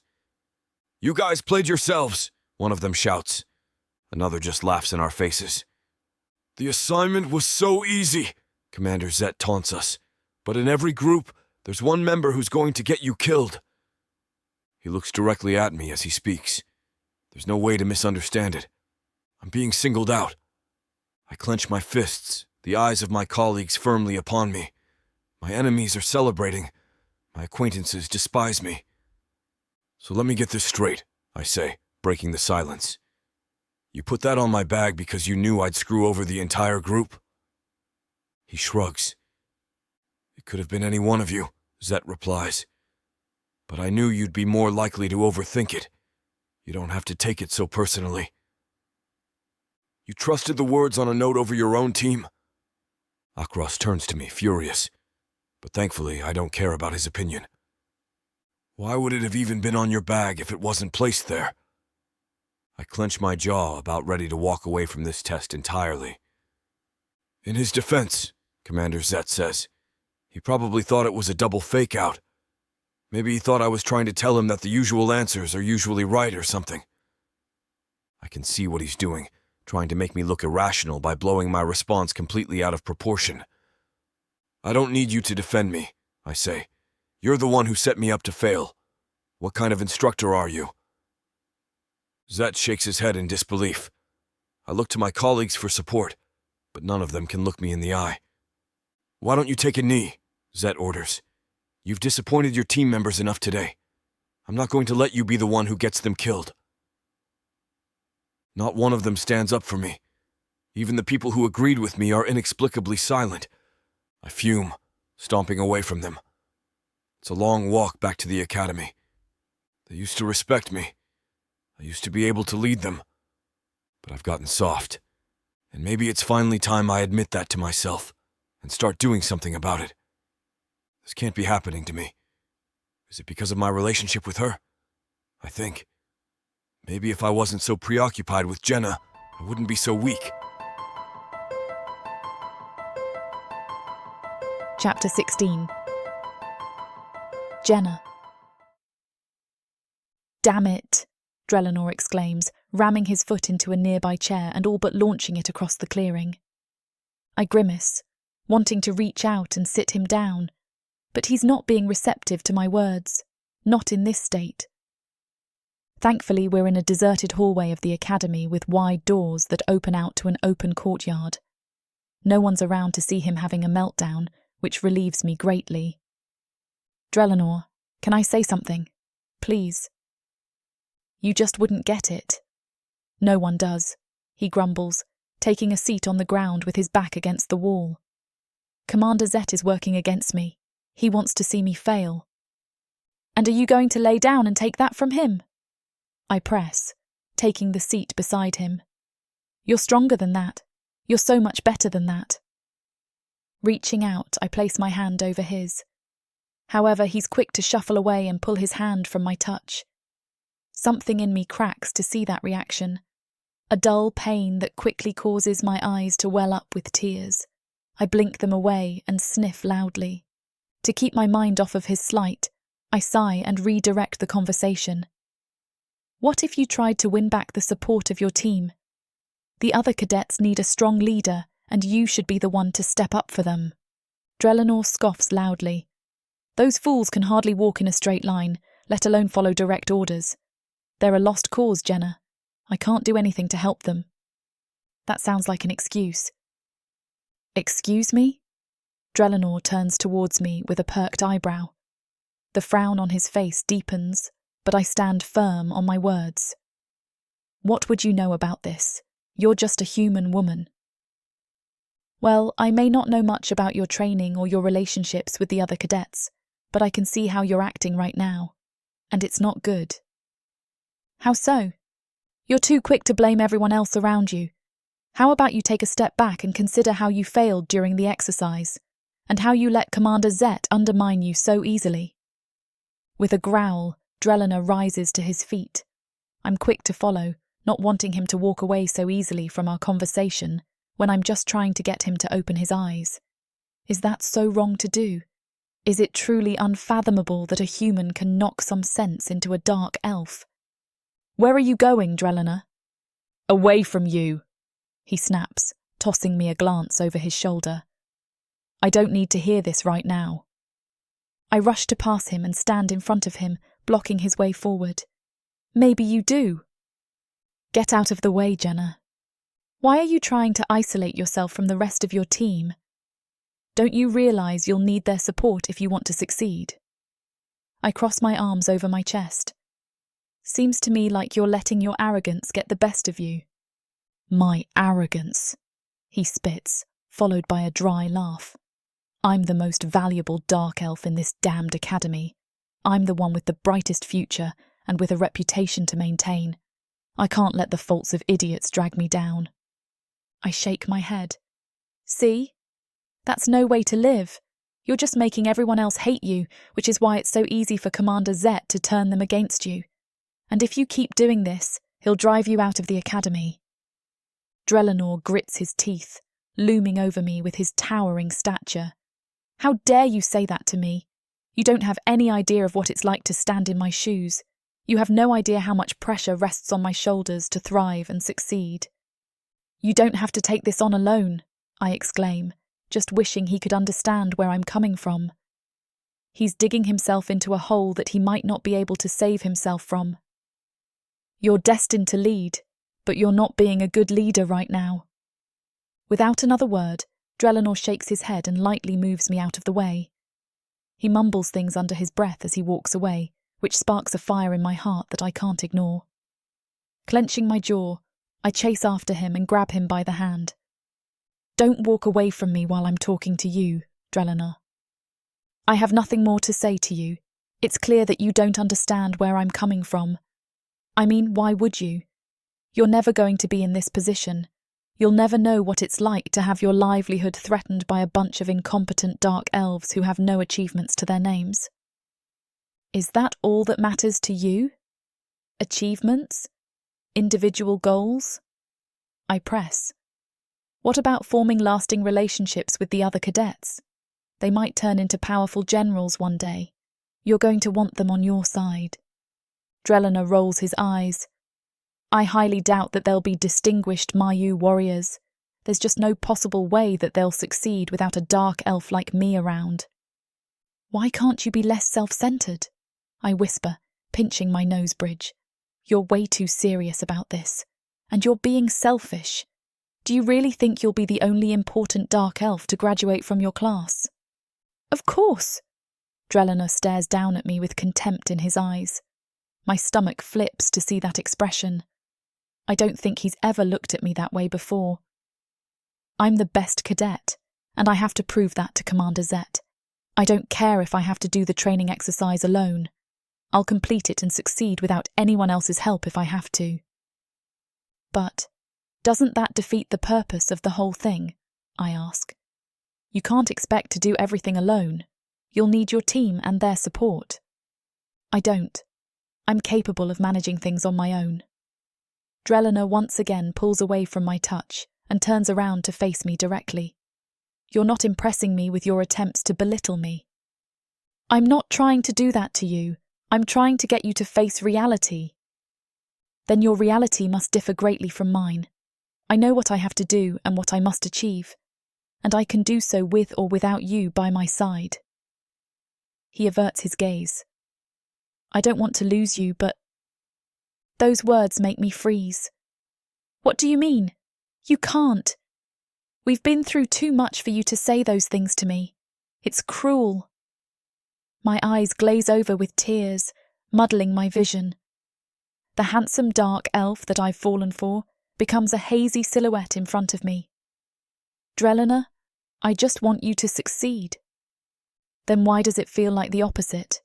He asks in a low voice, still keeping his eyes on the ground. My mouth dries up. I don't know what to say. If he's not able to see where I'm coming from, then where will this lead us? Can our relationship survive if the foundations are crumbling before my eyes? I thought I meant more to him than this. I just wanted you to see that you can't be the only one at the top. I say softly, letting my hands fall limp at my sides. I don't have the heart to chase after him anymore. I'm looking out for you. I'm not trying to drag you down. I want you to succeed. I want the other cadets to look up to you and admire you as their leader. Drelliner hums softly. I should go. And just like that, I realised that my words probably passed through one of his ears and straight out the other. Maybe talking to a wall would have produced better results than this. I stay in my spot as I watch him walk down the hallway and disappear at the next turn. My head feels dizzy, and I don't have the stomach to return to work just yet. Instead, I focus on my breathing as I walk towards the courtyard adjacent to this empty hallway. The wind stings across my heated skin. The breeze blows through my blonde hair, sending strands across my face. That's a good thing. It'll help mask my pained expression. I need to go back to work soon. Putting myself to work will distract me for the time being. But what about Drelliner? What about our relationship? Sniffling loudly, I console myself with the fact that my job will keep me within his vicinity. I'll keep an eye on him, even if he doesn't want to speak to me directly. Besides, we need to be careful with what we're doing. We can't let any wandering eyes start realising what he and I are brewing behind closed doors. That would only destroy his already faltering reputation with the other cadets and with Commander Zet. He might end up being his own downfall, I muse aloud. That's not something I want to watch. My heart yearns for Drelliner, but if he's the master of his own destruction, what am I supposed to do about that? Especially if he doesn't want to listen to the words I have to say. Perhaps he still thinks humans are beneath him and his kind. Perhaps I'm only a temporary distraction to him while he searches for something better, something more fulfilling. Swallowing down the knot in my throat, I decide to return to my post. There's no use focusing on such debilitating thoughts. They threaten to consume me each time I linger on them for too long. Chapter 17. Drelliner. Just as I'm about to leave the cafeteria, finishing the last of my meal in solitude, Commander Zet approaches my table. He slams a palm against my table, shaking my plate and utensils loudly. What are you up to, cadet? I clear my throat. Finishing my dinner, sir. And what have you done to prepare for the midterm exam? He asks in a low voice, staring me down with a glare full of malice. Do you realize that you'll be at risk of expulsion if you fail the exam? My fists clench underneath the table. Of course I know that. It's the one thing that's been on my mind, besides the fight I had with Jenna. In my peripheral vision, I'm relieved to see that she's not currently working a shift in the kitchen. That's the only reason why I was able to eat peacefully at this time. But with Commander Zet staring me down like this, all of my earlier relief dissipates within seconds. I understand, sir. So, have you done anything worthwhile to prepare? Or are you making an enemy out of the other cadets who you'll have to work with? Slowly, I rise from my seat and gather my dirty plates. I've been training diligently, sir. I don't intend to fail the exam. With that, I remove myself from the situation before things get inevitably worse. Commander Zet would rather see me 6 feet under at this point, and I will never give him the satisfaction of seeing me fail. Highly unlikely. I slam my dirty plates against the table and storm out of the cafeteria. He'll regret messing with me like this. He's aching to see me expelled from the academy, and I'm not going to give him that luxury. Retreating to my room, I see a curious letter waiting for me outside of my door. I grab it and enter my sanctuary, ripping the envelope open with my teeth and grabbing the parchment inside. It's from my father. My son, we will get to see you soon. I don't doubt that you have been training exceptionally at the academy, and we would like to see your progress in person. The midterm exam is coming up. Don't think I don't know that. We will be attending to see you pass the assessment. I'm hoping you receive the highest marks out of all the cadets. I passed that midterm with flying colors at your age. I expect nothing less from you. Your father, General Dravarin.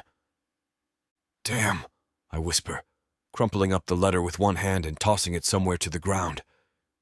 Now I have this to deal with. This should be great news to me.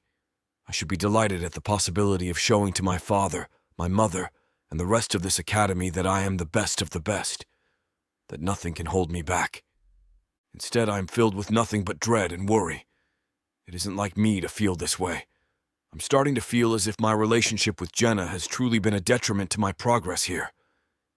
Jenna, what if I went out to go find her right now? It wouldn't harm anyone. I just want to see her. I grimace, shaking my head and falling into my bed. No. It's better to be alone with my thoughts than in the company of the human woman who has consumed my being since I stepped foot in this academy. Your mind is elsewhere today, Drellinor. I blink a few times, returning my focus to Yalir. He smirks, allowing his hands to fall limply at his sides. Do you need a break? I think I do, I reply, shaking my head slightly. Sorry, I didn't sleep well last night. Well, make sure you start getting better sleep habits. The exam's going up soon. You wouldn't want to mess up because of that. Commander Zet won't accept it as a good excuse. That damn dark elf would accept nothing that comes out of my mouth, but I don't plan on failing. I sigh, approaching a water fountain and splashing a handful of cold liquid into my eyes. In all honesty, I haven't been doing well at all since my last conversation with Jenna. As a coward does, I have been watching her from the shadows, but I don't have the heart to face her directly. I've seen her around the academy, diligently going about her work in the cafeteria and in the training room. I've had a small desire to approach her, to greet her, to return to how things were between her and I. But that's not possible, and it's all my fault. Reaching over, I cup my hand under the faucet and allow the chilled water to fall freely across my palm and through my digits. It's a refreshing feeling, even more so when I toss the water in my face. It awakens me, reminding me that I'm alive. It reminds me of what my reality is and what I'm currently fighting for. I'm vying for a position at the top. I will accept nothing less. I can't allow silly distractions to cloud my judgment. That includes Jenna, no matter how much I miss her touch. And what are you going to do when your parents arrive and see you mingling with a human woman? They'll be disgusted. My father would never accept that. It doesn't matter if there are human women currently marrying into the Kuzuth. It won't be accepted in my family. That stings. Why did I start a relationship with Jenna in the first place if I knew it was never going to go anywhere? How could I be so foolish? Drellinor! Yalir waves me over. Would you like to keep training? Or are you too exhausted to go on? Give me a moment, Yalir, I call back, rolling my eyes. I'm catching my breath over here. What's this? Another cadet by the name of Jaimir knocks his shoulder into mine, which startles me slightly. He's caught me off guard, admittedly. What's going on with you, Drellinor? Why are you so different today? I sniff loudly, wiping the water out of my eyes. I don't know what you mean. Don't serve me that load of Torah bull, he replies, the self-satisfied grin on his face slowly morphing into something more malicious. You're not acting like yourself. After spending so much time thinking you're the best, has reality finally struck down your delusion? What are you talking about? I'm not deluded, I say, narrowing my eyes. I'm one of the best cadets of this class. There's no denying that. Even Commander Zet would say that. Oh, please. Here you go again with that ego, Jaimir rebuffs, rolling his eyes and making a gesture with his hand. I watch his movements carefully, bracing myself for any sudden move towards me. When are you going to realize that you're not as good as you think? That's not true. Sure it is. You're not the best. I am. That's A bold lie. What the hell did you say to me, Drelinor? He bumps his chest against mine, which makes Yalir call out, "Hey, stop it! Leave my sparring partner alone!" What? Jaemir taunts, tilting his head. Are you afraid to face me, Drelinor? No. I roll up my sleeves, ready to remind Jaemir of his rightful place. At the very bottom. You're as scary as a lichen. Jaemir lets out a dry laugh before cocking back his fist and throwing it my way. I really don't understand his actions. If he wants to face me in a physical match, he's not going to win. I dodge his fist easily, making him stumble a few steps since the momentum drives him forward. Once he's doubled over, I ball my fist and launch it a few times into his abdomen, causing him to fall to the ground in a pathetic heap. With a groan, Jaemir does his best to wrestle me to the ground, but that doesn't work. My feet are firmly planted against the ground, and his futile attempts to overwhelm me are as pitiful as his expression. Damn it! Yalir yells, shoving Jaemir off of me and in the opposite direction. Are you stupid? You'll get all of us in trouble if Commander Zet sees what you're doing. Someone had to teach this fool a lesson, Jaemir retorts, spitting some blood onto the ground. Get out of here, Jaemir. You've already humiliated yourself, I reply, watching as he stumbles away, gripping his abdomen. I let out a sigh, closing my eyes. Yalir claps his hand on my shoulder. You shouldn't have hit him, you know. He attacked me first, I say. He deserved what he got. He shouldn't go out looking for fights that he can't finish. That's true, but if one of the superiors hears about what happened, they're going to punish the both of you for striking each other. Let's hope it doesn't get to that point. I make a move towards our training mat again, fully ignoring the stares from the other cadets. Come on, Yalir. We need to start training again. Thankfully, he doesn't argue with me about that. Jaemir's attitude lights a fire under me. How far have I truly fallen? I'm weak now. I have other cadets thinking that I'm not as good as I say I am. As my father would say, that's truly unacceptable. Perception is everything. If someone doesn't think I'm strong, then that's a vulnerability. A weakness that others can easily exploit. I train alongside Yalir, leaving him exhausted by the end of our session. Meanwhile, I only want to train more.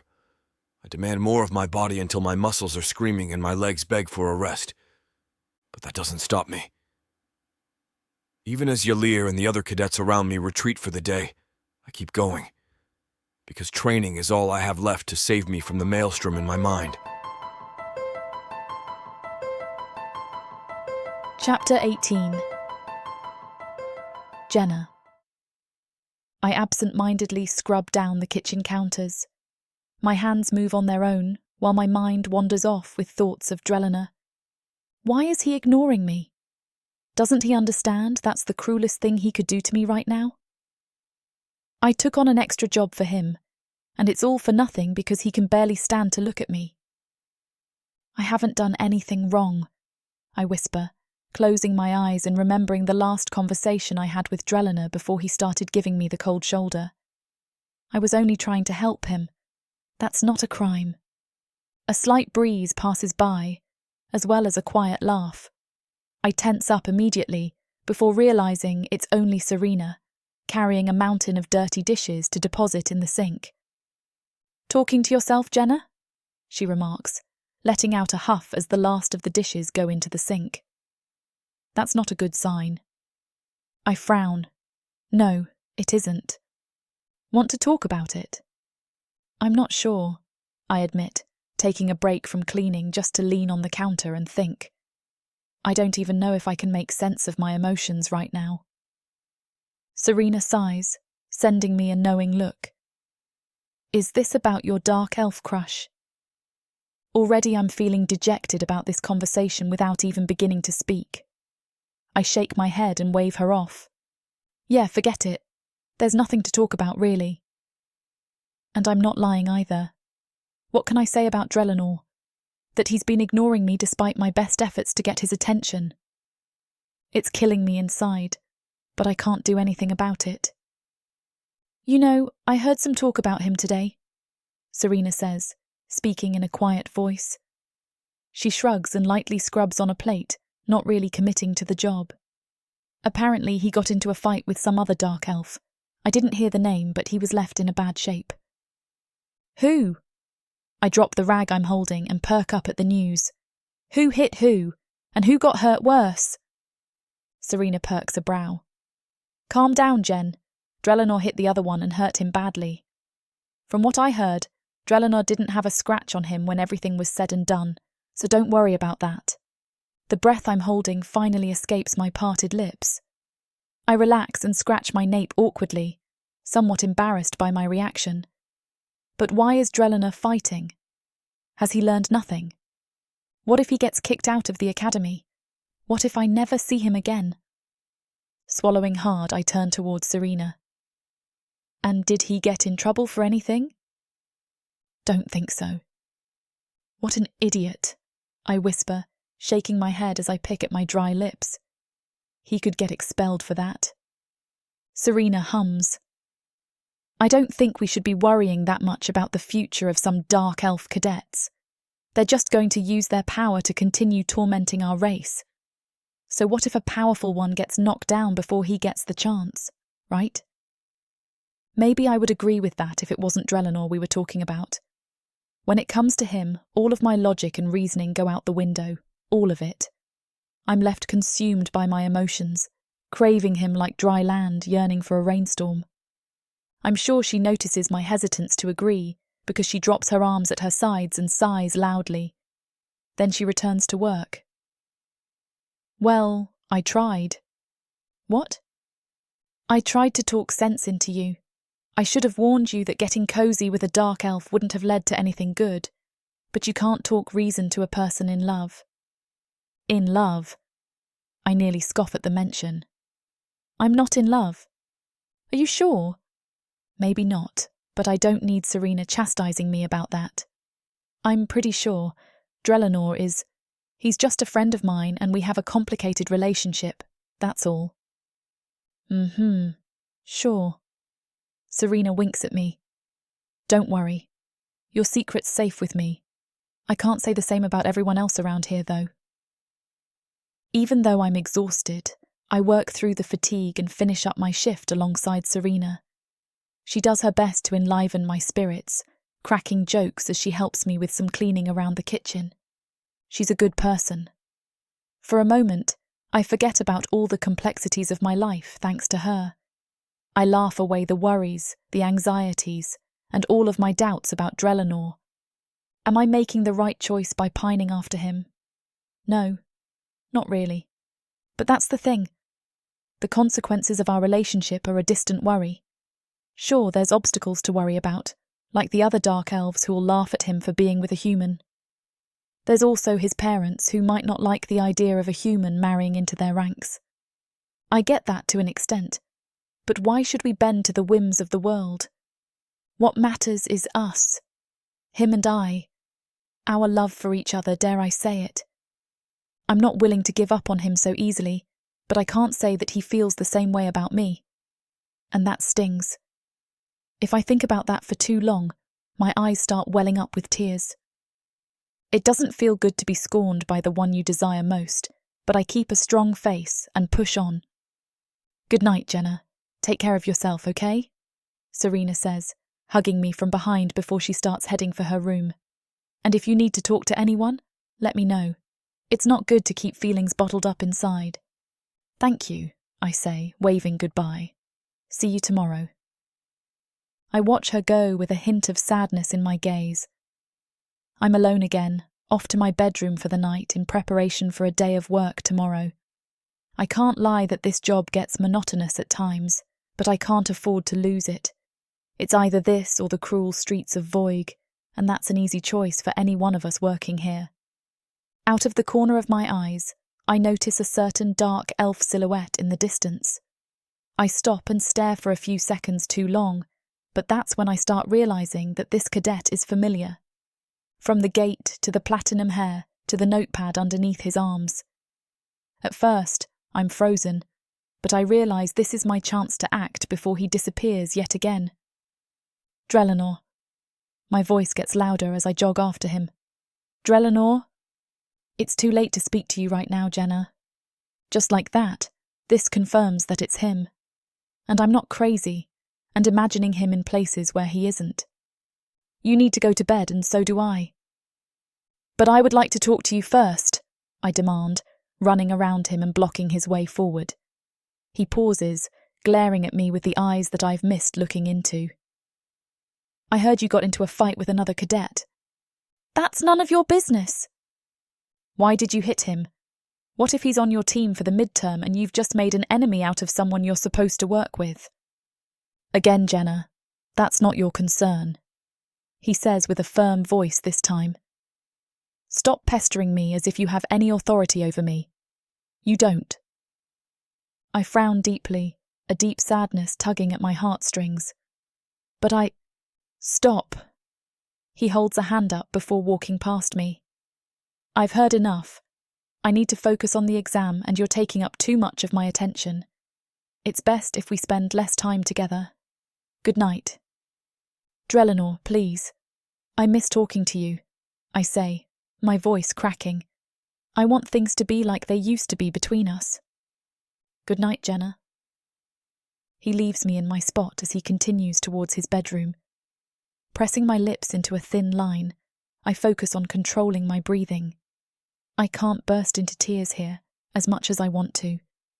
Someone might see me. Blinking away the tears in my eyes, I hurry back to my bedroom and close the door gently. I don't want to make a sound. I don't want anyone to speak to me. Better yet, I wish the ground would open up and swallow me whole. Tears fall down my cheeks as I fall limply against my bed.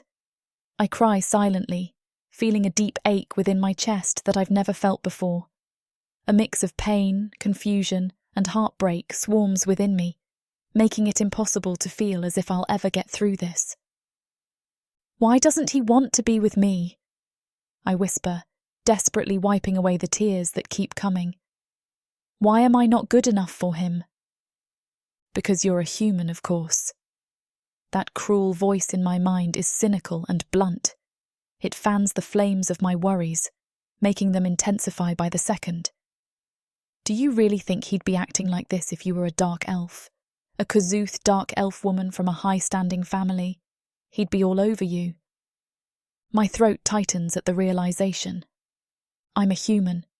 Therefore, he wants nothing to do with me. I was only a good lay for a short moment, something to keep his mind off the stresses of cadet life. Now that he's had me, he's tossed me away to focus on greater things. Why am I so stupid? I whisper, covering my face with a hand. He used me. And the worst part? If he came to my door and asked to see me, I wouldn't be able to say no. Serena's right. I'm in love. Chapter 19. Drelenor. What am I fighting for anymore? What more do I have left? Traffic through the halls of the academy is so much more active than usual, and I have to dodge and sidestep just to keep my footing. I've learned that my colleagues are largely procrastinating because they know they won't have to work to pass. It must be nice, not having an esteemed general for a father. People assume I'm getting an easier ride here because of him, but it's just the opposite. I'm left with no room for learning or mistakes. Perfection is expected. No, demanded. Constantly. I can feel their stares as I pass by them. I can hear their judgmental whispers. I pace aimlessly. I have so many thoughts flowing through my head, but articulating any of them isn't possible. The words of my father's letter flow through my mind again. I'm hoping you receive the highest marks out of all the cadets. I passed that midterm with flying colors at your age. I expect no less from you. I laugh quietly to myself, then realize I'm laughing at absolutely nothing in a crowded hallway. My family will be able to see my humiliation firsthand, and then I'll get to see what they truly think of me. I visualize the look of disappointment on my father's face when they expel me from the academy. It's not hard to do. I see it every night when I go to sleep. I've replayed it over and over in my head, And now I'm realizing it's because it's inevitable. My mind was only preparing me for what's to come. The stares haven't dissipated. Everywhere I walk, they're watching me. They've heard how badly I disappointed the other cadets. I wish they'd just say whatever they need to my face. What am I? A masochist? The commotion around me stops, my colleagues looking at me with furrowed brows. But this time, there's no ambiguity about it. They think I'm losing my sanity. Deciding I don't care anymore, I keep walking. Maybe I won't have to look these people in the eye again soon. Maybe there'll be a faint memory in my past. Why should I present myself as a failure to my father, to Jenna, and to Commander Zet? I'm sitting here, waiting to die of humiliation, certain that I'm going to fail under a teacher who doesn't want me to succeed. I'm never going to live up to my father. That much should be painfully apparent. So why don't I just leave? I could drop out, start a new life away from my father, and away from the academy. And maybe someday I might even trick him into thinking he's proud of me. Not Thame. That's the spitting image of him. Only younger. No, the dark elf I actually am. This is utterly stupid. I shake my head, then sit down in front of the human dormitories where I look out the window. There's a new batch of flowers growing where last I picked a bouquet for Jenna. I smile, but then feel a pain shoot through me like a dagger. Thoughts of her smile fill my mind, leaving me feeling empty. I remember how much she sacrificed to be with me, even taking on a second job at night. You ruined it, you know? I look at her dormitory, both hoping and dreading that she'll walk out her door and see the hollow shell I've become. Still remembering our last conversation, I grow more determined to separate myself further, to grab onto something, anything, in all the change. It felt like she'd have my back through everything. I was immensely cruel to her. At the time, I thought it was necessary. Maybe it was. Thank you for proving my point for me, Cadet. I turn away from the window, seeing the looming figure of Commander Zet. He lurks just above my seat, a smug expression on his face. Does he have so little to do that he'd single me out in a public space? Then I turn back. I don't have anything to say to him. Of course, you used to make me work for it, he continues. I miss when you had a little fight in you. Not looking him in the eyes, I make the mistake of dignifying his presence. How can I help you, Commander Zet? Perhaps I could do more, since I've already decided there's nothing here for me. I could really rip into him. Tell him exactly what I think, rather than hiding my thoughts for the sake of my continued education. I'm not even sure Jenna could stand to look at me, and I've already established I'm going to fail. This is a testament to how much Zet wants me out of the academy. He's not actively going out of his way to harass anybody else in the school.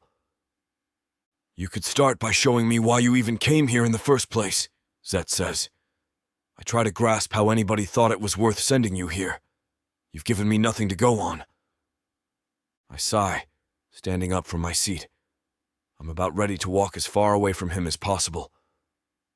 Everybody talks about how fantastic your father is, and I see none of that in you. I have no idea why.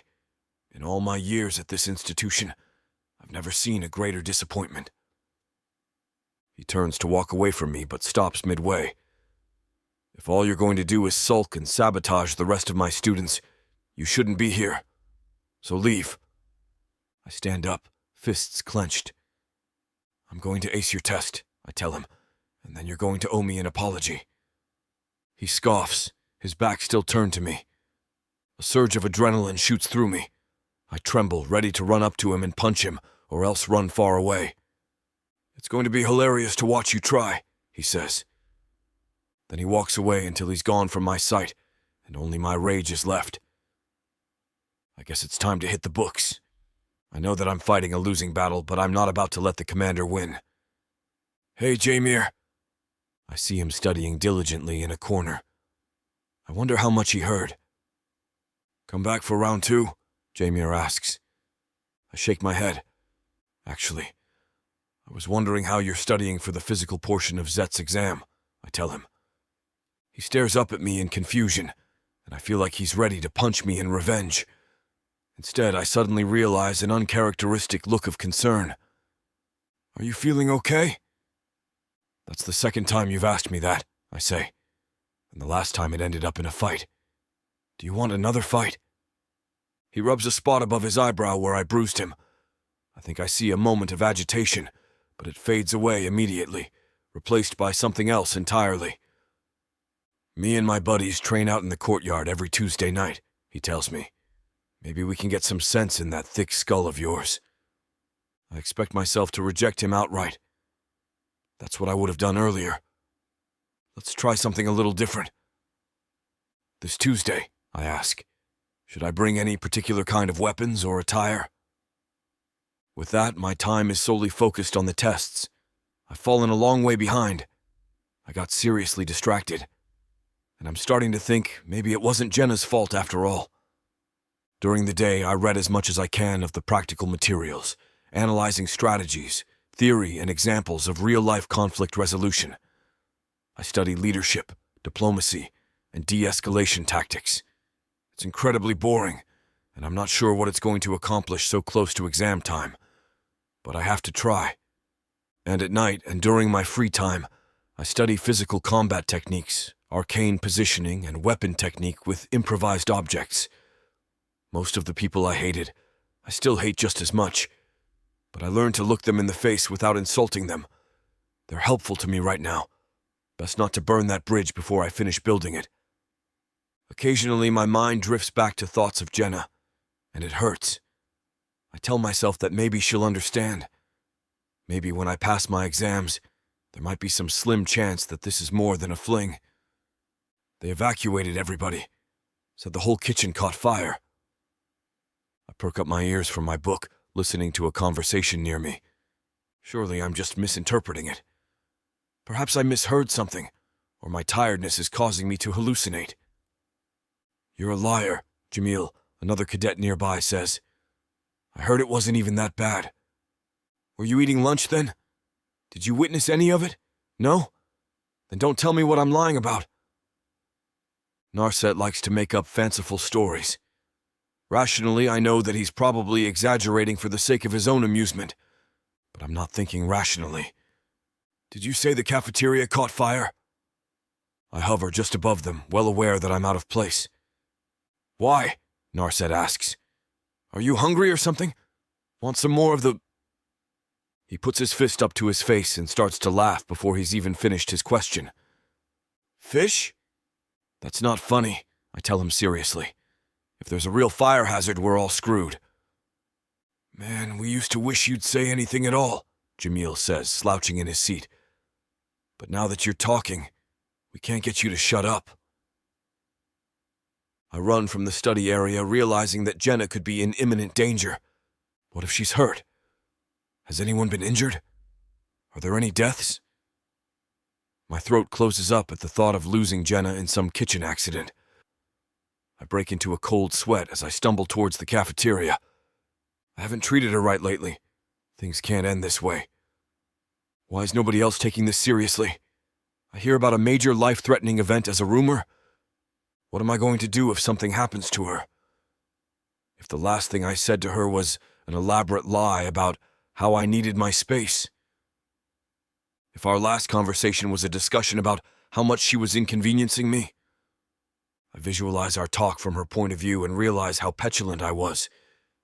"You've been incredibly stupid." I sprint down the stairs and through the halls, nearly knocking people over on my way down. I swear I can smell burning flames in the distance, but still, no one's acting as if anything bad is going on. What gives? And what do I do if I'm too late? Orcs. Gargoyles. Vampires. Ice monsters. Demons of the dark. These beasts seek war, destruction, and power. And there's only one thing that can tame them. Love. This is your chance to get the uncut and unabridged audiobook bundle. No detail is spared. Use discount code YouTube30 for an additional 30% off of the already discounted price. Go to worldsofprathika.com. Get access to countless audiobooks and discounted bundles where I talk you through every last scene. Protheca's magic is eternal. Audio bundles will make it immersive. Chapter 20. Jenna. I'm out of breath as I leave the cafeteria. This morning's shift was so exhausting, and all I want is to get to my room and collapse in my bed. But unfortunately, that's not going to happen. I only get a half-hour break before I have to go back. I rush through the halls, trying to get back to my room to change my clothes since I've completely sweated through my current outfit. All the cadets have their parents coming tomorrow to watch them perform their big test. Most of them will be having a meal in the cafeteria before they begin, which is why I'm working a double today. We have lots of food to prepare ahead of time so that tomorrow runs smoothly. I begin walking faster, scared that I'm not going to have enough time to get there and back before my break is over. I round a corner and slam right into someone's chest. Any air that was left in my lungs rushes right out. I stumble back, clutching the wall to keep myself from falling. "Jenna, are you okay? What's going on?" Drelliner asks. I look up, surprised to see him. Still, I try to keep a neutral expression, not wanting to show him any enthusiasm when he's been treating me awfully. "Oh, I'm sorry, I was rushing. I should have paid more attention." "No, you're fine. But is everything okay? I heard about the accident in the cafeteria. Are you hurt?" Accident? It takes me a second to remember. That's how hectic this day has been. Oh, right, the accident. No, I didn't get hurt. It was nothing major. "It sounded pretty bad," he says, not looking convinced. "No, it really wasn't. One of the girls set a pan of tora meat on fire. She used too much oil, and some of it dripped into the fire on the stove. She got a little burned, but she's okay now." "You were there?" "I was on the other side of the kitchen at the time, but yeah." He still looks worried. "Someone said that it took a while to get the fire put out." "Yeah, I guess it did. None of us really knew how to deal with it. It took a minute for Serena to run and get someone who could help. Some of the cabinets above the stove got burned a little, but it's okay now. Really, I promise." His face relaxes, and he nods. I thought... Drelliner stops himself and looks away from me. "So what are you doing out here? Why are you in such a rush?" "I'm on my break and I was trying to get back to my room to change.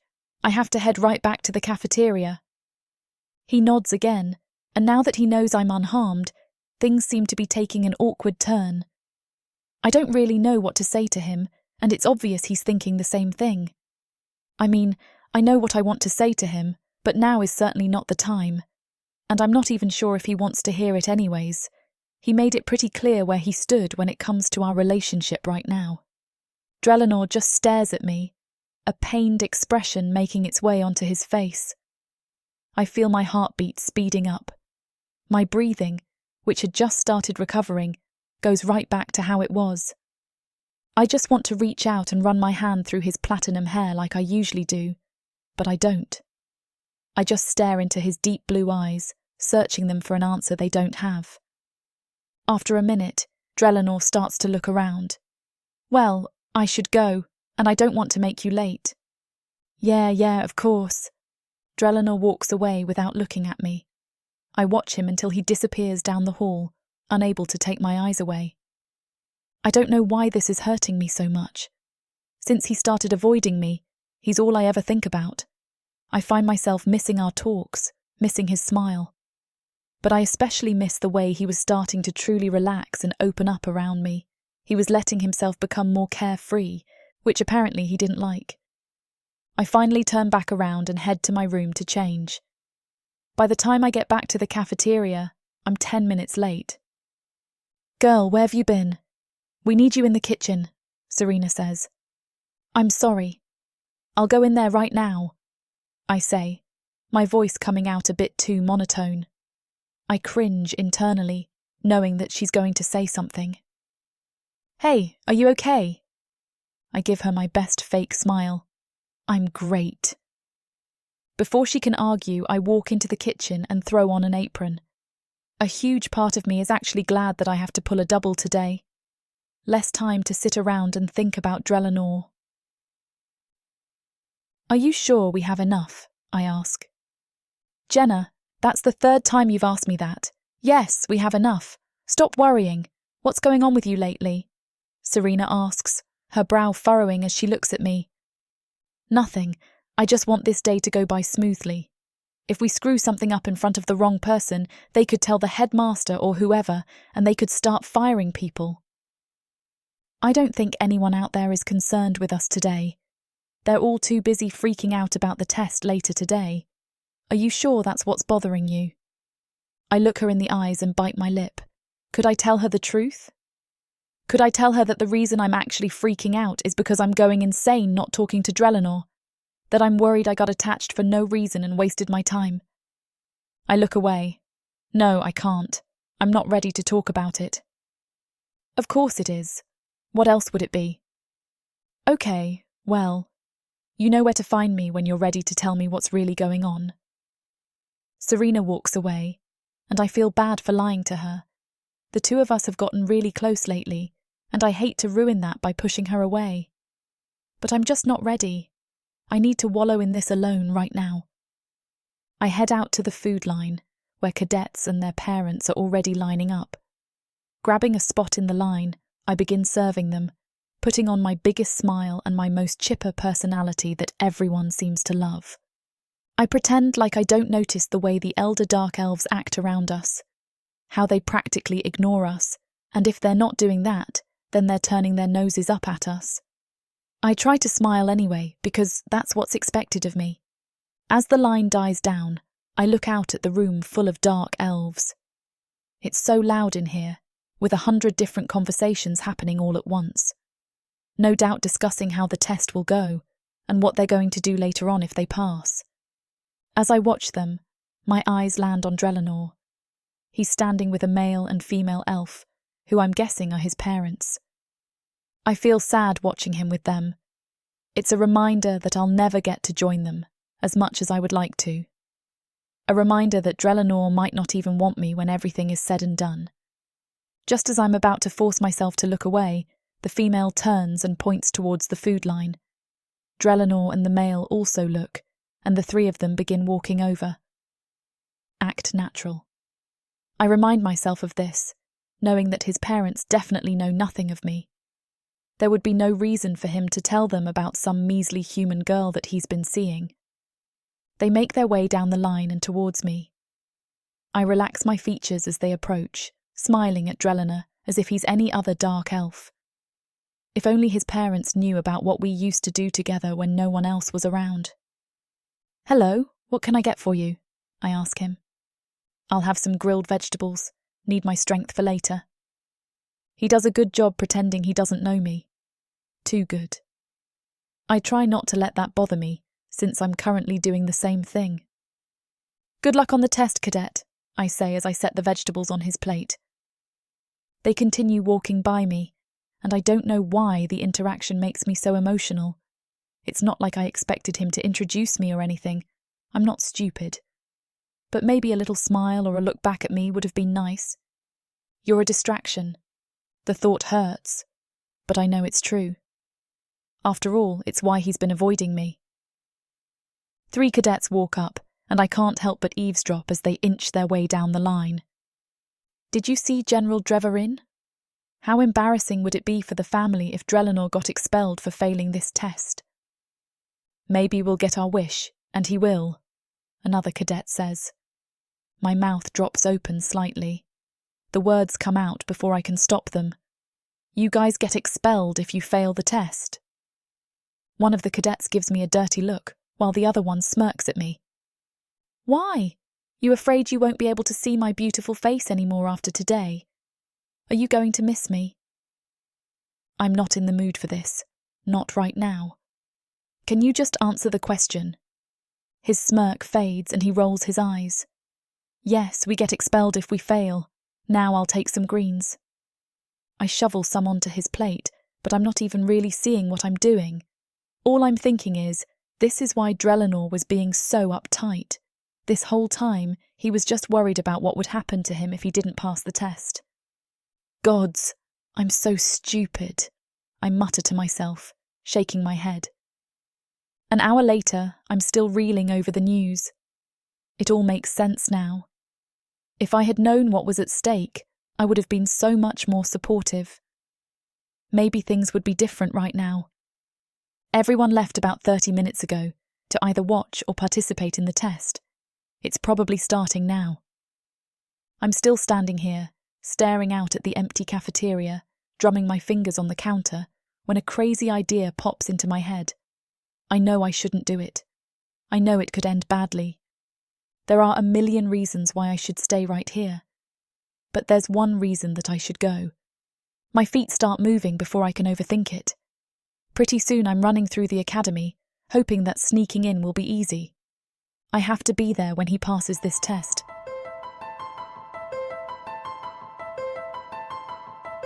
Chapter 21. Drelinor. It's the day of the exam and we all sit inside awaiting the start of the test. In the stands I can see my father and my mother, but more importantly I can see Jenna, hidden amongst the huge dark elves that take up most of the space. If only I just listened to her when I had the chance. I remember her words, which seemed so critical at the time. Why had I been so driven to disregard them? I was cold to her in the cafeteria, terrified of how my parents would respond. This is an attitude that seems sensible to the dark elves that keep human slaves and concubines, but that isn't us. Why was I ashamed to introduce her? Jumping through magical rings of fire, which have been set on the fields, I struggle to maintain my focus against the raging thoughts that seek to lead me astray. I can't let my internal focus direct me away from my coordination. This is a timed activity. Really, it's more like a warm-up, a precursor to more mentally draining tasks and challenges. The rationale is that if you're not physically able to handle the demands of wartime, it won't matter how smart you are. I nearly lose my balance as one of my compatriots trips, falling over the ring. His leg is badly scorched as a result, and he sobs on the floor. I can see the final ring, and as I lunge through it, reaching the goal, my parents cheer for me. But I suddenly realize that I can no longer see Jenna in the stands. I try to see if maybe a larger member of the crowd blocked her from my view, but I begin to worry. Maybe she hasn't forgiven me after all. Once the other students have made their way through the ring course, one of the exam facilitators appears on the floor. "That's the end of the physical aptitude test," she says. "Next, we'll test our students on their leadership and diplomacy capabilities." She raises her hand, and in an impressive display, the swirling fiery rings vanish into the floor.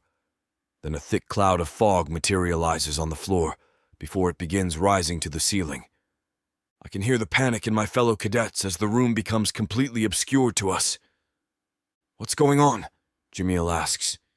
"Are we being ambushed?" "This is ridiculous," Jamir says. The smoke clears gradually, appearing as a fog that obscures the room.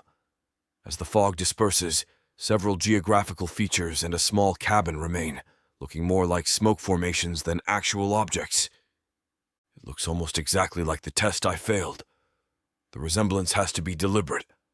While my fellow cadets are all whispering among themselves in hushed tones, I hear one familiar voice, and it fills me with rage. "Don't screw this one up too." I turn, noticing Akros behind me. We stand at the ready, watching the woman administering the exam for further guidance. But she says nothing as an audience of our parents and teachers, and Jenna, who I still can't see, all watch us expectantly. My peers are clearly panicking, arguing about the next step given the lack of instruction. But I don't know if we're being marked on how long we take. So every minute they're arguing, I could be examining the course, getting us the information we need. "What if it is an ambush?" Jamil asks again. "We don't want to march forward if enemies are waiting for us." "But we're sitting ducks if it is an ambush, so we need to move," Akros argues. I look ahead to the small mountain which looks exactly like the one we climbed during the test. I'm tempted to walk forward. Just knowing whether these objects are solid or illusions could tell us a lot. Okay, here goes nothing. I put one foot forward, then look up to the stands. Looking out toward the crowd, I see my father and mother. His eyes are cold, and I remember how he always used to lead through force and example. If he were here, he'd unite the dissenters, gather everybody, and focus them toward one singular goal. But what would Jenna do? I desperately hoped to see some sign of her. If she's anywhere in the crowd, she's still obscured to me. I close my eyes, trying to remember everything she said to me. You need to communicate. Hey guys, I say out loud. At first, they don't hear me, too busy arguing among themselves. We can't risk that, Jameer exclaims, shaking his head. If we do, we might all fail, or just the ones who get the bad information. Guys, I yell out, finally finding my voice. They turn to me. I expect them to mock or belittle me, but perhaps the goodwill I invested in them before the exam helped. I'm going to walk forward and see what's going on, I say. We don't have enough information to proceed. Many of their faces portray obvious opposition. I know what my father would have told them. If you have a problem with it, tough. But I'm not my father. I take a few steps forward, then turn around. Unless anybody else has a better idea, I suggest to the group of students, surprising even myself. Really, I'm all ears. Akros slowly raises his hand. For a moment, I consider not acknowledging him, given how badly he's betrayed me. But this isn't about my ego.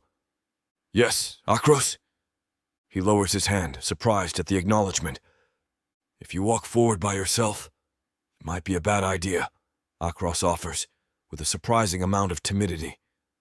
For somebody who had taken over after I failed the training exercise, his sudden lack of confidence is a bit unusual. If you go forward by yourself, we could be sacrificing a perfectly good member of our team, Akros says. Then he shrugs slightly. Maybe we need to watch your rear? I nod. Right, I tell him. That's what I meant. He shakes his head, not quick to contradict me. Did anybody else get that from what Drelinor said? He asks the group of future soldiers. I feel a white-hot, seething fury well up within me. If Akros wants to undermine me, then he can take charge. I'm through with being humiliated by him. Clenching my fists, I look back up into the stands, and I see her. Her piercing blue eyes stare down at me underneath her blonde hair. She's so beautiful, and she doesn't look angry or disinterested. If anything, in spite of everything I put her through, she looks down at me with support. I think I actually love her. As soon as I pass this exam, I'm going to tell her. Akros continues to stare at me, as though expecting me to melt down in fury. I'll admit I need to communicate better, I tell Akros. Sorry about that. Akros nods, clearly surprised yet again. All right, he says. Then you'll walk forward, and we'll watch your back. I nod at him, then I nod to the rest of my peers. Let's win this, I say. I approach the jagged silhouette of the small hill just ahead of us. If we can climb, then maybe we can get a good look at the situation. But from the almost illusory impression we have of the room, there's a good chance nothing solid and that will only fall through. Here we go. I take a step forward, then one more, watching carefully with each successive step. Eventually, my colleagues are farther behind me, and I'm at the point where I can touch the hill. I expect my hand to slip through. Surprisingly, it doesn't. That's about when a sudden web of shadows appears around me, and I'm knocked to the ground. Go, go, go! The other men, ready to react, begin to charge forward. Before I can fully understand what's knocked me to the ground, I see my fellow peers above me, attacking with their fists. And then I catch a glimpse of what knocked me down. 3 magical, shadowy figures wielding smoke-like blades have ambushed us. I kick myself to my feet and then begin dodging the blades that slash through the air like real metal. Dodge, Yalir! Akros cries out, but it's too late. The shadowy figure's blade pierces into Yalir, but curiously as it does, the blade disappears and rematerializes, and Yalir is nowhere to be seen. Dodging the shadowy figure's blade once more, I drive my fist into its stomach. The figure disappears. And we're alone again, the other shadowy figures having long since vanished. Silence takes hold. I expect the audience to break out into applause, but then I realize that the test is far from over. We elect to climb the hill, finding a path along the base. As we reach the summit, we're level with our audience. The shadowy cabin is just below, and with little difficulty I see Jenna in the stands. I'm hit with a sudden wave of familiarity. If this were like before, this is where I would fail. "Well, what do we do now?" Akros asks, looking ahead with uncertainty. We deliberate for several moments, trying to figure it out. Unlike before, there are visible, shadowy figures in the front of the cabin, so we know that at least the front is being watched. Only nobody can agree on the best path forward. That's when a thought occurs to me. When we started this test, we weren't given any conditions for our success, right? I ask the group, looking around for confirmation. "Right," Jamil says. Akros nods. Jameer narrows his eyes. "So we don't have to worry about stealth. We can just send 2 groups, one to attack the front and another to storm the back." Again, I expect opposition, but find none. "All right," I say. "I'll lead the way." We begin to descend from the illusory peak, but as soon as we've started, the hill shrinks to the floor and the cabin disappears from view. Soon the fake geographical features are gone, and it's just us standing in the middle of the room. There's no applause. The silence is almost overbearing. "Is it over?" Akros asks. "Did we pass?" I try to answer, but I'm at a loss for words. No matter what happens, I need to tell Jenna what's in my heart. Chapter 22. Jenna. The entire room erupts into deafening cheers. Families begin rushing down the stairs, trying to get to their loved ones who just passed the test. I scream and run along with them, overjoyed that Drellana passed. I was so anxious the entire time, despite believing in him. Of course I knew he could do it, but I was worried nonetheless. If he hadn't passed, I know how disappointed in himself he would have been, not to mention he would have been expelled. I run through the chaos, all the while trying to keep my eyes on Drellanor, not wanting to lose him in the crowd. I don't even know why I'm rushing to him. It's not like anything has changed between us. It's not like I can even walk up to him, not without getting him in trouble. Still, I keep going, following the feeling in my gut. I don't even care about our fight. I don't care that he was too stubborn to listen to me before. What matters to me is that he listened today. Today, he took my advice.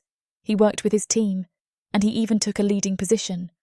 I'm so beyond proud of him that I could shout it in front of the whole academy. But considering I'm not even allowed to be in here, I'll refrain. All I hear is screaming and about 1,000,000 congratulations filling the entire place. I dodge cadets left and right until I reach the spot I had last seen him, but when I arrive, he's nowhere in sight. Damn, there's no way I'll find him now. I mutter to myself.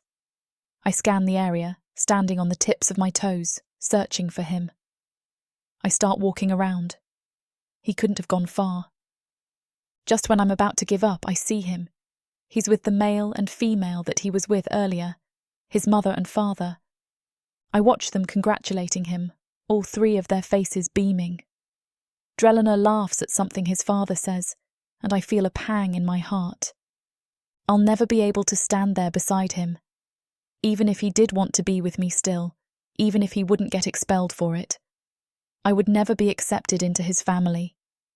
A general like his father? I'm pretty sure he'd drag Drellana away from me with his own hands if he knew. I always knew that, but it still hurts. It'll always hurt. Despite all of this, I continue to stand there and watch. Maybe I'm a masochist. Maybe I like standing here and forcing myself to feel this pain. It's the only explanation. Suddenly, Drellana starts looking around, scanning the room. His eyes finally land on me, and his entire expression changes. If I thought his face showed pure joy before, it's nothing compared to this. He begins walking away from his parents and towards me, without even excusing himself. Their faces show their confusion as they watch him walk away. His eyes remain on me, and he looks determined. As soon as he reaches me, he takes hold of my face and brings his lips to mine. I'm so shocked that I don't even kiss him back at first. I don't even close my eyes. What is he doing? He just passed his test, and now he's getting himself expelled. This is not good. We can't be doing this. If anyone sees us... I try to pull away, but he just holds me tighter, kisses me harder. After a moment, I give in. I close my eyes and kiss him back, letting myself get caught up in the passion. I hadn't realised how much I missed his lips until this moment, how much I needed them. They feel like home. After ages, he finally pulls away. Both of us are out of breath, lips puffy. His blue eyes look wild, and he grins at me.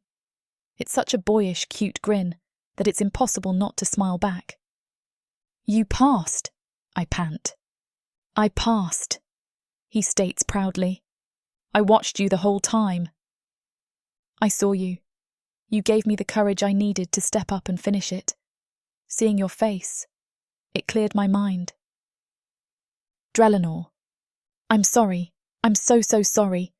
I was wrong the entire time, and I wish I could take it all back. I was just being stubborn." Wait, let me finish. You were only trying to help. It's so obvious now, but I refused to see it then. Please don't let that be the end of us. Please don't give up on me." He pauses, his eyes wide with worry. I open my mouth to talk, but he interrupts me. "I love you. I'm in love with you, Jenna. I think I have been since I first saw you in that cafeteria. The way you looked at me. I felt seen, for the first time in my life. At first it freaked me out, the way you looked at me like you already knew me. But over time, I realised why that was. I don't want to lose you, Jenna. Please give me another chance. I promise I won't screw it up this time." I place a hand on his chest, feeling his heart beating wildly underneath. "Drelenor, I love you too. Of course I won't give up on us. I came here, didn't I? I want this just as much as you. But how is this going to work? You'll get expelled, I look around, trying to remind him that we're surrounded by people who don't want us together, who can all get him expelled, when I see Commander Zet standing a few feet away, watching us, and he does not look happy. Oh gods, Drelenor, he's going to get you kicked out of here so fast. Drelenor looks at Zet, then back at me, and shrugs. "I realised something today, Jenna. You know what that is?" "What?" "I realised that I need to stop wondering if you fit into my life and start wondering if everything else fits into my life with you. You are what matters. Not this place, not my future career. You. I'm willing to do whatever it takes to be with you, even if that does mean getting expelled. I don't want you giving up everything for me. I'm not giving up everything. You're everything." I swallow hard. I can tell he means every word of this. He really is willing to give all of this up for me. He made that decision the second he walked over and kissed me. "Your parents," I start. "Will get over it. What if you regret it later on?" "I won't. You don't know that. Things could change. Your mind could change." "Jenna, I could never regret you. Never. Do you understand that?" he asks, placing a palm on my cheek. I nod. "Good. Don't ever forget that." He leans in and places another kiss on my lips, though he keeps this one much shorter. When he pulls away, he smiles at me. "You were amazing today," I tell him. "Oh yeah?" I couldn't take my eyes away. "As soon as it started, I wished that you were here. You were all I could think about, and then when I saw you, it was like I could truly focus." "So what you're saying is, you need me." He leans in again, this time letting his lips touch my ear. "I'll always need you." My heart flutters, and here I am, surrounded by at least 100 people, and all I can think about is how much I wish we were alone, so that I could rip his clothes off. When his eyes meet mine again, I know he's thinking the same thing. His face suddenly becomes serious. "You know, I'll never stop trying. I know I have a lot of work to do on myself. I know that I'm a little screwed up. I know I need to work on my communication skills. But just know that I'm willing to do that work. For you. I reach a hand up and touch his face. I know. I believe you. But you know, I love you just the way you are. You don't have to change for me. He nods, before a smirk spreads across his face. So are you ready to meet my parents? Dread fills me. Is that a trick question? His smirk only grows. Come on, let's go. Wait, are you sure? He doesn't answer. He just takes my hand and leads me towards his mother and father, who both watch us with shocked expressions on their faces. As we get closer, they compose themselves. Or try to. Mum, Dad, I'd like you to meet Jenna, he states proudly. I'm amazed by how similar they are to Drelenor in their own ways. Drelenor physically looks like his father, from the platinum hair to the blue eyes. His mother seems like the more reserved one of the two, just by her mannerisms. Upon seeing me, his mother's mouth opens and closes. Her eyes are wide. His father's face appears slightly pained, but his expression remains serious. Neither of them says anything, and I'm beginning to think they're going to disown him right here. They're going to make a scene. They're going to end this relationship before it even really starts. Drelenor will have no choice but to leave with them if that's what they decide. I shift on my feet and sneak a glance at Drelenor. He's staring his father down, his strength unwavering. He really does love me. It's the only explanation for why someone would put themselves in this position, why they would be willing to uproot their entire life. His father finally opens his mouth, but I don't get to hear what he's going to say, because two dark elves plant themselves right next to us. Commander Zet and Headmaster Zarthis. This is it. He passed the test only to be expelled anyway. All of his hard work, everything, it was all for nothing. His entire future thrown away. For me.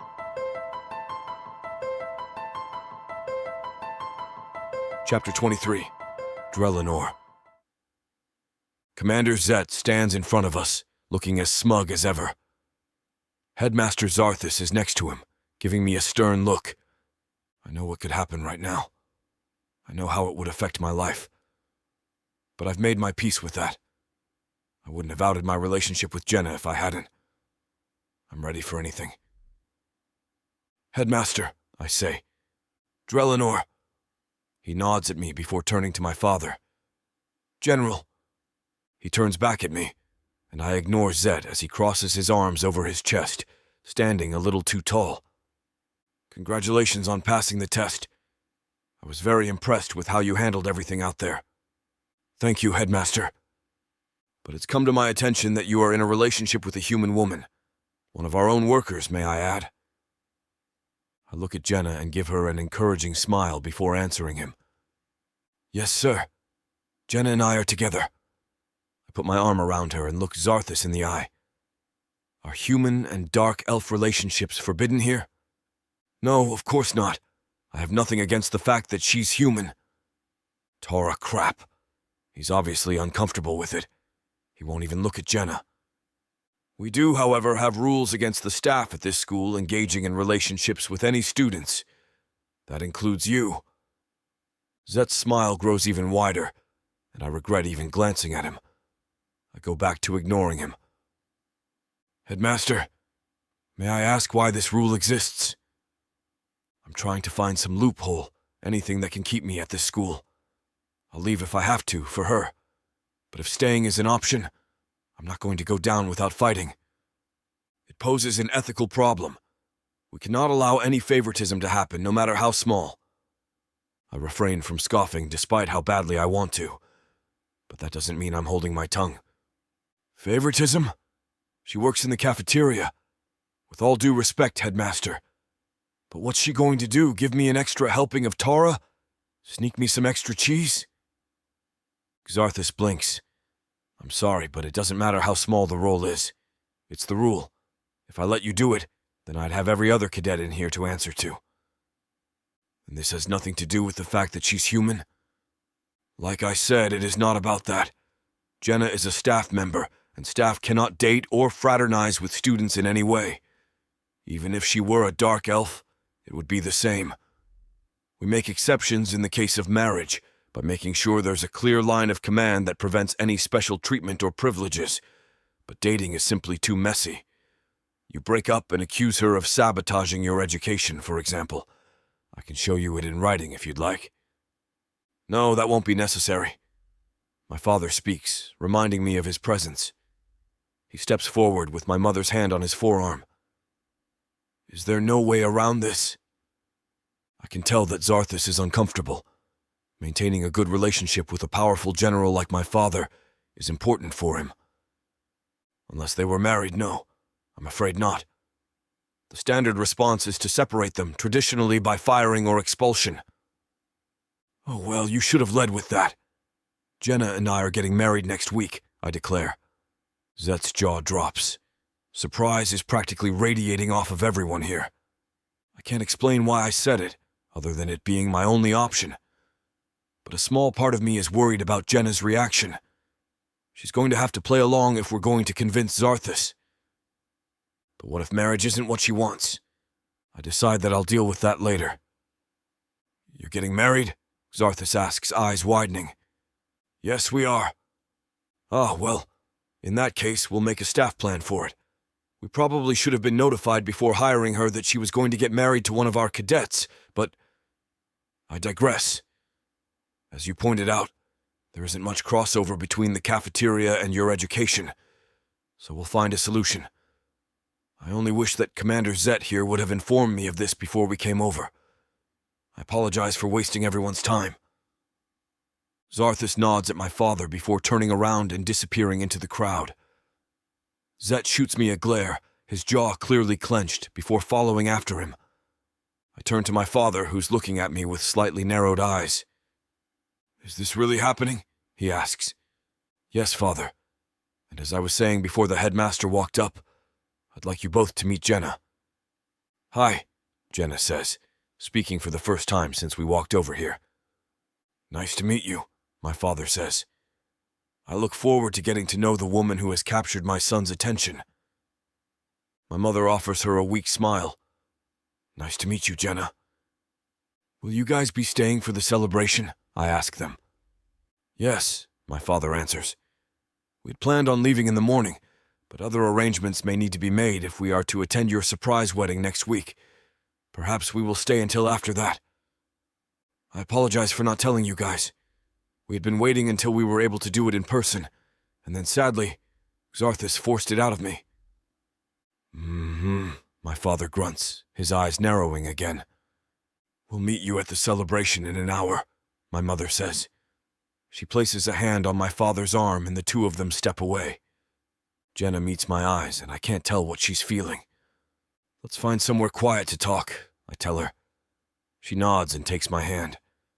I lead us through the academy until I find an empty room, overwhelmed with rusty swords and training dummies. Are you mad? I ask once I close the door behind us. Mad? Why would I be mad? Because I lied like that. I know I put you in a really weird position and I didn't mean to. At the time, I just thought I had no other choice. I figured if you didn't want to marry me, you could always tell me after, but I had to think fast in the moment before they kicked me out. No, I'm not mad. You did what you had to do. Well, there's something else I wanted to address too, just in case you were thinking about it. I want you to know that I really do want to marry you. I wouldn't have said that out there if I didn't. I know it's hard to believe, but I would have just let myself be expelled if I couldn't be with you. I would never use you like that. Jenna purses her lips and looks down at her shoes. I get it, Drelinor. Seriously, I do, she finally says. And one more thing. If you want out of this, just tell me. I would never force you into something. Okay. What do you want to do tonight? Do you want to attend the celebration with me? Or do you want me to take you back to your room? Do you want me there? Of course I do. But I won't force you. I understand if you need some alone time. If you're not up for socializing, that's okay. I'm sure my mom and dad are going to have a million questions for you. And people will probably be staring a lot. I'm okay with it. I just want to be with you. If that means putting up with stares and questions, then so be it. I don't want to miss your big night. Gods, I'm so lucky to have you. I close the distance between us and pull her into my arms. I let out possibly the longest sigh ever known. I kind of wish we didn't have to go to this. All I want is to disappear into either one of our bedrooms and not come out for a week, I admit. Oh, yeah? She asks, pulling away slightly so I can see her face. She wiggles her brows at me. I'd be down for that. I laugh. That's actually not what I meant, but now you're making me rethink what we'd be doing in that bedroom. I see no reason why we can't go there right now. Don't tempt me. I'll do it. I'll blow off all my fellow cadets and my parents. Prove it, she whispers. I can feel myself getting hard. I'm about 2 seconds away from saying screw it, from throwing her over my shoulder and running down the hall. Celebration be damned. I'm actually considering it, and that's how I know I'm in love with this woman. I lower my head to hers and press a kiss to her lips, knowing that this kiss could just be a gateway to other things. Knowing and not caring. She moans into my mouth, and that one little sound almost makes my decision for me. My need for her is ever increasing, and it's becoming harder to control myself. One of my hands snakes along her body, feeling her curves, while the other angles her head to give me better access to her mouth. My tongue dives in, mingling with hers. I become so wrapped up in the moment that I forget where we are, until she ends it. Later, she whispers, pulling away. I groan. Seriously? Jenna giggles. Patience, cadet. Patience. Instead of fighting it, I bury my head in the crook of her neck. You're going to pay for this later. But for now, let's go. I want to change before we go. Is this just an excuse to get me in your room while you take your clothes off? Is this a trap? No, I promise. Although that would have been a good idea on my part. I take her hand and open the door. We end up parting ways so that we can both change and agree to meet in 20 minutes. An hour later, Jenna and I are at the party. There aren't as many people here as there were earlier because some of the cadets' families couldn't stay, but it's still packed to the brim. There's my handsome son, my mom says as she approaches us. I pull her in for a hug. I truly am happy that they're staying until after the wedding. It'll be nice to see her. Once we pull away, my mother turns to Jenna. Jenna smiles at her, and she looks so beautiful. So it was mentioned that you work in the cafeteria? Is that how you met my son? I smile as I watch them talk. It's a good start. A really good start. That's all I can really ask for. Chapter 24. Jenna. Hearing Drelenor say he wants to marry me is eye-opening. I'm not sure how I feel about it. I love him, I'm sure of that, but there is still so much separating us. He's a dark elf, and I'm a human for starters. Yet I can't deny the passion that pools between my thighs every time I think of him. I'm not sure life without him would mean much. When we're together, I feel whole. Once the celebration ended, we find ourselves back in my bedroom. He wanted to escort me home, but I could recognize that lust-filled look in his eyes by now. On the edge of my bed, the tension between us only grows. I cling to his hand and touch my lips to the hollow of his throat. He smells incredible. He tastes even better. I press my lips to his. I want him to make love to me. Drelenor and Jenna are getting a little too spicy for YouTube. You can listen to the full version of events on worldsofprotheka.com with discount code YouTube30 for 30% off all digital products. I can't help but marvel at the dark elf who has become my lover, my partner, and my greatest adventure. Drelenor, the warrior who stole my heart and showed me the true meaning of love when he walked into that cafeteria on his first day. And as I drift off to sleep, cradled in his arms, I know one thing for certain. We are one, forever and always. There comes a time when you must sacrifice everything for something bigger than yourself. My job was to kidnap her, not fall in love with her. What if Julius had seen me use magic? He must never know. What's happening to me? What's happening to my magic? He would never understand. He'd see me as a liability, a risk too great to keep close. When everything begins to fall apart, and the only remedy is to sacrifice your heart. No, I can't let him find out. I propose we take Dukan out of the picture, permanently. Please, don't do this. You will never escape me. I can try. You will fail. And that time is now. Savannah, run!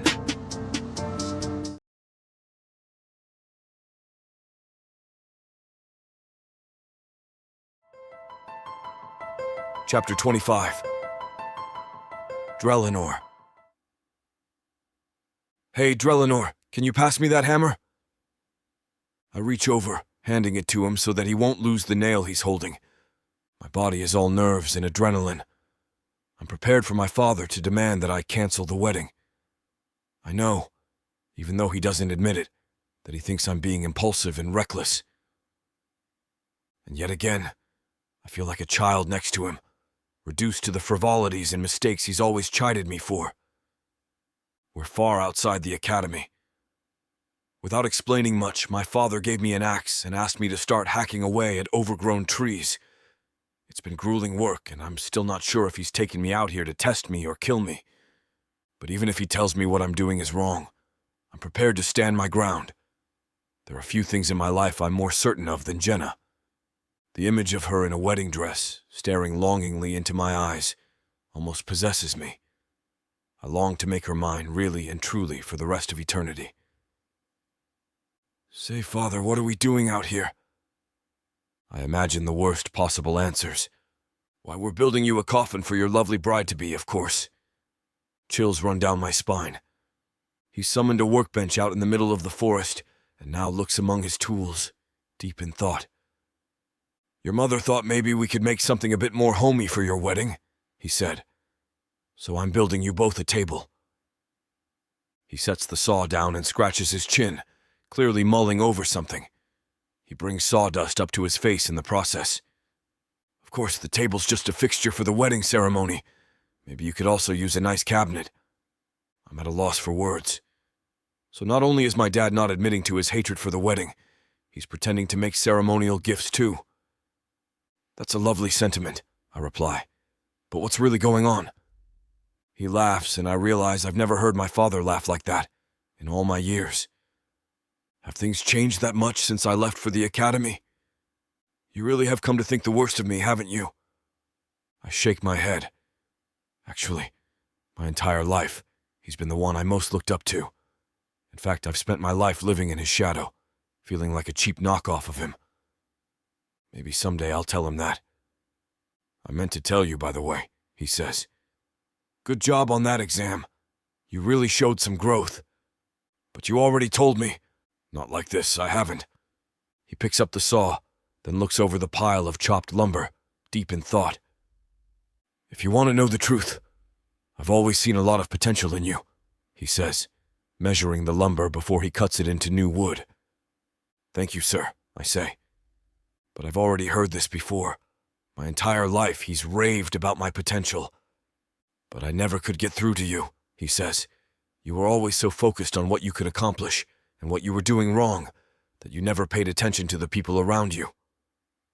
I listen intently, watching the lumber slowly become a better approximation of furniture. I'm not sure if what he's cutting now is supposed to be cabinet siding or another leg for the table.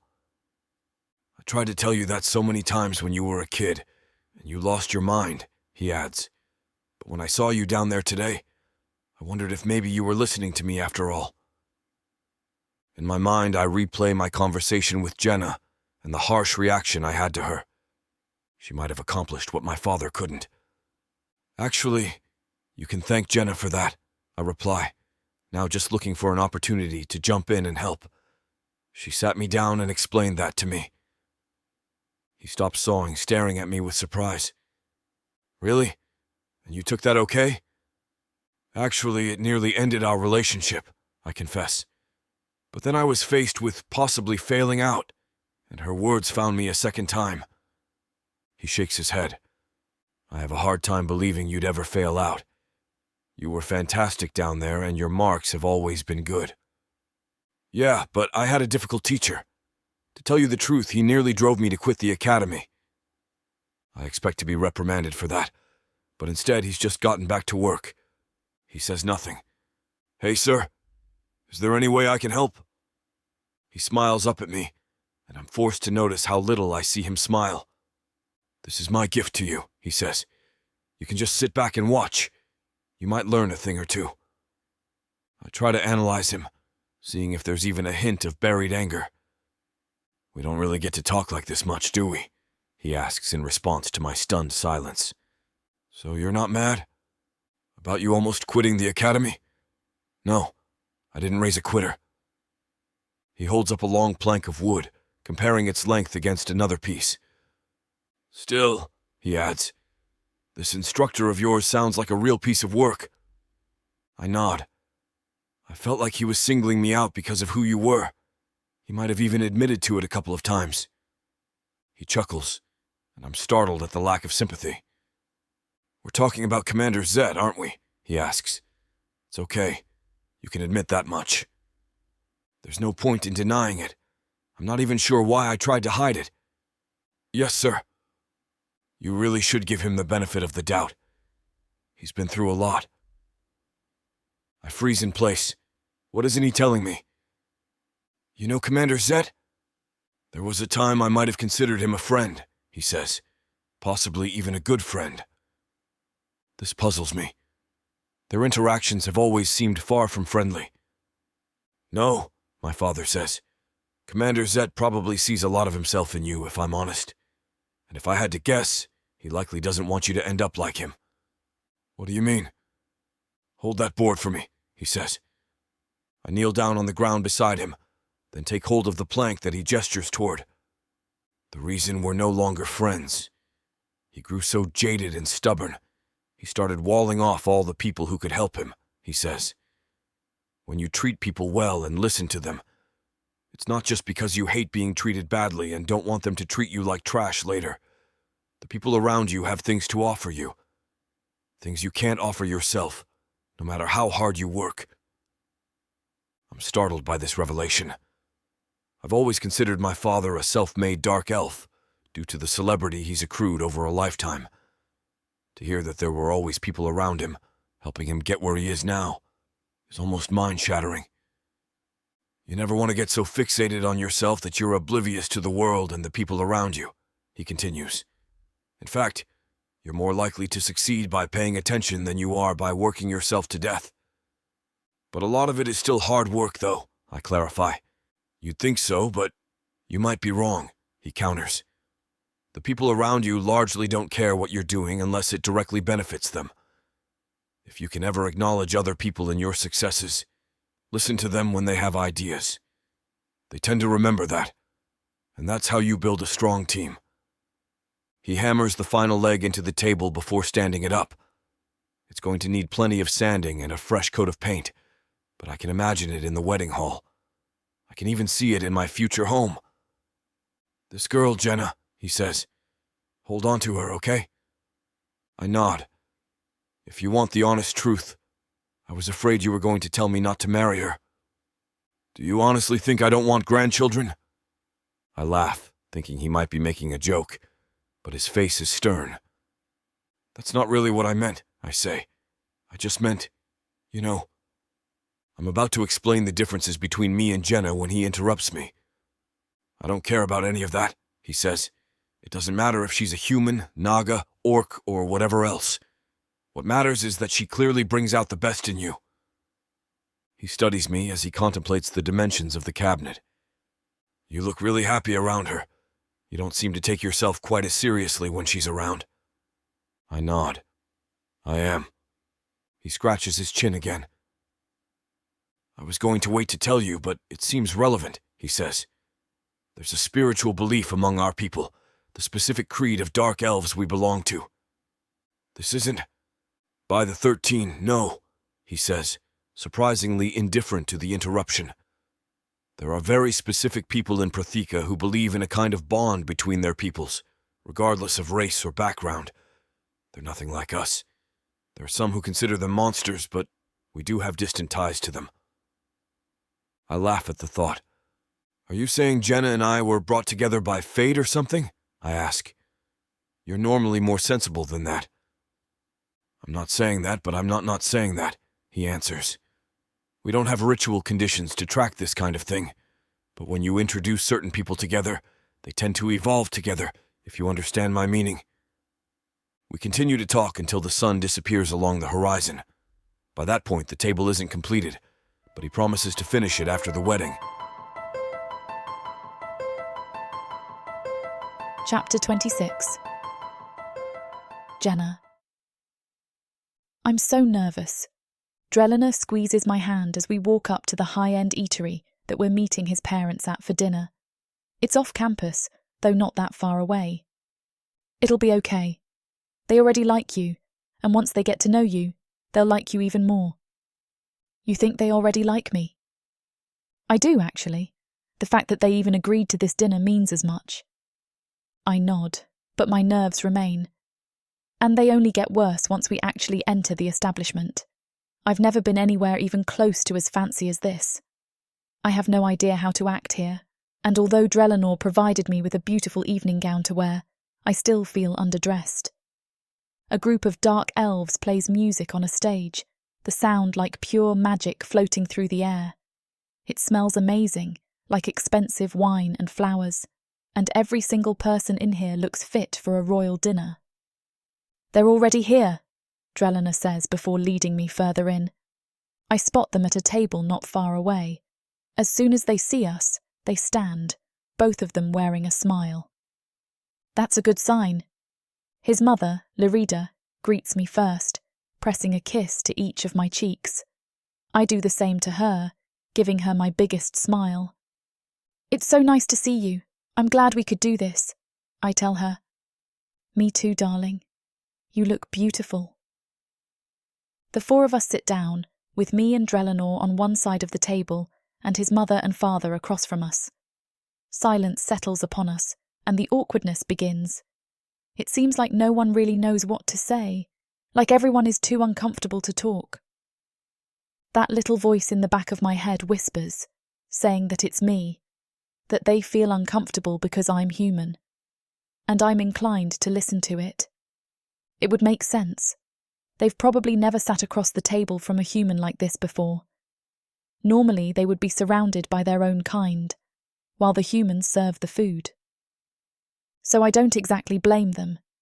Having a human daughter-in-law dropped into your lap out of nowhere is probably a lot for them to process. Have you been here before, Drellinor?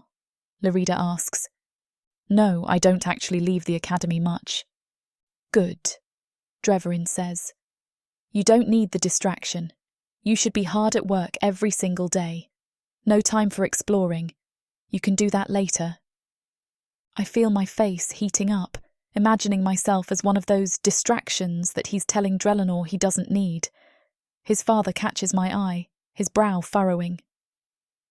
Oh, besides you, of course. I didn't mean it like that at all. No, it's okay. Really, I didn't.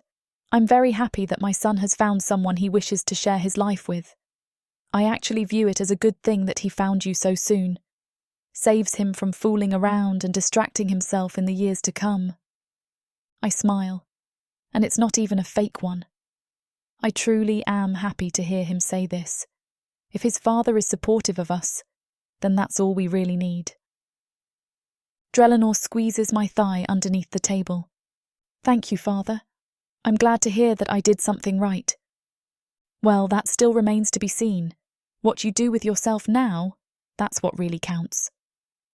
Drellinor nods and picks up his menu. So what's everyone getting? I realise that I haven't even looked at it. To be honest, I kind of forgot that we were going to eat at some point. I pick up the menu and start looking it over, seeing dishes that I've never even heard of before, and some that I have, but they're way too fancy for me. I scour the menu for something simple, something I've had before. Gods, I can't even look at Drypier anymore. After serving it all day every day at work, I'm kind of grossed out by it. Oh, honey, have you had this on before? Lyrida asks me. No, actually I haven't. Do you like it? Oh, I love it. We have a chef back home who makes the most amazing buttery thison. I bet it'd be really good here.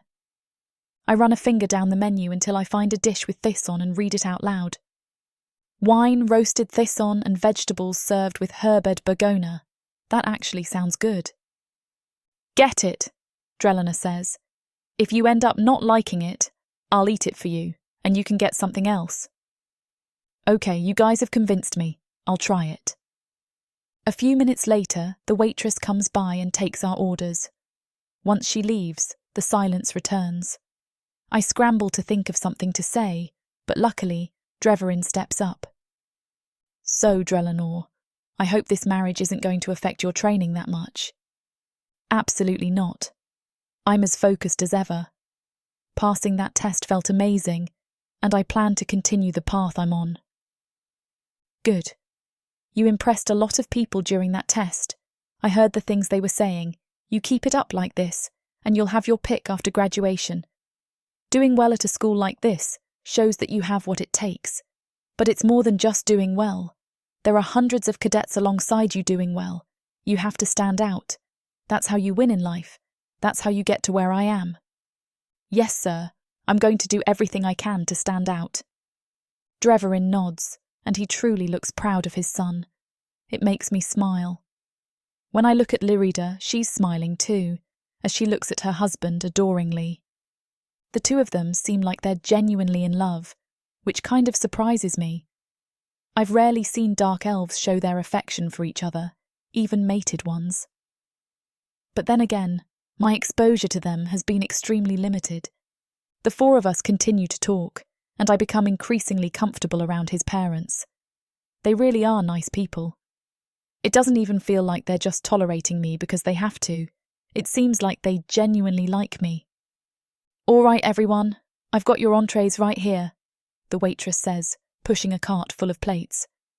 She sets one down in front of each of us. I don't think I've ever smelled anything this amazing before, I say, my mouth already watering. Drellinor laughs. Get used to it. I think I might make this one of our regular spots going forward. For some reason, him saying that means so much to me. I'm still getting used to the idea of someone wanting to be with me, wanting a future with me. It lights me up inside any time he talks about doing things together.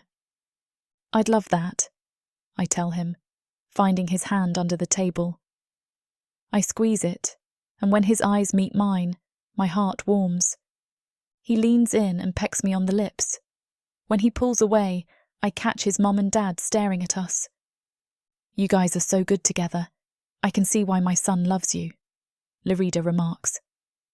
Those words mean more than she'll ever know. Thank you, Mum, Drellinor says. So, Jenna, Dreverin starts, is cooking something you're interested in, since you're working in the kitchen? I do some of the cooking sometimes, and I do enjoy it, but I never really thought about getting good at it. You should. There's an art to cooking. It's not always just a meal, especially at a fancy place like this, or in a royal palace. Lyrida chimes in. You should try it. When Drellina graduates and begins to move around, being a cook could ensure you a job anywhere. If you want to keep working, that is. I do want to keep working, and that's a great idea. Plus, I'd get to make Drellinor some nice meals after his long days of training. The four of us continue chatting as we eat, and it only feels more and more natural as time goes on. By the time our dessert of Nimond cake arrives, we're talking like we've known each other for years. As dessert comes to a close, Drellinor pushes back his chair and clears his throat. If you two wouldn't mind, I'd like to take Jenna outside for a walk before we head back to the academy. Oh, of course. We'll just head back alone. Maybe we can meet with you in the morning for breakfast, Lyrida says. She stands up, and I hug her goodbye before Drellinor takes my hand and begins leading me out of the eatery. Where are we going? I ask once we're outside. Just on a little walk. I wanted to spend a little time off campus with you alone.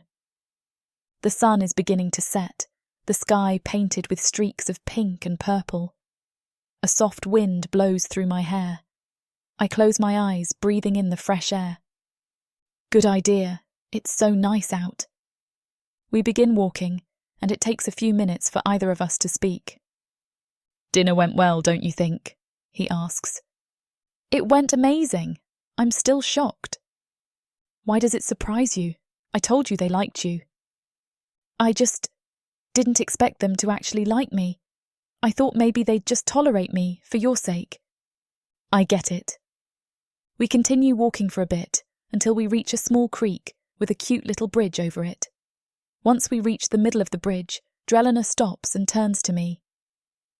You look so beautiful tonight, he says, running the back of his hand across my cheek. The wind tousles his hair, and he looks so handsome, it almost brings tears to my eyes. I still can't believe I get to call him mine. Thank you, I practically whisper. I'm so mesmerised by the way he looks, his platinum hair blowing in the wind, those dark blue eyes watching me like he's seeing into my soul. There's something I wanted to ask you, Jenna. He looks nervous, which puts me on high alert. Okay, what is it? Well, I know that announcing our wedding like that was a lot on you, and it didn't exactly give you much choice.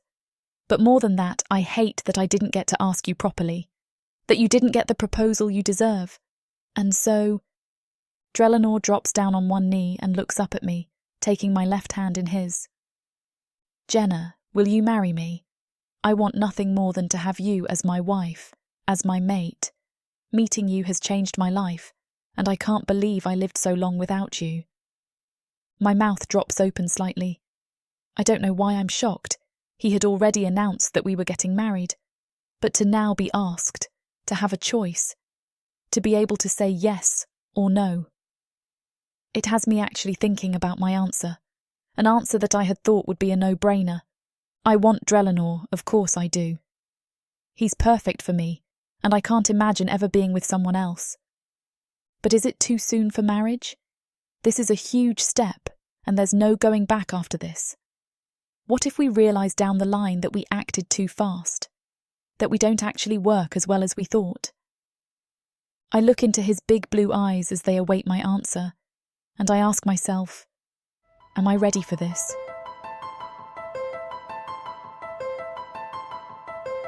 Chapter 27. Drellinor.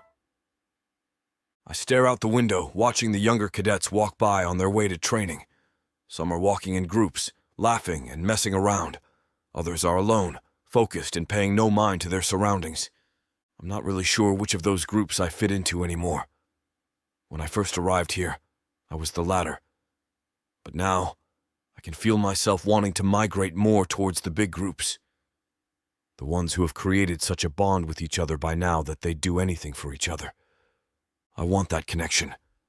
I don't want to just go through life alone, making no real friends along the way. There's more to life than that. Jenna taught me that. She helped me see that I can't and shouldn't do everything alone. She showed me why being part of a team is so important. It may have taken me a while to listen, but I eventually did, and I'll forever be grateful to her for that. It's one of the many reasons why I'm honored that she agreed to marry me, why I can't wait to see her walking down that aisle today, to call her my wife and my mate. I smile just thinking about it. It takes me back to that moment when we stood on that little bridge when she said yes. I was so scared that night, watching the emotions cycle across her face as she thought carefully. But I'll never forget how her face looked when she realized her answer. The joy I felt seeing that look settle and hearing her say that one word out loud. Yes. And tonight, I get to hear her say two words that mean even more than that one. I do. Son, are you almost ready? I blink, coming back to reality. My father stands in front of me, waiting for my answer.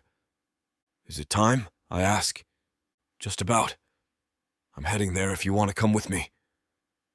I nod and stand from the bench I had been sitting on. The wedding is being held here at school, in the graduation hall.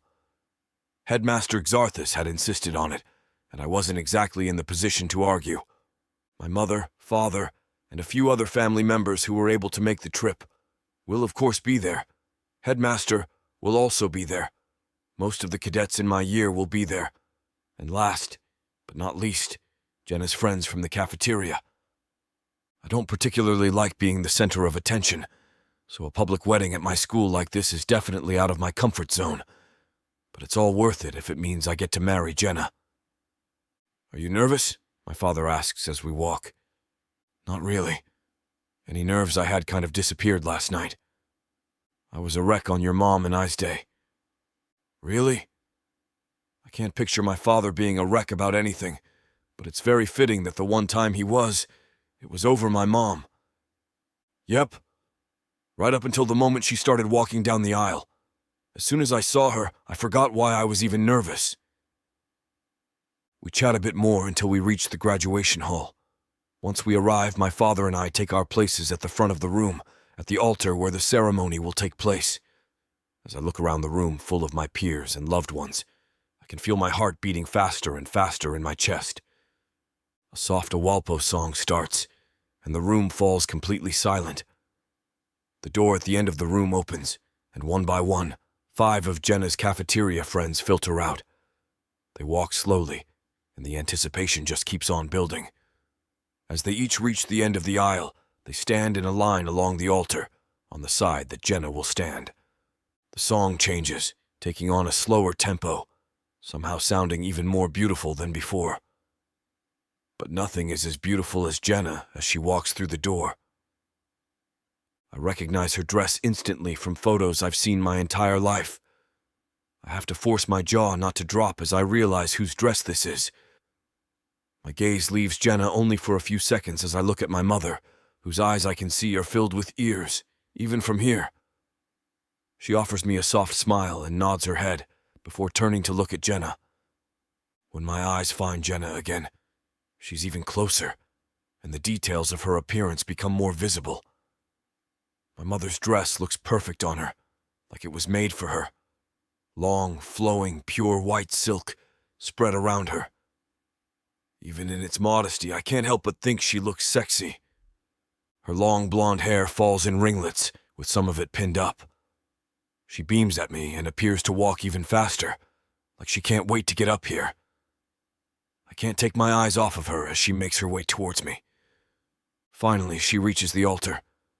I take her hands in mine, staring into those beautiful eyes that promise me a future better than I could have dreamed. Headmaster Zarthus walks up and stands beside us. He's supposed to say a few words before we begin. Thank you everyone for being here for such a joyous occasion. It is my honor that we get to hold this ceremony here at the Academy. In the military, we are taught to rely on our comrades, to trust them with our lives. It is one of the strongest bonds one can have, but the bond between mates is even stronger. It is a bond that transcends time and space, a bond that can never be broken. Today, we celebrate the union of 2 such mates who have chosen to pledge their lives to each other. Jenna and Drelenor, I wish the 2 of you a long, happy life together. I nod at him, just before he steps back, and the wedding officiator takes his place and begins talking. As Zarthus said, the bond between mates is unbreakable. Today you will solidify that bond in front of everyone you know. You will declare your love and devotion to each other in the most important way. As we continue with this ceremony, I want everyone in this room to remember this day, the day that 2 souls joined as one. Now these 2 souls will exchange vows. Drelenor, you may begin. Jenna's eyes appear glassy, like she's holding back tears, and I can't help but feel emotional too. But I put those emotions aside for now and begin. Jenna, I want to start by saying that I love you more than life itself. I never thought I would come to this school and find a mate, but I'm so glad that I did. All the decisions I've ever made have led to his exact moment. They led to the moment I first saw you in that lunch line when you tried so hard just to get a smile out of me. Who knew that smile would lead to 100 more, 1,000 more? I pause for a moment and squeeze her hands in mine. Jenna, every single person who knows you would describe you as brighter than the sun, You can make anyone laugh, put a smile on anyone's face.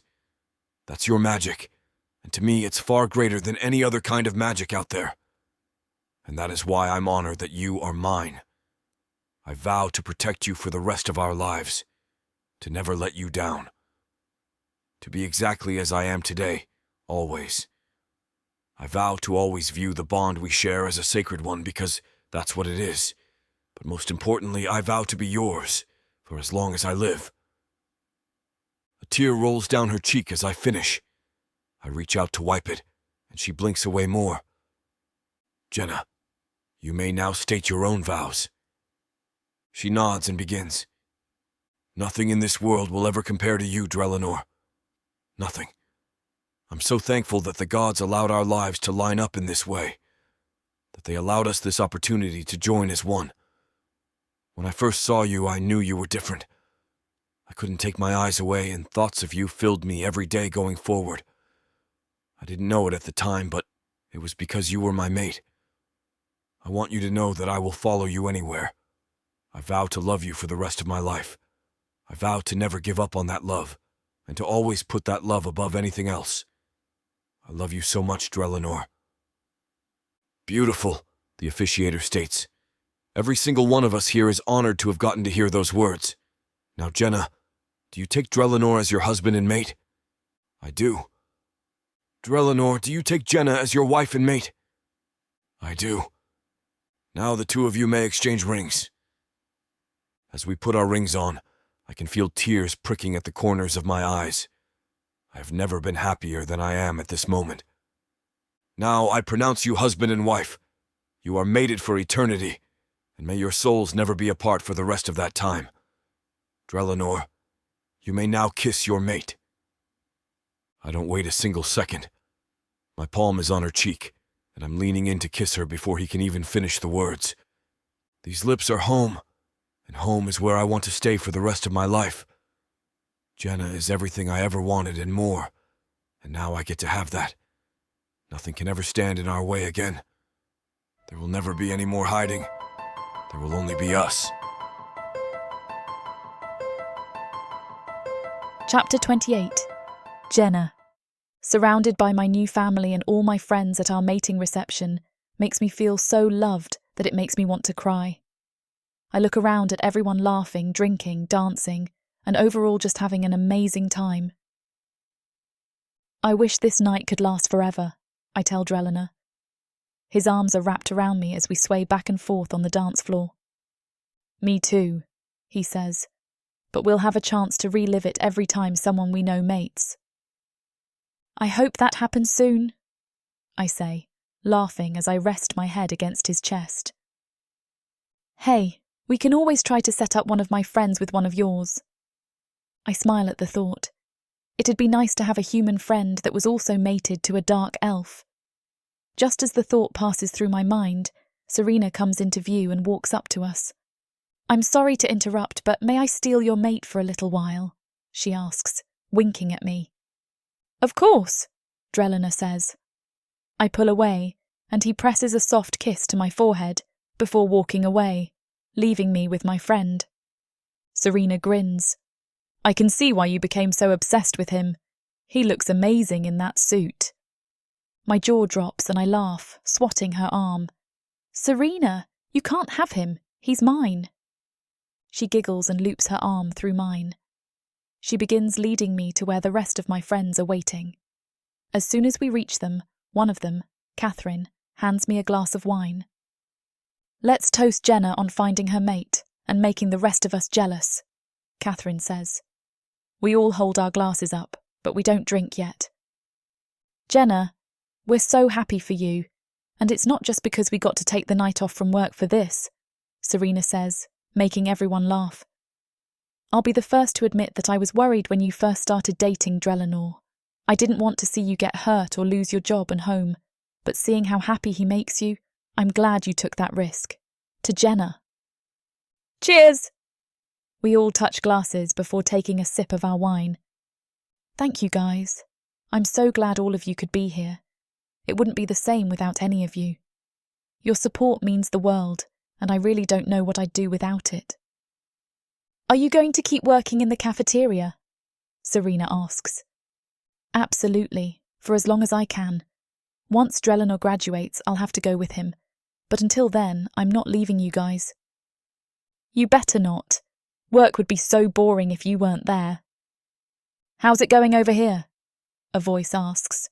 I'd know that voice anywhere. I turn around to see Drelinor. He slides an arm around my waist. We were just talking to our girl here and asking her about her future plans, Serena tells him.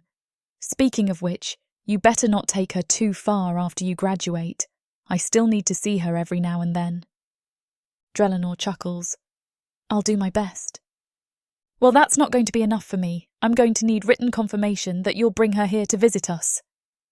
He laughs again, and I can tell that chatting with my friends doesn't come easily to him, but he's doing really well regardless. He's trying, and that's all that matters. The natural part will come with time. Fine, I'll make sure she comes to visit. The girls continue talking with him, and I just watch, letting them get to know each other. It's obviously weird for them to be speaking to him as well. They aren't used to conversing with dark elves like this, and they definitely aren't used to being in a room with tons of them and not being there to serve them. I know they're thinking that, because I'm thinking the same thing. It's going to take a while to get used to this.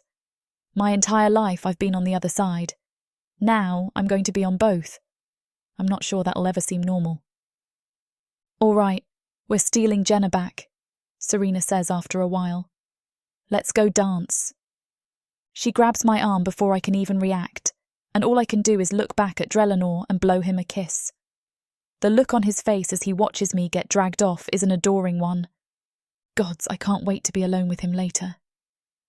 Serena and the rest of the girls drag me right into the middle of the dance floor, where tons of cadets are mingling around us.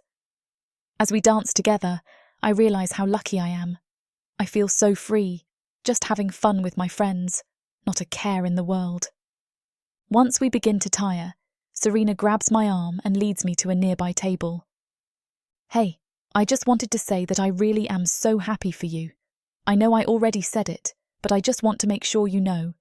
And I also want you to know that I 100% approve of Drelinor. I think he's awesome, and the two of you together are adorable. You complement each other perfectly, and I can only hope to find someone half as good as him one day. Oh, Serena, that means the world to me. I'm glad you like him.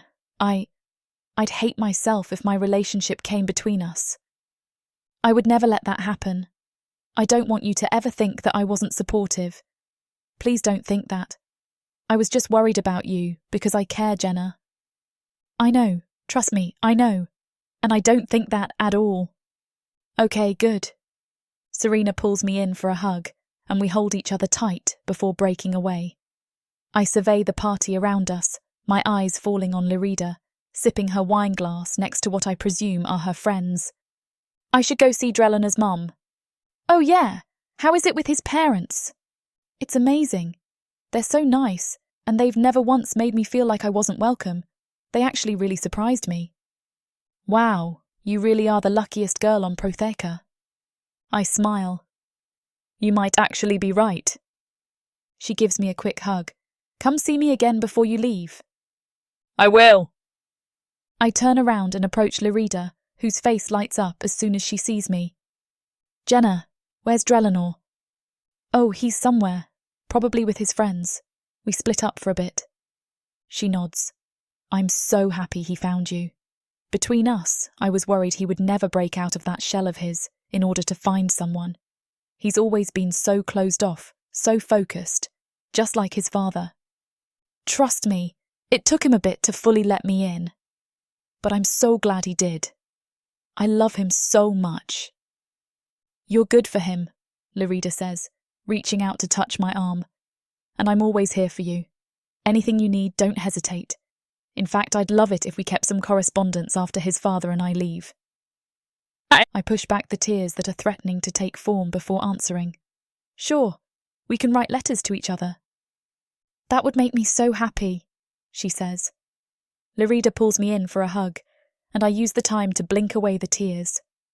It's becoming obvious to me that Lerida and I are going to have a very good relationship. I gained so much more than a mate today.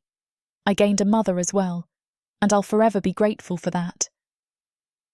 When we pull away, I see Drelinor standing there, looking just as misty-eyed as I am. His mum immediately pulls him in for a hug, but his eyes don't leave mine. Gods, those eyes.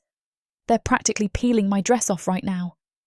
I'm not sure how much longer I can stay here in this room when all I want is to slip away with him and begin our night together. I feel a shiver run through me just thinking about it. Lerida pulls away from him, but before she can say anything, Drevrin walks up and takes her hand. "Sorry, I'm stealing my mate for a dance," he says, before whisking her away. "Wow," Drelinor murmurs.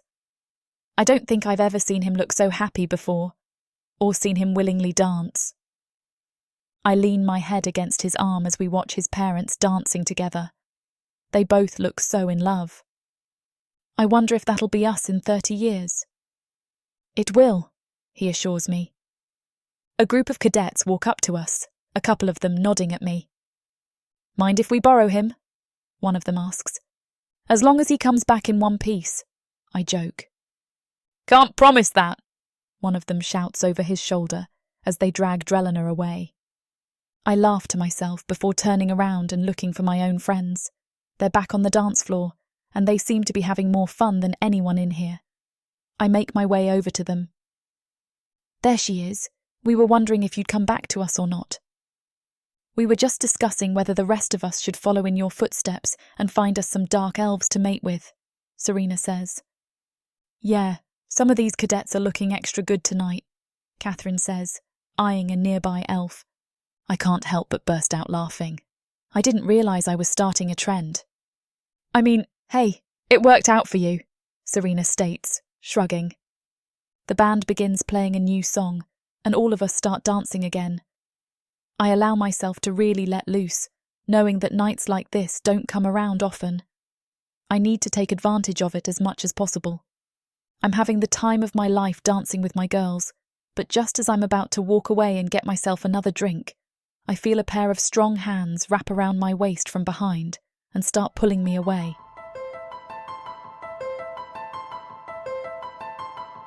Chapter 29. Drelinor. Jenna doesn't realize it's me pulling her away from the crowd. I want her to myself. As soon as we're far enough away from everyone, and there's no one to hear her moan, I whip her around. Her eyes soften immediately. "You scared me," she admonishes gently. I chuckle. "I wanted you to myself. I'm sick of sharing you with everyone." Now it's her turn to laugh. "Well, now that you have me alone and vulnerable, whatever shall you do with me?" Sorry to interrupt. YouTube can't handle all this heat. You can listen to every juicy detail on worldsofprothika.com with discount code YouTube30 for 30% off all digital products. Now, where were we? At this moment, as I hold Jenna close against my chest, I know that I am home. Home in a way I never could have imagined, and home in a way that I have always longed for. A place where my heart can truly be at peace, a place filled with unconditional love, and a place I can trust without hesitation. And so, as we lay there, wrapped in each other's arms, I can't help but smile, for I know that in Jenna, I found not only my lover and best friend, but my mate. And as the world continues to spin, I'm content to simply be with her forever. "You know, I love you, right?" I say, my voice low and filled with emotion. "Of course," Jenna replies, her voice just as soft, "and I love you more than words can express." Rosenfire, our family holds great weight and power in Orthani, and yet I hear whispers. Do you think he can take him? There is no way that this could happen. No, more books. I can't remain locked in this ivory tower a moment longer. She's perfect. The Baron's daughter must be found. Julius, we shouldn't. Why shouldn't we? I am not a full dark elf. I do not possess their ethereal beauty. How will I find a mate? The lowly Baron's son apparently has shown that he has the same gift of fire-wielding as I, if not stronger. I am the family's dirty little secret. I am not the future of the family. Dukan is.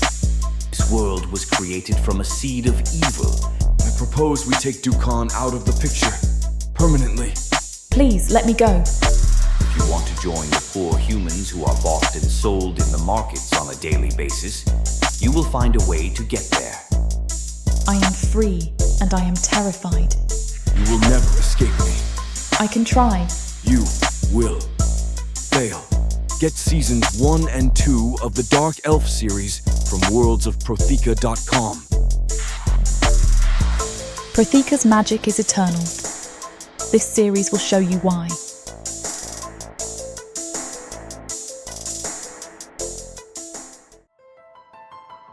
Chapter 30. Jenna. I watch as Drelenor walks across the stage, looking as handsome as ever in his military uniform. The crowd erupts into applause, and I can't help but join in, my heart swelling with pride. Seeing him up there, standing tall in front of everyone, and knowing how much this means to him, how much he wanted this, how much hard work it took him to get here, makes me appreciate him all the more. Drelenor is someone who, when he sets his mind to something, he accomplishes it. I can't wait to see where he goes from here. I can't wait to support him through it all. We're in the graduation hall, which not that long ago was also the room we got married in. It looks completely different now, of course. They made it practically unrecognisable for our ceremony. But even though it looks different, it feels the same. I can almost close my eyes and feel exactly the way I felt that day. I can still envision Drelenor in my head, standing in front of me as we spoke our vows. I'll never forget that day. Drelenor's mother and father are sitting next to me. Lyrida is dabbing at her eyes with a handkerchief, while Dreverin beams with pride as he watches his son. It's the most emotion I've ever seen on his face. It's been months since our wedding, since his mother and I promised to keep in touch. Both of us have kept that promise. It's been such a pleasure getting to know her and creating a mother-daughter bond that's become more important than any friendship I've ever had. I still don't understand how I got this lucky, to not only get an amazing mate like Drelenor to call mine, but to gain a mother too. Even Drelenor's father has shown me nothing but kindness and respect, despite never really saying much to reveal his true emotions. Lyrida turns to me and smiles wide. I'm so proud of him. Me too, I say. I can't wait to celebrate later. He deserves a fun night after all of his hard work. I'm glad he has you to make sure he gets that, she says, reaching out and placing her hand on mine. You're so good for him, Jenna. I nod and turn back to watch Drelenor walking across the stage. Lyrida's words mean the world to me. I don't know what I'd do without her love and support for this relationship. It's going to be so useful for the years to come, considering not everyone is accepting of human and dark elf relationships, and we have no idea where we could end up now that Drelenor has graduated. Once all the graduates have walked the stage, Headmaster Zarthis begins speaking. Congratulations, he begins, his voice booming through the hall. You have all worked so hard to get to this point, and I am incredibly proud of each and every one of you. Today I want to talk about the importance of hard work, dedication, and perseverance. These qualities are the foundation upon which success is built. Without them, it would be impossible to achieve your goals. You have all faced challenges throughout your time here at the Academy. You have had to push yourselves to the limits, both mentally and physically. But you have persevered, and that is what makes you all worthy. He stops for a moment and looks over the graduates. As you move on to the next chapter of your lives, I encourage you to continue to embody these qualities. Work hard, stay resolute, and never give up. The road ahead may be difficult, but I have no doubt that you will all rise to the occasion. I wish you all the best. Everyone in the graduation hall begins clapping. Once the noise dies down, The graduates stand up and begin marching out of the room in formation. I tear up watching them. It's impossible not to. It's always sad when an era ends. This will be the first big change Drelenor and I have gone through together. Of course, we don't know exactly what that change is going to be yet, but we both know it's coming. I'm prepared for wherever his career takes us. Now that the ceremony is over, everyone begins making their way outside, where the real celebration will take place. I actually helped prepare a lot of the food that is going to be there, working with the girls in the kitchen late into the night. Lyrida links arms with me, and we begin following Dreverin outside. Once we're outside, I begin looking for Drelenor. I spot him waiting for us by a tree, a big smile on his face. Dreverin reaches him first and sticks out his hand for him to shake. "You did good, son." They shake hands before Dreverin gives him one final nod and walks away. It's not a cold encounter, it's just how their relationship is. With his father gone, Drelenor holds his arms out to us. The three of us share one big hug before his mum pulls away and plants a kiss on his cheek. "I'll let you two talk," she says before stepping away, probably to go find Dreverin. Drelenor takes my hand in his.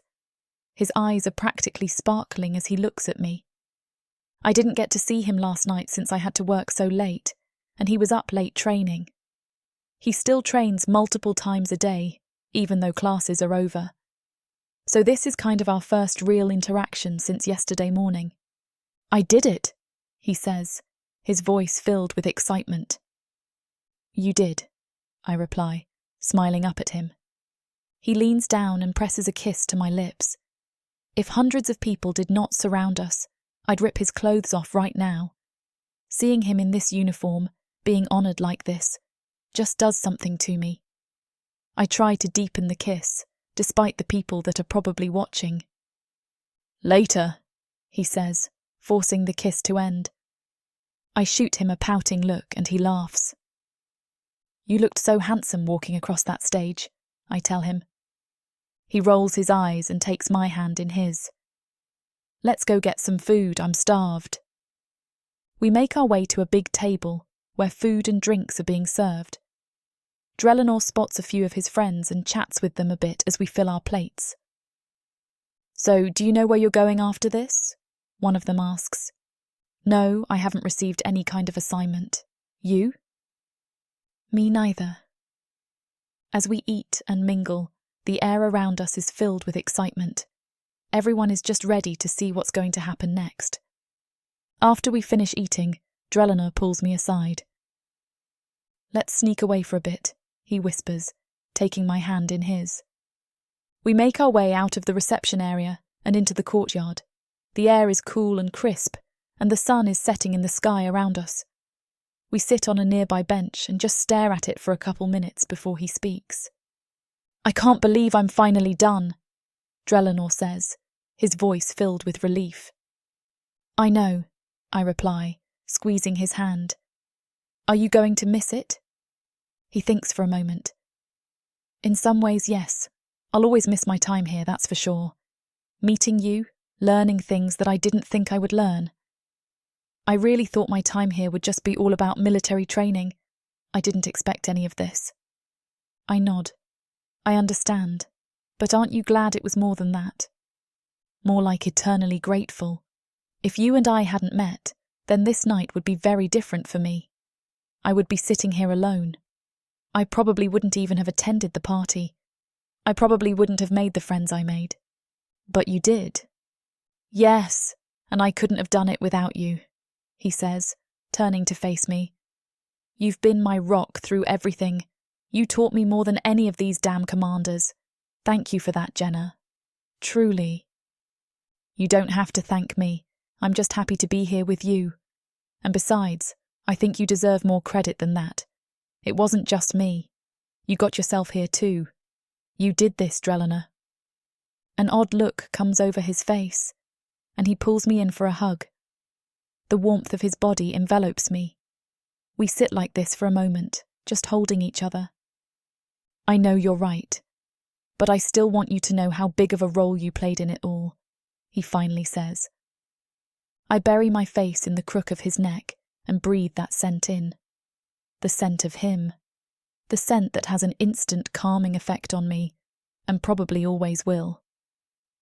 I love you, I say, my voice muffled as I continue to bury my face in him. I love you too. I can't wait to see what the future holds for us. He whispers. Neither can I whisper back. Drelenor pulls away, his face turning serious. No matter where this career takes me after today, I will always make sure that we stay together. I promise you that. I know being in the military means I'll be moving around a lot with little control over where I go, but I want you to know that I'm going to try to make that as smooth as possible for us. It's okay, Drelenor. Don't worry. I knew who you were when we started this whole thing. I knew what a life with you looked like. I'm prepared. I'm ready. And I am. I'm ready for it all. He nods, my answer satisfying whatever worry had been manifesting in him. His face relaxes, and he slides an arm around me, facing forward again.